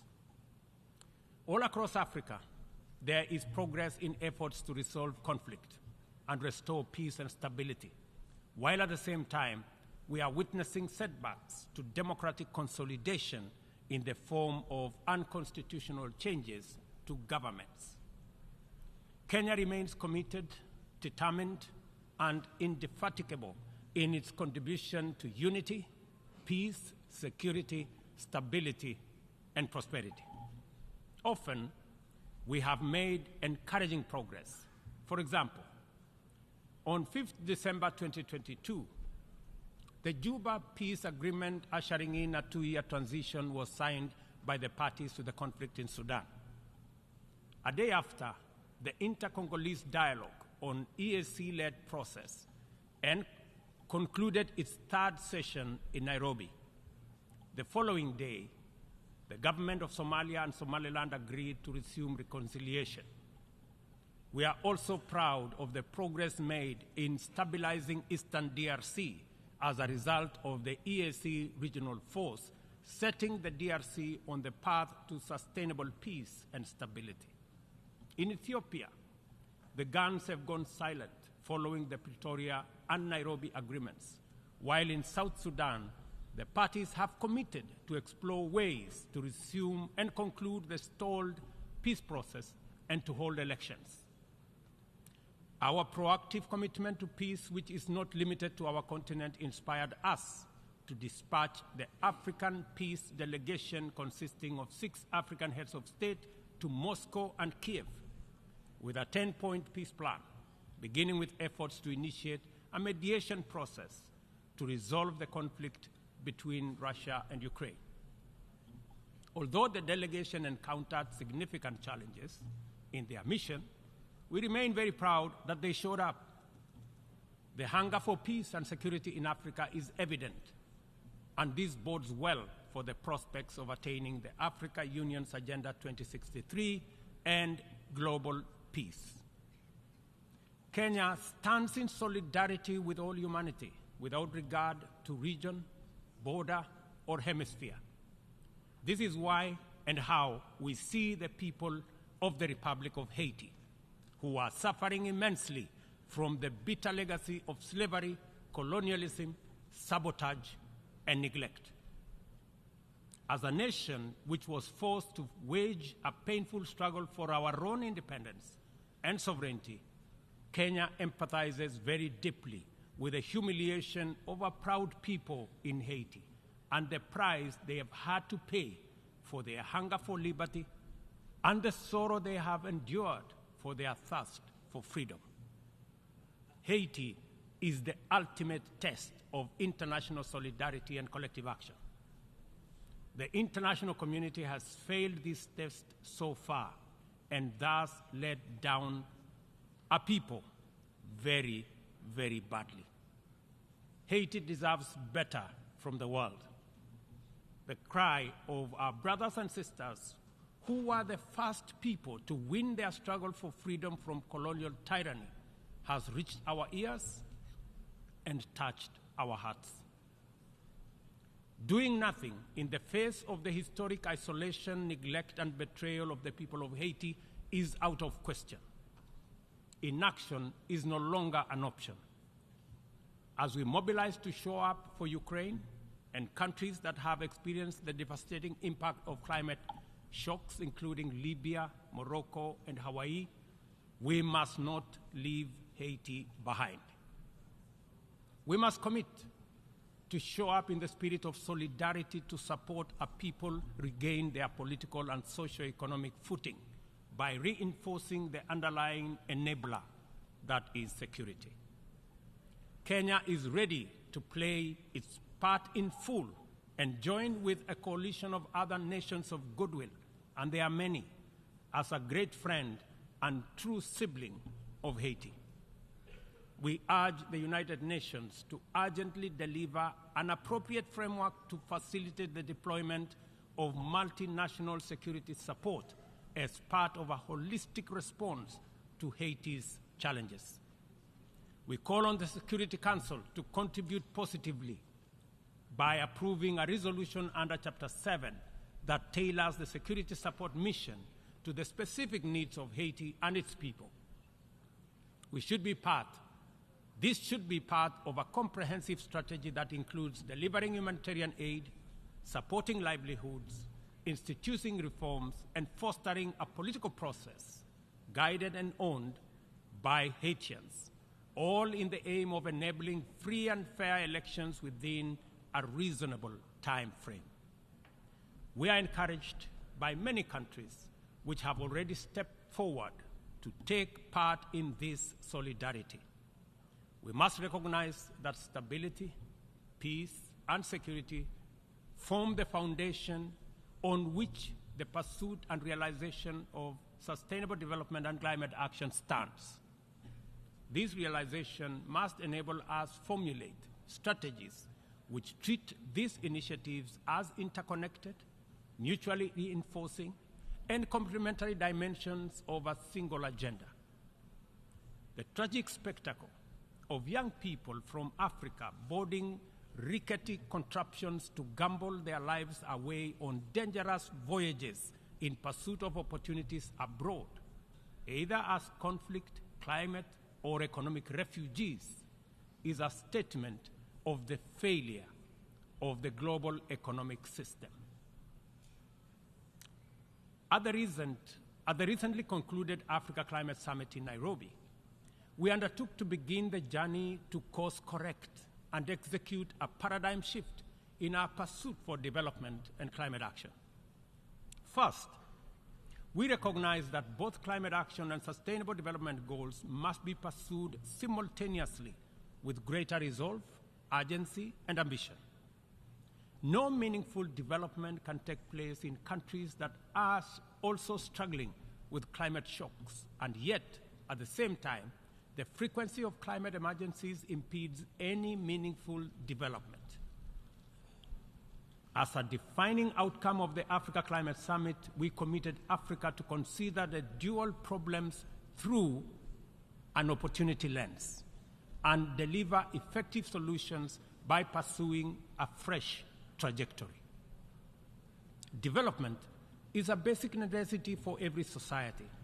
It must happen one way or another. There should be no doubt about that. Annually, 30 million young people in our continent need jobs, and many more need food. Half of our continent is in the dark without access to electricity in 2023, while hundreds of millions can only cook using biomass because they have no electricity. This is why the commitment of African nations in the Nairobi Declaration is both radical and transformative. Development, in our opinion, is a fundamental imperative, and green growth is the only sustainable way to achieve it. From our standpoint, there is no need to be trapped in a false choice. Sustainable development is robust climate action, and climate action is development. Africa's potential is defined by abundant and diverse resources, ranging from a youthful, highly skilled, and motivated young population, immense renewable energy potential, and mineral resources, including critical minerals, and extensive natural capital endowment, including 60% of the world's unutilized arable land. Capital and technology can find no better returns anywhere than the tremendous investment opportunity in Africa's potential. Such investment would drive green growth, creating jobs and wealth, while decarbonizing global production and consumption. Further, the investments would also connect over 600 people to clean electricity, provide clean cooking to about 1 billion people, finance green manufacturing, including e-mobility, transform African agriculture and food systems, including the manufacture of green fertilizer, process vast tonnage of steel, aluminum, and lithium required by new green industries, and enable our young people find the livelihoods they desire at home and reverse the tide of migration in the opposite direction. To unlock financing at scale and create incentives for investment at scale in green opportunities, the Nairobi Declaration makes the reform of the international financial system a priority. No meaningful climate action or development can take place in conditions of financial distress. According to IMF data, as of last month, 10 low-income countries were already in debt distress, and 52 are at high or moderate risk of falling into debt distress.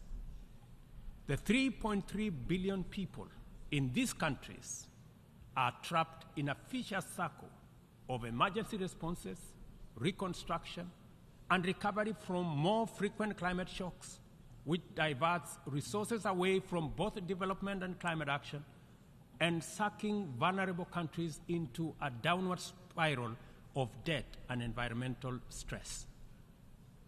The global community must therefore develop a debt restructuring initiative that does not wait for nations to plunge over the cliff into debt distress before providing relief. Rather, the new sovereign debt architecture should extend the tenure of sovereign debt and provide a 10-year grace period for countries that are in debt distress. The second financing intervention relates to concessional financing.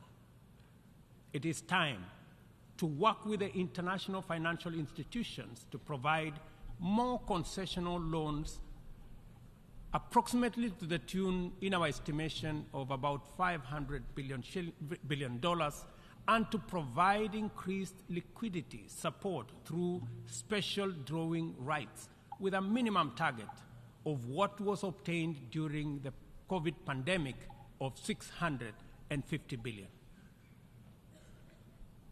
Access should be based on specific needs, not entitlement, and this necessitates changes to the allocation mechanism different from what we saw during SDRs for COVID. The third critical reform is that of the financial market reorganization. The entire system of risk assessment and the opaque methodologies employed by credit rating agencies and risk analysis needs to be overhauled at the minimum.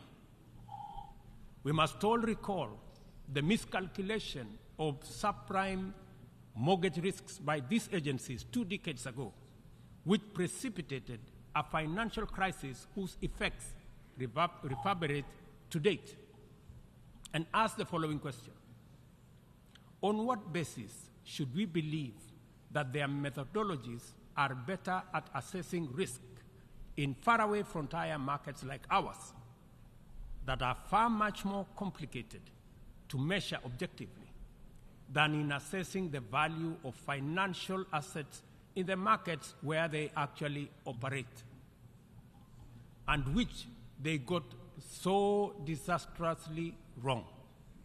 If they got it wrong then, I bet you they have it wrong now.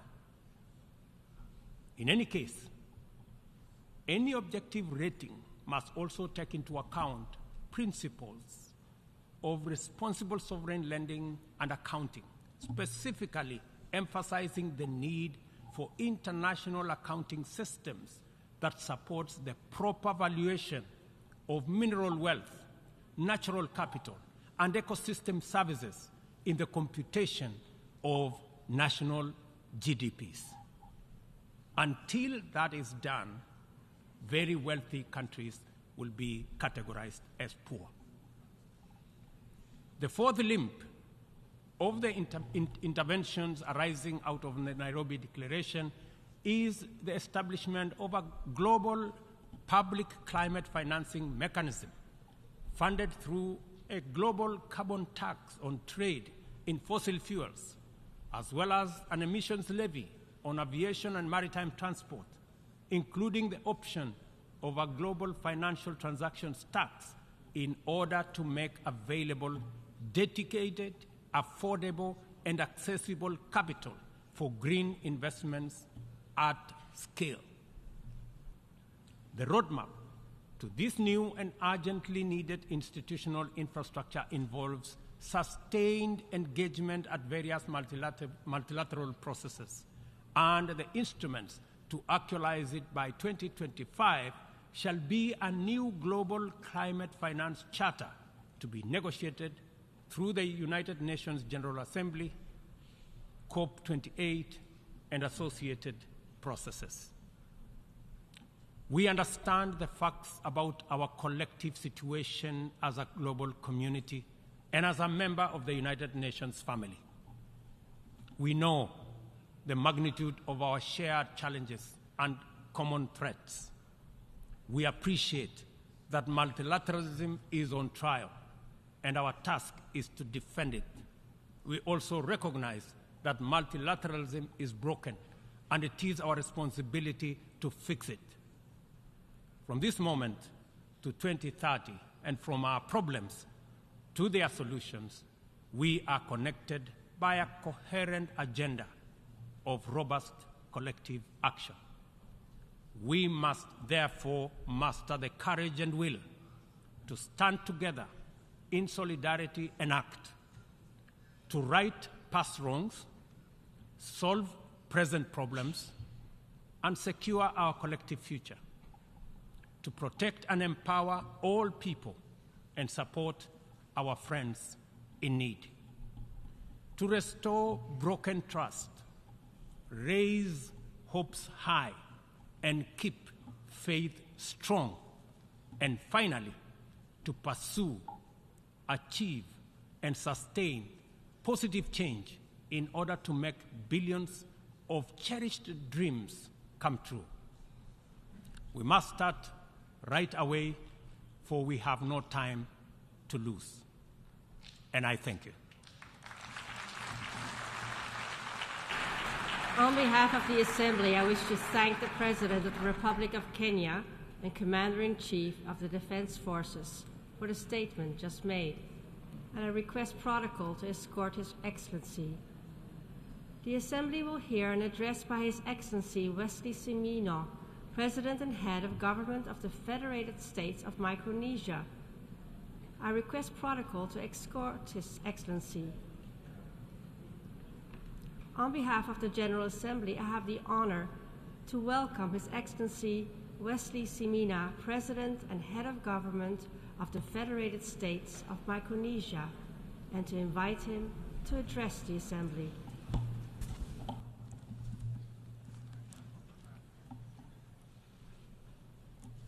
President, Secretary General, Excellencies,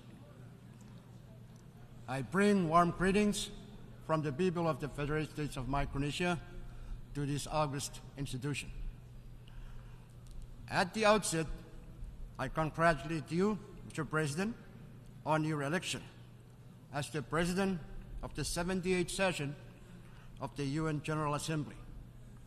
I assure you of mine and my delegation's full support, and I have every confidence that you will be successful in leading the General Assembly to a successful conclusion.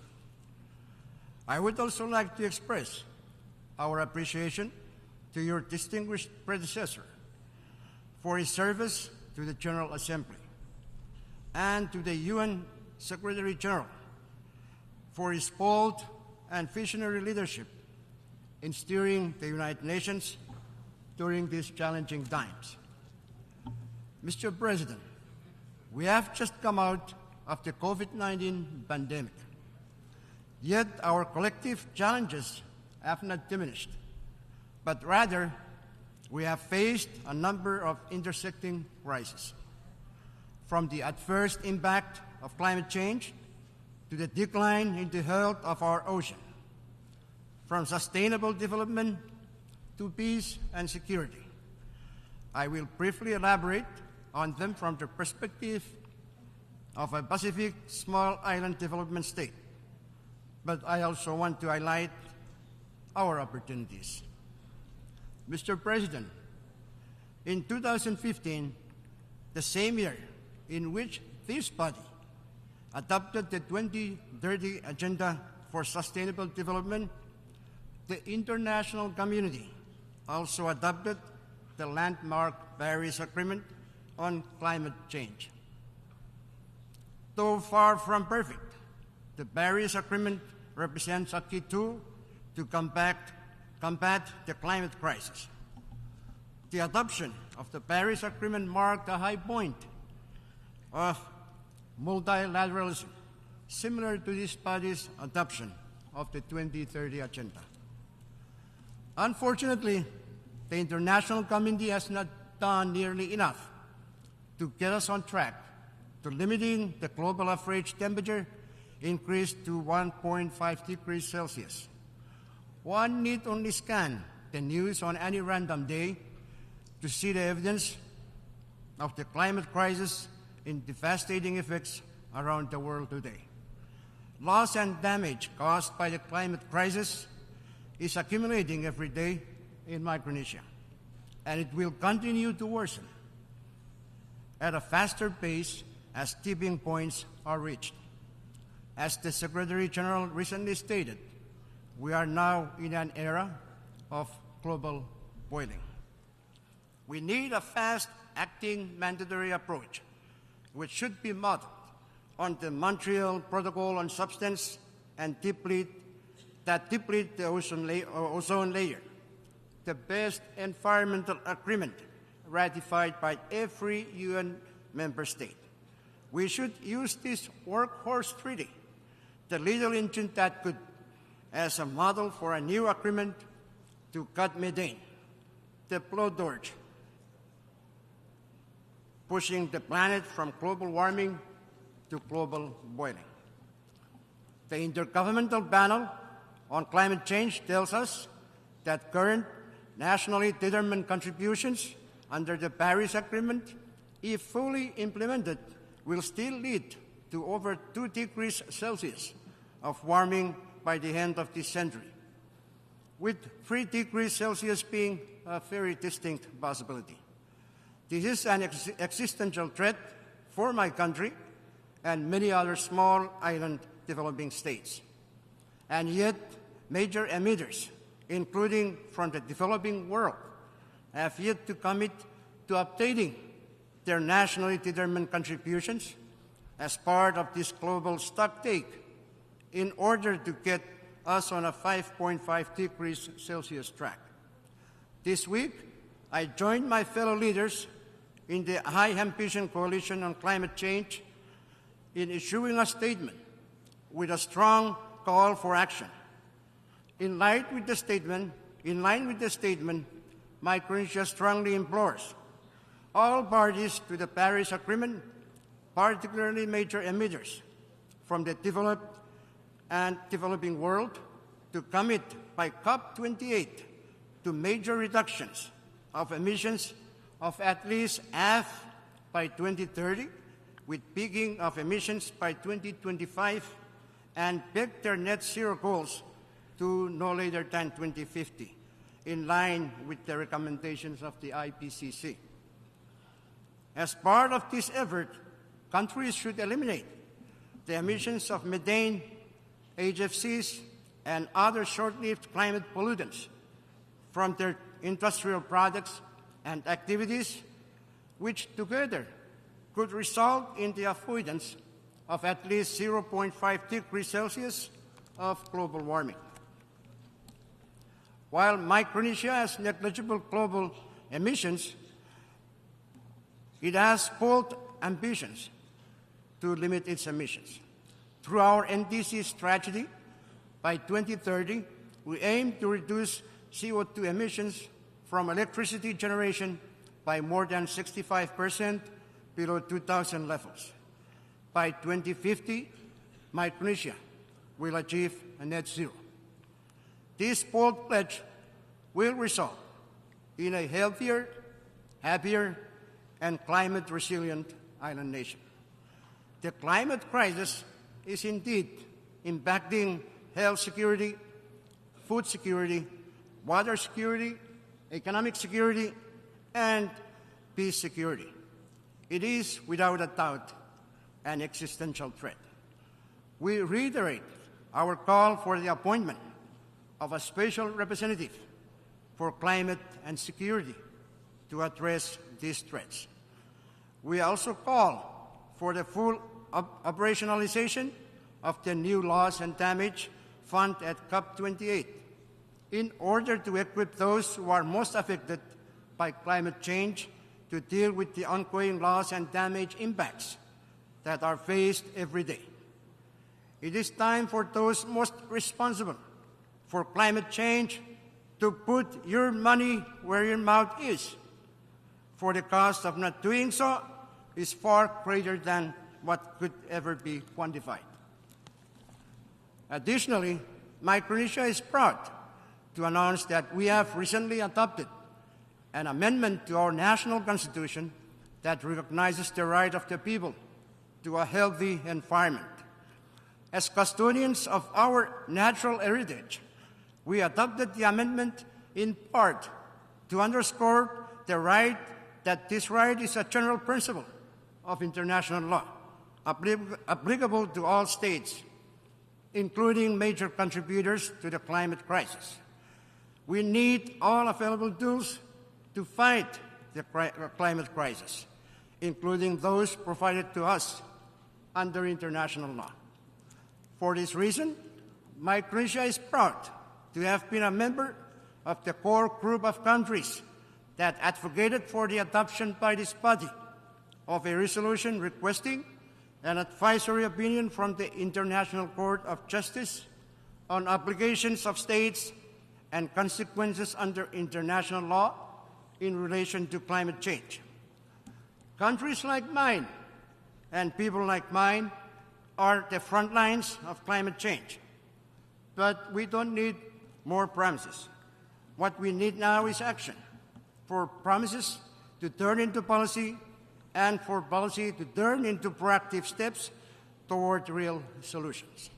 As islanders, resilience is in our DNA. But let me remind you that our resilience should not be a placeholder for continued inaction. Mr. President, as a big ocean state, we recognize one clear truth. The ocean is suffering from multiple stressors. It is the duty of the international community to address the sources of those stressors for the sake of present and future generation of mankind, as well as for the sake of the ocean itself. SDG 14 would not have been included in the 2030 agenda if not for the sustained advocacy of Micronesia and other small island developing states, particularly from the Pacific. By the same token, the recent adoption of the PB&J agreement would not have been possible without the key contribution of Pacific small island developing states like Micronesia. As Micronesia had actively engaged in the negotiations of the PB&J agreement, it is also committed to implementing it. This is why I am honored to have been the first head of state to sign the PB&J agreement, which I did yesterday on behalf of Micronesia.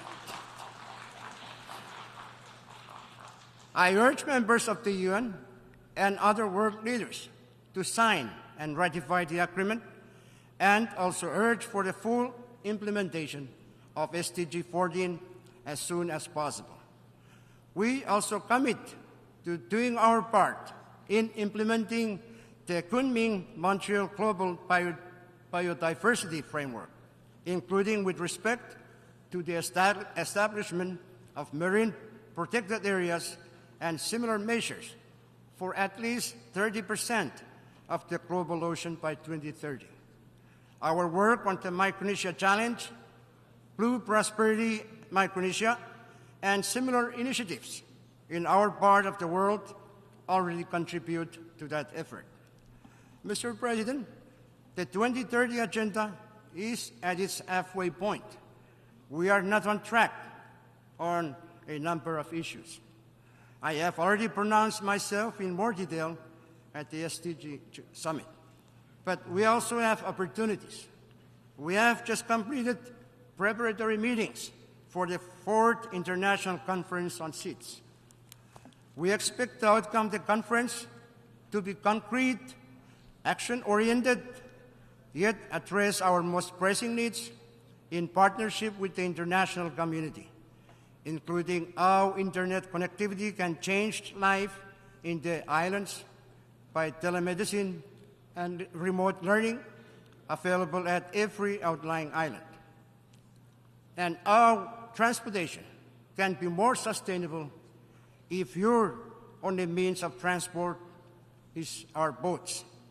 It is my hope that practical action will flow from the conference, including to support the implementation of the 2050 strategy for the Blue Pacific continent. Mr. President, Micronesia is a proud matrilineal society where our clans, lineage, and land control are mainly passed down from generation to generation through women. This symbolizes the powerful role of women in our culture and society. Yet we recognize that historically women have had difficulty in attaining roles in leadership and decision-making in government. So, Mr. President and Mr. Secretary General, I am pleased to report that finally, there are women members currently serving in our National Congress now. And in my own administration, I have committed to putting more women into leadership and decision-making positions while continuing to meaningfully consult and engage women on matters of national importance in order to strive for a more inclusive and equal Micronesia. Mr. President, traditional threats to peace and security persist, making the principles of the UN all the more valuable to uphold.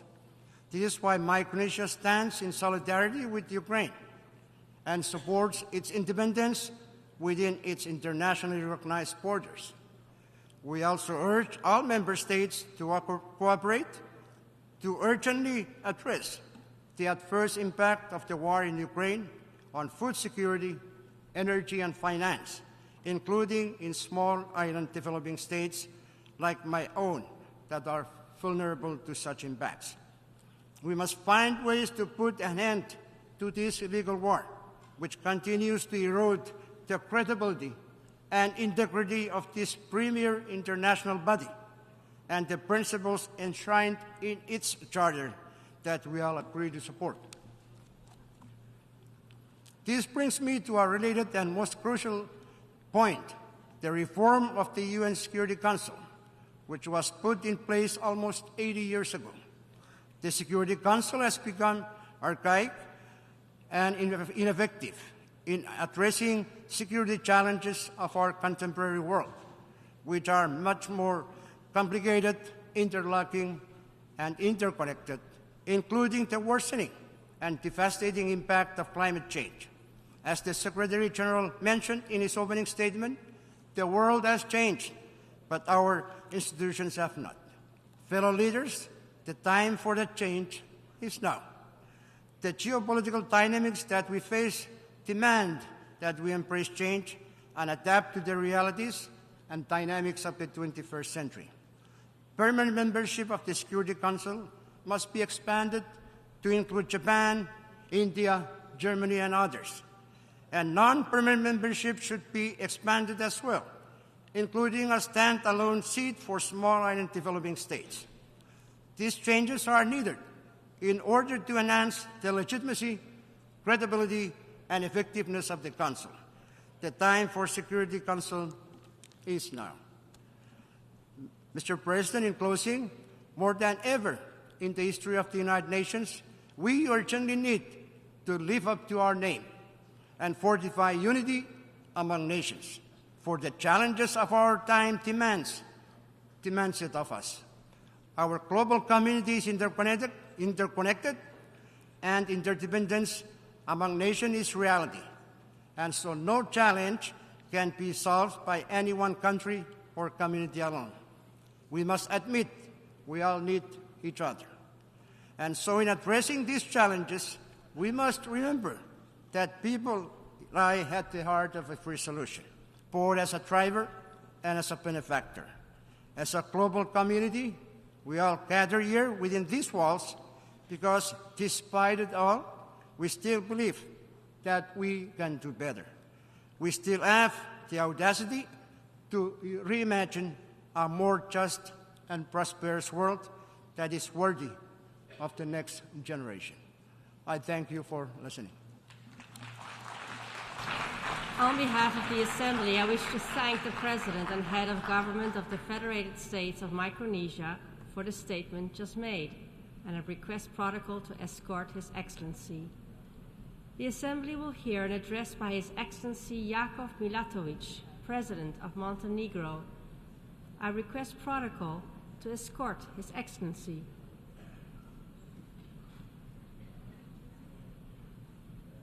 On behalf of the General Assembly, I have the honor to welcome His Excellency Jakov Milatovic, President of Montenegro, and to invite him to address the Assembly. Mrs. Chairman, fellow delegates, it is my true honor to be in this great hall today and address you on behalf of Montenegro. This year's general debate topic depicts the key challenges lying before the United Nations as the rebuilding of trust and global solidarity. It also accelerates action on the 2030 Sustainable Development Agenda. And indeed, achieving a sustainable and peaceful future requires our full attention and demonstrates our true commitment to a better world. I reaffirm and reiterate Montenegro's strong support and commitment to the goals and principles of the United Nations, particularly in times like these, when global unity and solidarity are greatly needed. Ladies and gentlemen, to efficiently address global problems, we need wise leadership. Rather than uniting in joint efforts, most often we share only our joint concerns. Yet, the only way of tackling widespread crisis is to be united in action.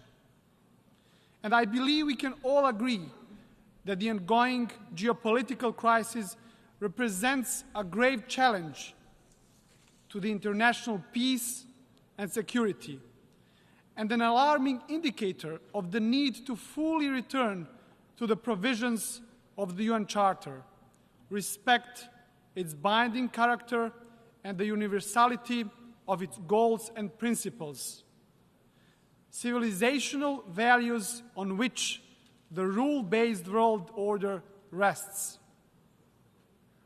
Excellencies, ladies and gentlemen, I have assumed the position of the President of Montenegro just 4 months ago, after our citizens made a resounding choice for change in the recent election. This marks an unprecedented level of support for a new era of our country's democratic development. And this leaves me with no doubt about the political direction our citizens want to see. Strengthening the rule of law, developing prosperity, ensuring social cohesion and equal opportunities. And I'm highly aware of how vital these objectives are in safeguarding our young democracy and our freedom, especially at a time when de-democratization processes are becoming increasingly apparent worldwide. Let me particularly emphasize the importance of the rule of law as the key to unlock the economic potential and improve the living standards. Building truly democratic and independent institutions is crucial along that road. Thus, we are committed to a zero tolerance on corruption and organized crime. And to better achieve our wider policy goals, we base our foreign policy on 3 key pillars. Number 1, accelerating our integration into the European Union. Number 2, further strengthening the credibility of Montenegro as a NATO member. And number 3, fostering the best possible relations with all our neighbors in the Balkans. Montenegro is devoted to safeguarding lasting peace in the Balkans. Therefore, I have commenced my term by strengthening the friendships with our Balkan neighbors.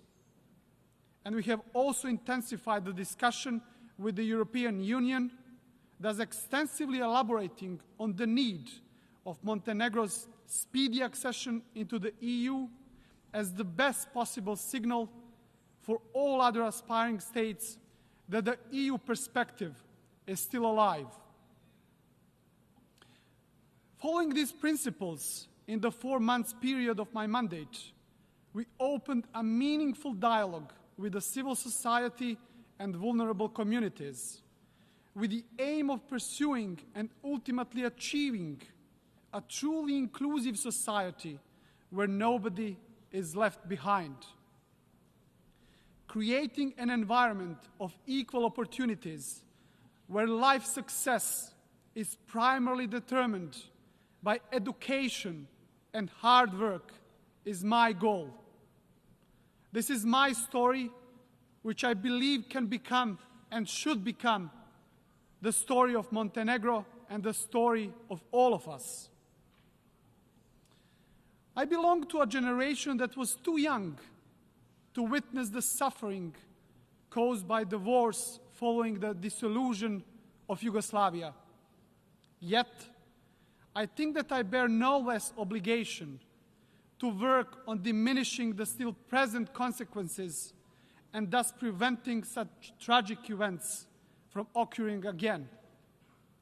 To this end, Montenegro's strong commitment is to address the past without any bias, by calling things as they are, as the victims of those tragic events expect them to be called.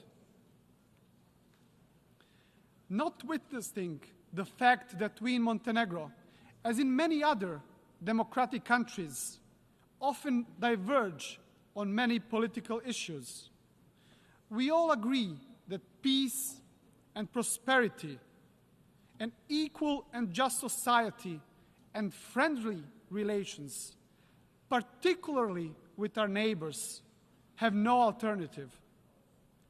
We are proud of our democracy, but also grateful to our ancestors for having a state to protect and promote our interests abroad. We truly cherish freedom, and we stay united in this. And the same is what we hope from the world, to ought to be united as ever before in defending democracy, human rights, freedom of choice, the rule of law, and ensuring peace and prosperity, but above all, preserving human lives.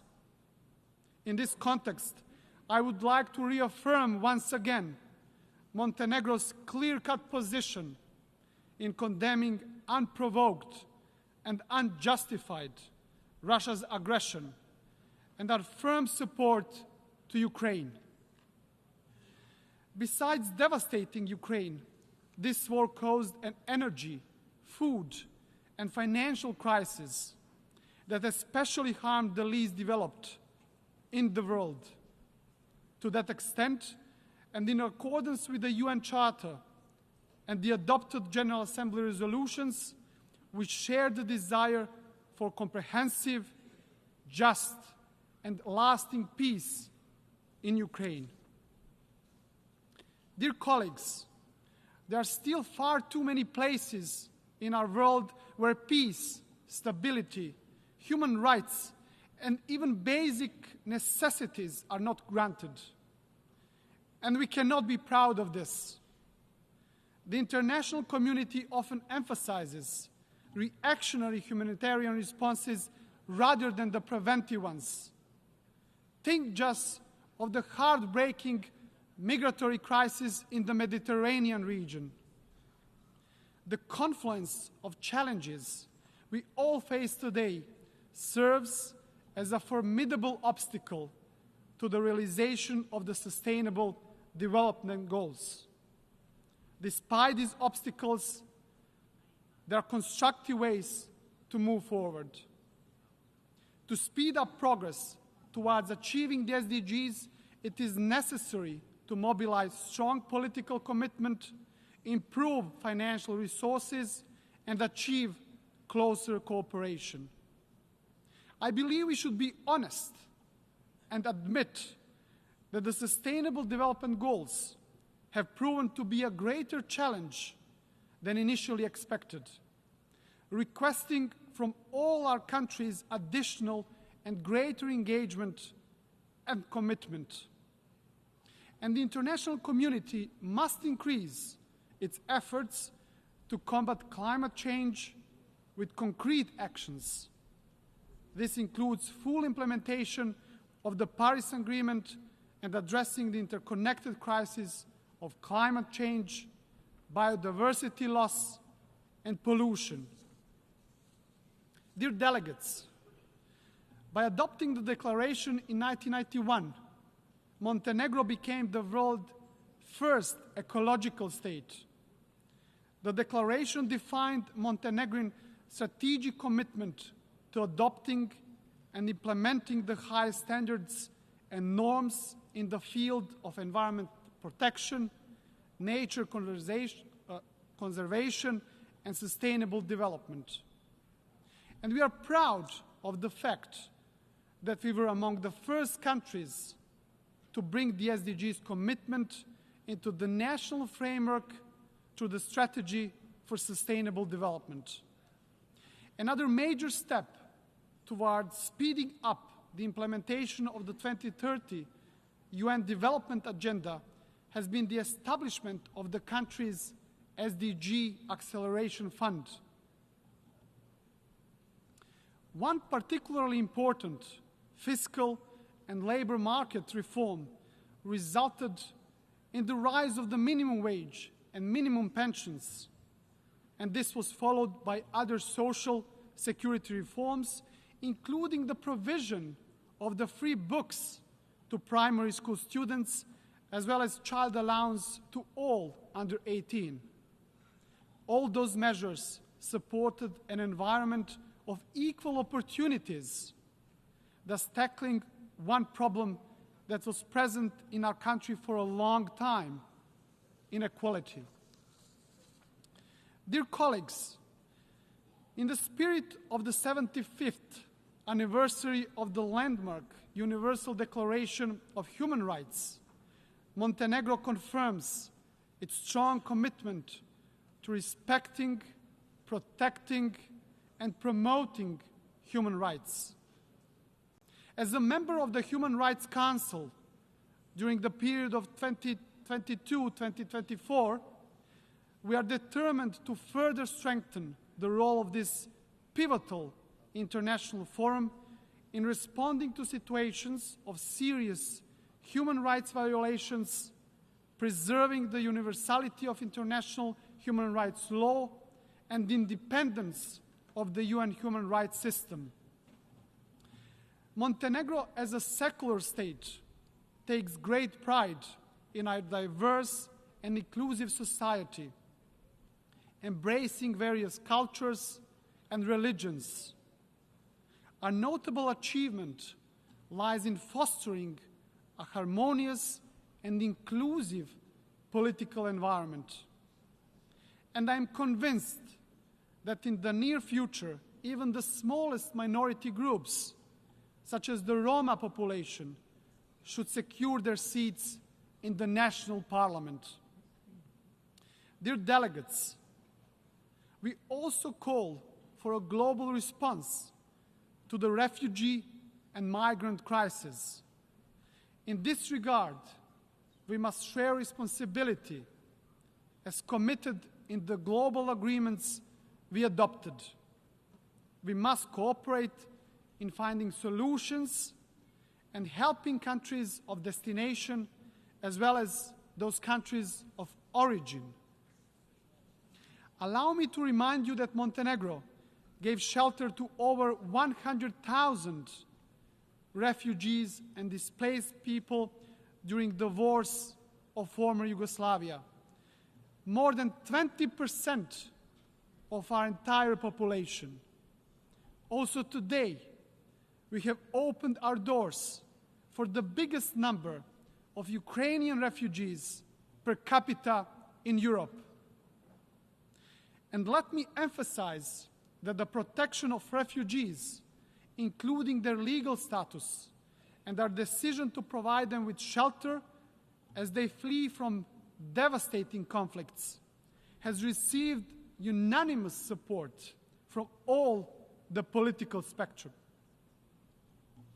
Moreover, Montenegrin society stands united in its commitment to uphold international law in this regard, even in the face of significant social pressure on our healthcare system and education infrastructure. Ladies and gentlemen, Montenegro is firmly committed and determined to actively and constructively contribute and support collective efforts to preserve world peace and security. We strongly advocate for the role and work of the UN peacekeeping missions. To this end, we will continue to strongly support a higher presence of Montenegrin military forces in peace missions under the auspices of the United Nations. We very much welcome the new agenda for peace, where the Secretary General outlined the very founding stones on which we should rebuild the new international system based on trust and solidarity. Montenegro remains determined on the course of a Euro-Atlantic future, good neighborly relations, and multilateralism. And having this in mind, we have launched our candidacy for the non-permanent seat of the United Nations Security Council for the period 2026-2027, and we do ask for your support. To conclude, dear friends, as a European country, not only geographically, but more importantly, in terms of values and principles, we are convinced that the EU accession of Montenegro, as well as the entire Western Balkan region, will further strengthen our international position and ensure the lasting peace and prosperity. Hence, the accession of Montenegro in the European Union is a story significant not only for Montenegro itself, but it would provide a positive example to all aspiring countries, all the way from the Balkans to the east of Europe, that the EU enlargement is alive and still possible. I very much thank you for your attention.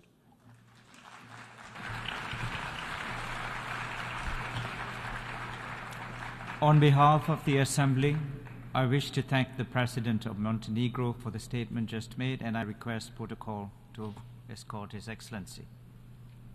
The Assembly will hear an address by His Excellency Mahmoud Abbas, President of the State of Palestine. I request protocol to escort His Excellency.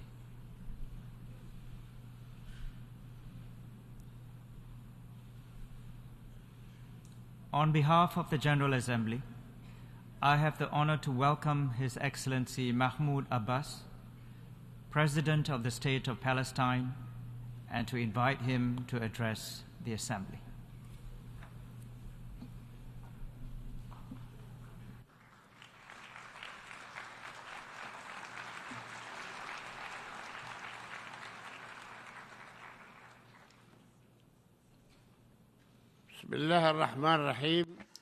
In the name of God, the most gracious, the most merciful, His Excellency, Mr. Dennis Francis, President of the United Nations General Assembly, His Excellency, Mr. Antonio Guterres, Secretary General of the United Nations, ladies and gentlemen, heads and members of delegations, may peace, blessings, and the mercy of God be upon you. Those who think that peace can prevail in the Middle East without the Palestinian people enjoying their full, legitimate, and national rights would be mistaken.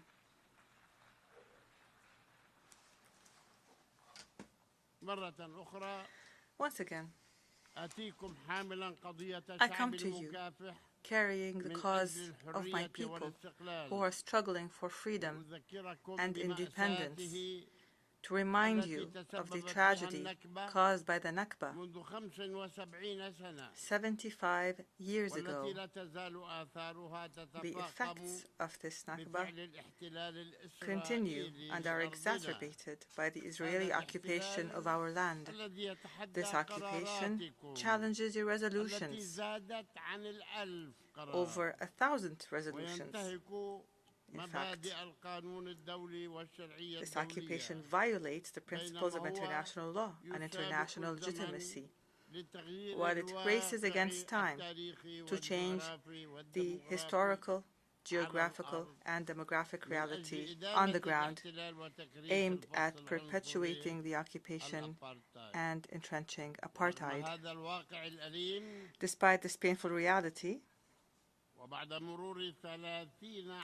and 30 years after the Oslo Accords, which Israel has totally discarded, we still maintain hope that your esteemed organization will be able to implement its resolutions demanding an end to the Israeli occupation of our territory and realizing the independence of the fully sovereign state of Palestine, with East Jerusalem as its capital on the borders of the 4 June 1967, as well as resolving the issue of Palestinian refugees in accordance with the resolutions of international legitimacy, especially General Assembly Resolution number 194 and the relevant General Assembly and Security Council resolutions, all of which affirm the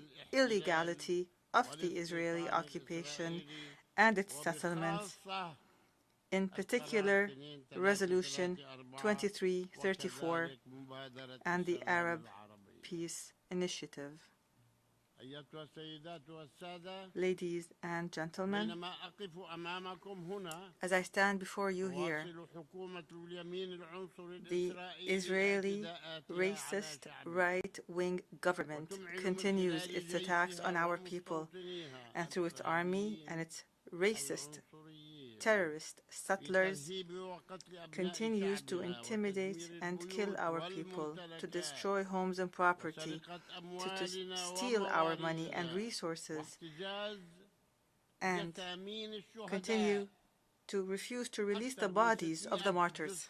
600 bodies are being held. For what reason, I do not know. And this is done before the very eyes of the world and with complete impunity. Rather, the leaders and the ministers of this government have even been bragging about their apartheid policies that they are practicing against our people who are under occupation. The Israeli occupation government also persists in its violations of the city of Jerusalem and its people. It continues to assault our Islamic and Christian sacred sites. It violates the historical and legal status of the holy sites, especially the Blessed Al-Aqsa Mosque, which international legitimacy has recognized as an exclusive place of worship for Muslims alone, including the Bab al-Rahma prayer hall and the Al-Buraq wall, according to a resolution by the League of Nations in 1930. The occupying power is also feverishly digging tunnels under and around Al-Aqsa Mosque, threatening its collapse or the collapse of parts of it, which would lead to an explosion with untold consequences. We have repeatedly warned against transforming the political conflict into a religious conflict, for which Israel will bear full responsibility. I hereby call on the international community to assume its responsibilities in preserving the historic and legal status of Jerusalem and its holy sites, specifically the Al-Aqsa Mosque and the Church of the Holy Sepulchre and the Ibrahimi Mosque in Al-Khalil, Hebron. Here I wonder, why remain silent about all the flagrant violations of international law that are being committed by Israel, the occupying power? Why isn't Israel being subjected to serious accountability? Why are sanctions not imposed on it for ignoring and violating international resolutions, as is the case with other countries in the world? Why practice double standards when it comes to Israel? Why accept that Israel is a state above the law? Is it not time to answer these questions? Is it not time? For our part, we will persist with our pursuit of accountability and justice at the relevant international bodies against Israel because of the continued Israeli occupation of our land and the crimes that have been committed and are still being committed against us, as well as against both Britain and America for their roles in the fateful Balfour Declaration. Yes, America and Britain, and against everyone who had a role in the catastrophe and tragedy of our people. We will not forget history. We will not forget pain. We call for acknowledgement. We call for apology. Acknowledgement and apology. We call for reparations. We call for compensation in accordance with international law. Ladies and gentlemen, in light of the deadlock in the peace process, due to Israel's policies, we come before you to again appeal for the holding of an international peace conference. Is this too much to ask? Hold an international peace conference in which all countries concerned with achieving peace in the Middle East will participate. Therefore, I ask your esteemed organization and the Secretary General, Mr. Antonio Guterres, to call for and undertake the necessary arrangements to convene this peace conference, which may be the last opportunity to salvage the two-state solution and to prevent the situation from deteriorating more seriously and threatening the security and stability of our region and the entire world. I also call on your organization and the Secretary General to act to implement the resolutions to provide protection for the Palestinian people. We demand protection. We want to be protected from occupation, from the constant aggressions of the occupation army and the terrorist Israeli settlers. We call for support when we approach international courts and bodies with jurisdiction because the current situation is intolerable. Ladies and gentlemen, in the face of all that Israel is doing, systematically destroying the two-state solution, it's become necessary, and in order to save the solution, to call on member states of your esteemed organization, each state in its national capacity, to take practical steps on the basis of the relevant resolutions of international legitimacy and international law. I also call on the states that have not yet recognized the state of Palestine to declare their recognition. I call for the state of Palestine to be admitted to full membership in the United Nations. There are two states that the entire world are talking about, Israel and Palestine, but only Israel is recognized. Why not Palestine? I can neither understand nor accept that some states, including America and European states, are reluctant to recognize the state of Palestine, which the United Nations has accepted as an observer state. These same states confirm every day that they support the two-state solution, but they recognize only one of these states, namely Israel. Why? What is the danger posed by the state of Palestine obtaining full membership in the United Nations? What is the danger? Israel enjoys this international recognition, though it has not adhered to the conditions for its accession to the United Nations. It did not adhere. These conditions, namely, are the implementation of Resolutions 181 and 194. We therefore call on your esteemed organization to take deterrent measures against Israel until it fulfills its obligations, at least, that were presented in a written declaration by its Minister of Foreign Affairs at the time, Moshe Sharett. He sent a written commitment to implement these resolutions in 1949, but nothing has happened since. This request of ours is for the sake of peace and justice, and out of respect for international law, international legitimacy, and this esteemed organization. Ladies and gentlemen,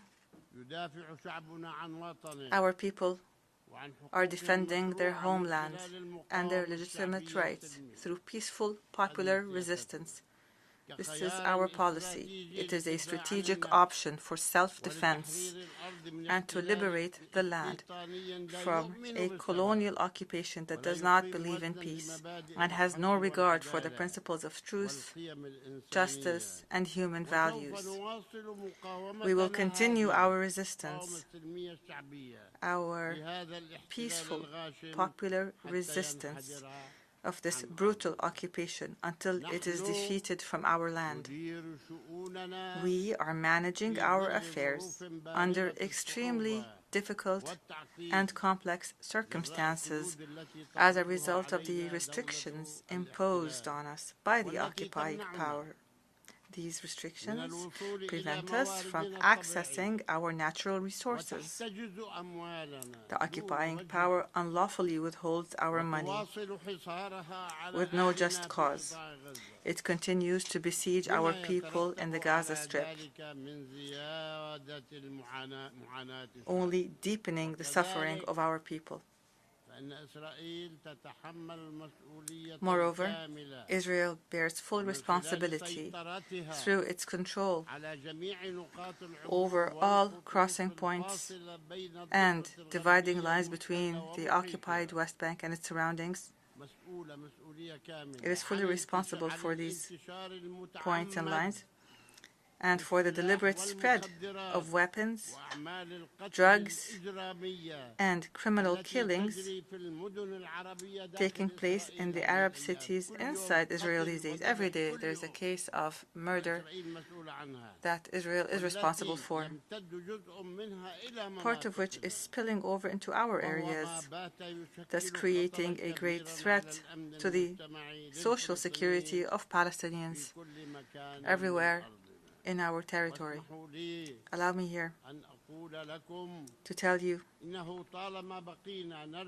that as long as we continue to suffer under the abhorrent Israeli occupation, we will continue to need financial assistance from the international community. When the occupation ends, we will thank you for your help. In addition to the crucial provision of financial support to the United Nations Relief and Works Agency for Palestine Refugees, UNRWA, it is in dire need so that it could support the refugees. We are thankful to the international community for the support it has given us to build our state and our economy, and we look forward to the continuation of this support until the occupation ends. Help us get rid of the occupation, and we would be able to rely on ourselves. Ladies and gentlemen,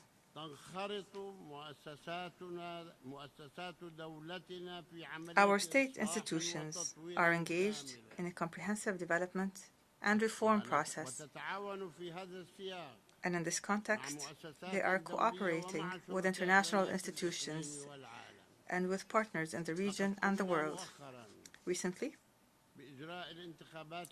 we held local elections and elections for institutions, federations, unions, and others. There's a specialized committee to develop the justice sector in Palestine. Civil society is also playing its role in adding vitality to our political system. All that remains is for us to hold democratic general elections, as conducted in 1996, 2005, and 2006. We held elections, but since then we have been unable to hold these elections. Why? Because the Israeli government is obstructing this by its decision to prevent elections from being held in East Jerusalem. In the first 3 rounds of elections were allowed in East Jerusalem. They were not stopped, despite the significant interventions by many countries and regional and international organizations, which we appreciate, to enable our Palestinian people in Jerusalem to vote and run as candidates in these elections. Today, we renew our rejection of any position holding us responsible for not convening these elections, which are a Palestinian necessity that we want today before tomorrow. We want elections, but we want them to be held in East Jerusalem. Why is Israel stopping us from doing so? Please ask it. In the face of this intransigent position of the Israeli government, we will continue to approach the relevant international bodies to hold the Israeli government accountable and force it to allow us to hold these elections that are long overdue. Ladies and gentlemen, I participated in May on the commemoration of the 75th anniversary of the Palestinian Nakba of 1948, a tragedy recognized by this august organization. This painful anniversary continues to be ignored and denied by Israel, which is the party that is primarily responsible for this Nakba.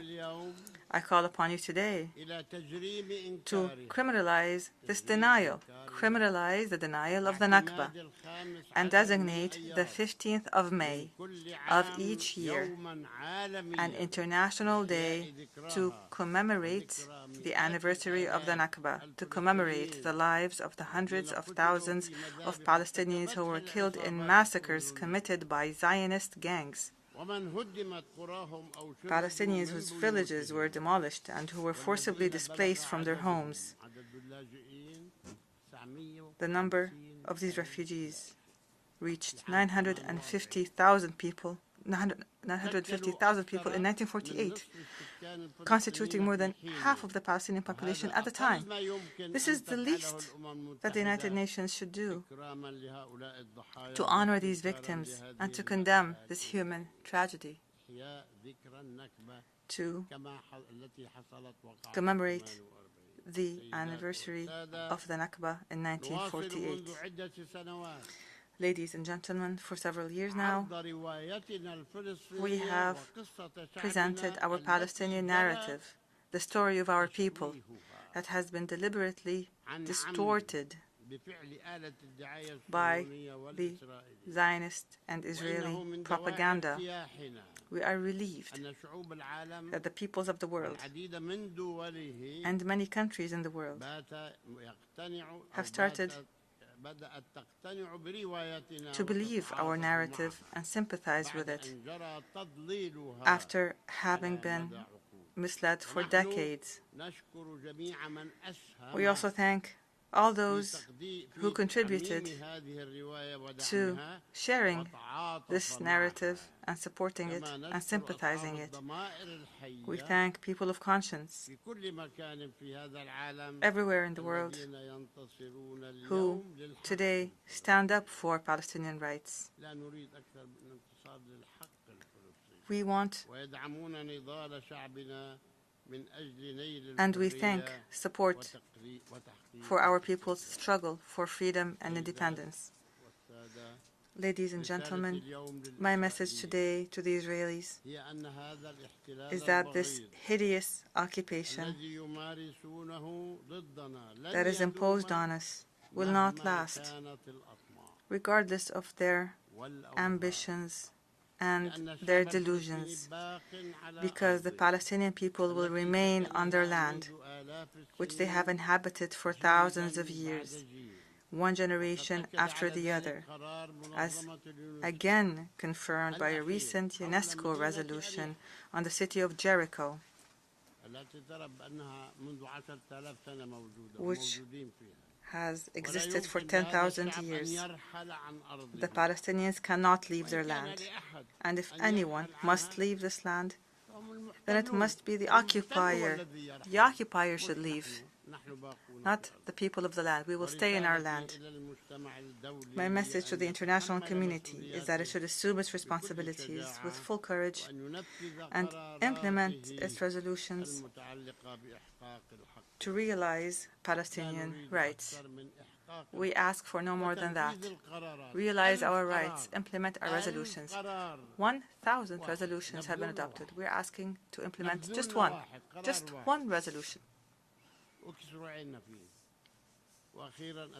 Finally, I address all of our people in Palestine, in the refugee camps, in the diaspora, and every place in this vast world. I address you with the highest expressions of appreciation and gratitude for your steadfastness, for upholding your just cause and your rights. I pay tribute to our righteous martyrs and our brave prisoners and our heroic injured people.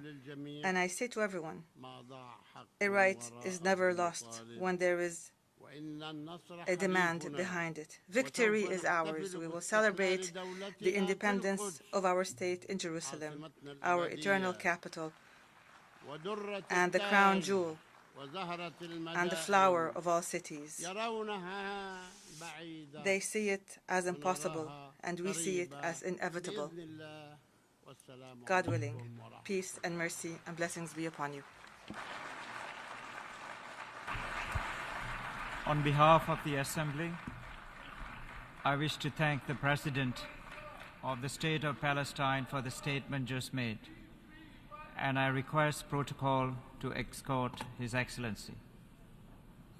Excellencies, distinguished delegates, the Assembly will continue its consideration of agenda item entitled General Debate. The Assembly will now hear an address by His Excellency Charles Michel, President of the European Council of the European Union. I request protocol to escort His Excellency.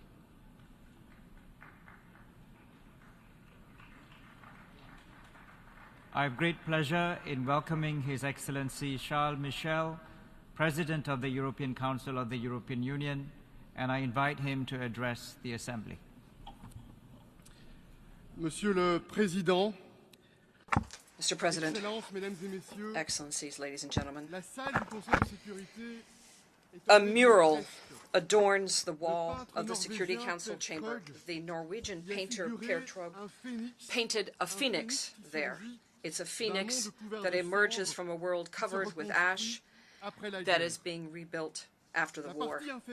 The lower part of the mural is dark. It features a dragon. It features soldiers and war machines. The United Nations were founded to protect us from our demons. It was founded to elevate the world community towards peace, cooperation, and solidarity. And yet, the climate crisis is wreaking havoc. The global effort to combat poverty is weakening, and this war of Russia against Ukraine is exacerbating food insecurity and creating an energy crisis. And finally, we are losing our sense of urgency that the pandemic had taught us. Progress is too slow. We are losing ground in many places. Ladies and gentlemen, the mantra of the Indian presidency of the G20 was one Earth, one family, one future. And indeed, we are a universal family, and the United Nations should be the backbone. And as Secretary General said, this family is, however, dysfunctional. The European Union wants a world that is multipolar, that is cooperating and progressing towards more democracy, towards more respect of human rights. And yet, confidence is eroding, tension is increasing, and a dangerous bipolar confrontation is threatening us. It's as if we had to choose one side against the other. It's a little bit like the frenetic race to arm ourselves with nuclear weapons in the last century. Artificial intelligence now, especially in the military arena, has become that of geopolitical competition. And yet, it was said by our very much missed Secretary General Dag Hammarskjöld, wisely put it, the United Nations were not created in order to bring us to paradise, but rather to save us from hell. Ladies and gentlemen, lucidity imposes this. The United Nations system is today sclerotic and hobbled by hostile forces. We must assume our responsibility, and that means being engaged in order to put multilateral cooperation back on solid ground. And to that end, what we need is to first restore trust, solve the most urgent problems, and repair the United Nations system. First, restoring confidence. Trust and confidence, as we know, are based on respecting the sacred principles etched in the United Nations Charter. Respecting sovereignty, territorial integrity, and human rights. And yet, for the last 19 months, a permanent member of the Security Council, Russia, without any shame, has been undertaking a war to conquer its neighboring country, which never threatened it in the past, and is therefore sweeping away without shame the fundamental principle. And this brings with it its share of horror and disdain for human life. The General Assembly has on a number of occasions condemned the resumption of the war of Russia against Ukraine, which is, of course, a violation of territorial integrity and sovereignty to which we are so attached. And this means we need to stop the Kremlin in its deadly adventure. But it has not been even slowed in its feeling of impunity. Impunity, as we know, cannot be eternal, and the time for justice will come. The European Union will unwaveringly support Ukraine in its right to legitimate defense. Ladies and gentlemen, colleagues, we know so well that the European Union also knows that this war against Ukraine will not make the other many and major challenges that the world must confront, will not make them disappear. The planet is boiling. The world is torn asunder by poverty and injustice. And we know there will be no miracle if we do not decide to mobilize the massive financing that's necessary now. For example, we have undertaken a collective commitment to limit heating of the planet to 1.5 degrees, and yet we know that we are far from reaching that goal, and heating of our planet will achieve 2.5 degrees between now and the end of the century. We must get back on track. The European Union has raised its goals for energy usage, which is renewable, and energy effectiveness. We have seen this with the G20, and we hope that more members of the international community will commit to this end. It is also in the interest of all countries to build the capacity of developing nations to be able to commit towards carbon neutrality between now and 2050. We see that only a fourth of world private investment is taking place in developing countries, and yet it is the G20 countries that are responsible for 80% of global emissions. And it's only this year only, that the international community will be reaching that promise of some years ago, the bar of $100 billion to finance action for climate. The European Union has been a driving force behind this, with $26 billion in 21 already invested, which is more than our share. We must do more. The International Energy Agency believes that world investments for energy transitions need to reach $5 trillion by 2030. That's 4% of GDP worldwide. And it needs to be maintained at that level to achieve zero carbon for 2050. And that's why in Dubai, we must put in place the financing for funds for loss and damage decided last year in Shanghai. We must do so at COP28. And finally, the natural disasters are coming one after another at a heady speed. It's all continents and all of our countries, and we saw this most recently in Libya. And that's why putting in place an international disaster fund is more necessary than ever in order to ensure swift and equitable response and to build our collective resilience. Prevention is also key.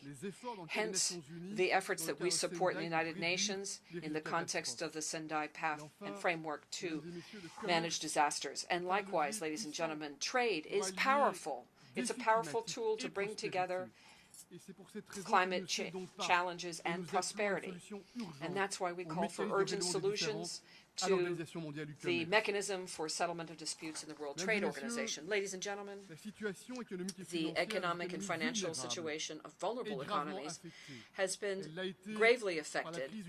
They were seriously affected by the COVID-19 crisis and the war between Russia and Ukraine. More than 50 low-income countries have defaulted on their debt, and another dozen might follow suit soon. And this is especially due to servicing the debt that replaces expenditures for social protection, education, health care. Due to that, 165 million people around the world have been swept into poverty. No one should have to choose between poverty reduction and greening the economy. Excellencies, ladies and gentlemen, we cannot allow ourselves the luxury of one more debate about the increase here. It's not about begging, it's about justice. What we're talking about here is a global financial system that's more robust and more fair and better prepared for the 21st century. Earmarking $100 million for special drawing rights is an important stage in this development, and we must do more. Of course, we support the stimulus of sustainable development goals presented by the Secretary General, and the European Union is fully committed to implement the common framework of the G20 for debt action. Excellencies, ladies and gentlemen, we have to go beyond, go even further. The Bretton Woods system needs to be reformed, and it must be done so deeply. It needs to be more equitable. It needs to be more inclusive and more effective. That should be the goal. These institutions were created when many countries were still colonial. colonial. And since then, the world has changed. It has changed so much. And yet, today, the G7 countries still have almost absolute decision-making power. The European Union is prepared to better share this decision-making power. And regions that almost have no voice need, in our view, to be better involved in the decision-making that concerns them. Second, financial shock is necessary. Entire swaths of the world and peoples that are represented are deprived of access to financing, and this impedes progress towards the Sustainable Development Goals, and it also increases the possibility of a debt crisis. The Paris Summit led the debate to discuss a new worldwide financial compact convened by the French president, along with Barbados and the Prime Minister of Barbados. We've set the path, and as Mia Mottley said, it is now a question of speed and scope and breadth. We must do what's necessary, and we need to do it in time and for the right reasons. Indeed, we need to act to better mobilize capital, public capital, and act to increase and consolidate and tighten the financial flows which are key for lending capacity of international institutions. For example, in 60 years, the financing power of the World Bank as a proportion of global production fell sevenfold. And that speaks volumes. We must also reduce the cost of access to loans for vulnerable countries, which often is far higher than that for developed countries. Lastly, we must adapt the rules of multilateral development banks when it comes to capital requirements that will allow for a flexible use of their balance sheets without jeopardizing their soundness. Ladies and gentlemen, excellencies, 3 years ago, Dr. Tedros and I launched the idea of an international treaty on pandemics. Together, we committed to try to persuade the international community to launch negotiations within the WHO. The world needs an ambitious and legally binding instrument to prevent, prepare for, and respond to future pandemics with solidarity. I now call on all of you to amplify your efforts to conclude negotiations by 2024, and we will be a constructive and open partner in this. Ladies and gentlemen, distinguished colleagues, Secretary General, and all of the UN teams are the linchpin of strong action for humanity and the values of the UN Charter. But as we've seen, UN governance is far too often and increasingly impeded. The EU, of course, supports the reform proposals presented by Secretary General in our common agenda. We also commend the progress made in terms of working methods. Today, we would like to go even further and to present a new perspective to the necessary and urgent debate on UN reform, as well as 3 proposals on voting rights, on representation, and on the role that should be played by multilateral organizations. On these 3 topics, I call for amending the UN Charter. First of all, veto rights in their current form are being abused. They lead the Council to be paralyzed.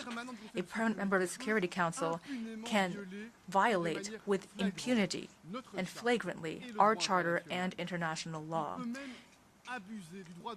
It can even abuse its veto right to prevent sanctions against itself. It can even exploit the Security Council to disseminate propaganda and disinformation, as well as lies, let's be honest.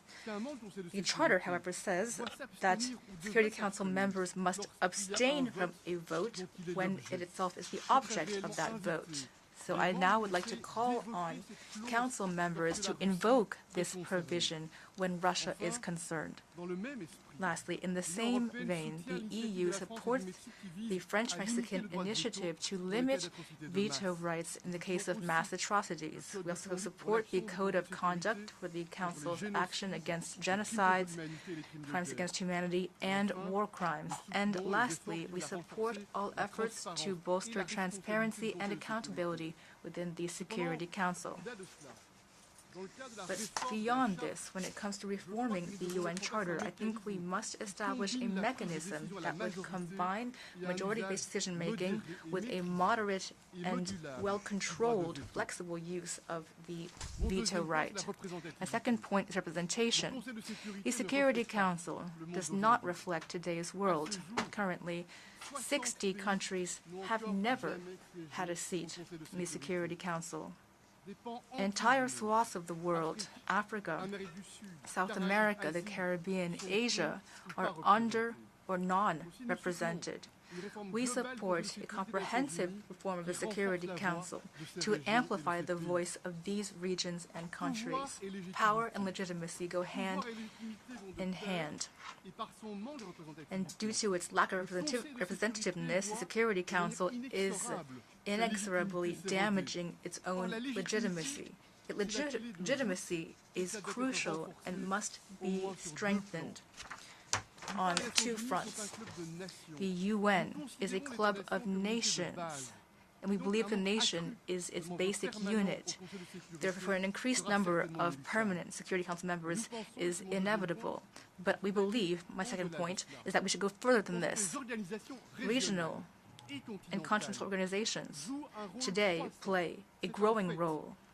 That is a fact. The EU, of course, as well as the African Union, the community, Latin American community, ASEAN, these all reflect a new level of legitimacy in international and multilateral fora. These organizations play an effective role in political and economic coordination, and they create spaces for cooperation, closer cooperation, as well as collective action. They also play an increasing role in security. And even more than before, they are also regulatory spaces. That is true of European integration. This example we see has inspired many others, such as the African Union, which is striving to establish a large free trade zone on the continent, or ASEAN as well, which works for coordination between its member states. These organizations have a growing influence in the multilateral arena, and they are crucial contributors toward stability. I believe that their role must increase in the multilateral system because they are helping to build the multipolar world that we all wish to see. And that is why, through me, the European Union immediately supported the call of Senegal's President Macky Sall to include the AU as a full-fledged member of G20, which has been the case, was done a few weeks ago. Ladies and gentlemen, as you see, I am deeply convinced the UN would gain legitimacy and effectiveness as well as authority if it were to choose to guarantee the inclusion of regional organizations. And this inclusion would create a virtuous circle. It would encourage these organizations to cooperate further and better in order to further strengthen their own stability and that of the world. And in this context, I plan to initiate or to propose an institutional summit between the EU, the AU, CELAC, ASEAN, and of course the UNSG, who will be invited. The goal, as you can see, would be to reflect on how these organizations can act together to strengthen the multilateral system in the case of the UN as well as other international entities. Ladies and gentlemen, I'd like to conclude the EU through our history and our DNA would like to be a comprehensive, loyal, faithful partner. We in the member states are the largest donor for development and peacekeeping throughout the world, including in regions where conflicts have become deeply entrenched. In the Sahel, A series of military coups d'etats have increased instability and insecurity to the detriment of local populations. And here I would like to send a message of personal friendship and tireless support to the president of Niger, Mohamed Bazoum, who's been imprisoned 56 days in his own home by a military junta. In the Middle East, we believe that lasting peace is only possible if Palestinians and Israelis can live together in security through a two-state solution. And in the South Caucasus, the latest devastating developments have shocked us. Military force is never a long-term solution if we want to win over hearts and minds. And throughout the world, the EU continues to shoulder its responsibility together with all those who work toward the common good for peace and prosperity. But we will never be intimidated by violence or threats. Distinguished colleagues, Père Krog's mural is an act of imagination.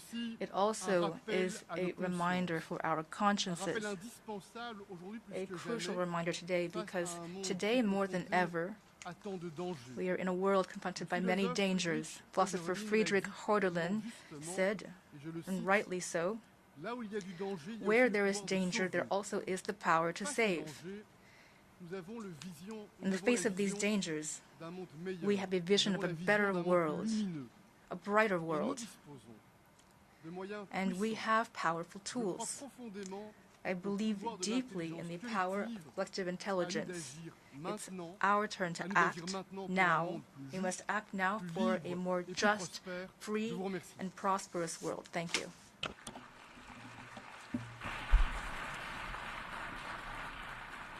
On behalf of the Assembly, I wish to thank the President of the European Council of the European Union for the statement just made, and I request protocol to escort His Excellency. We've heard the last speaker in the general debate for this morning's meeting. The 9th plenary meeting will continue with the general debate at this point shortly. The meeting now is adjourned.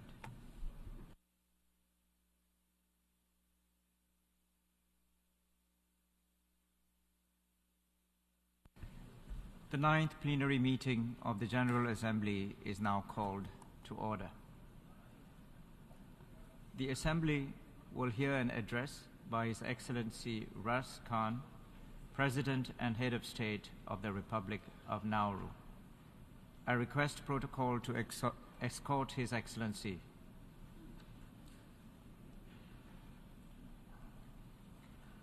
On behalf of the General Assembly, I have the honor to welcome His Excellency Ras Khan, President and Head of State of the Republic of Nauru, and I invite him to address the Assembly.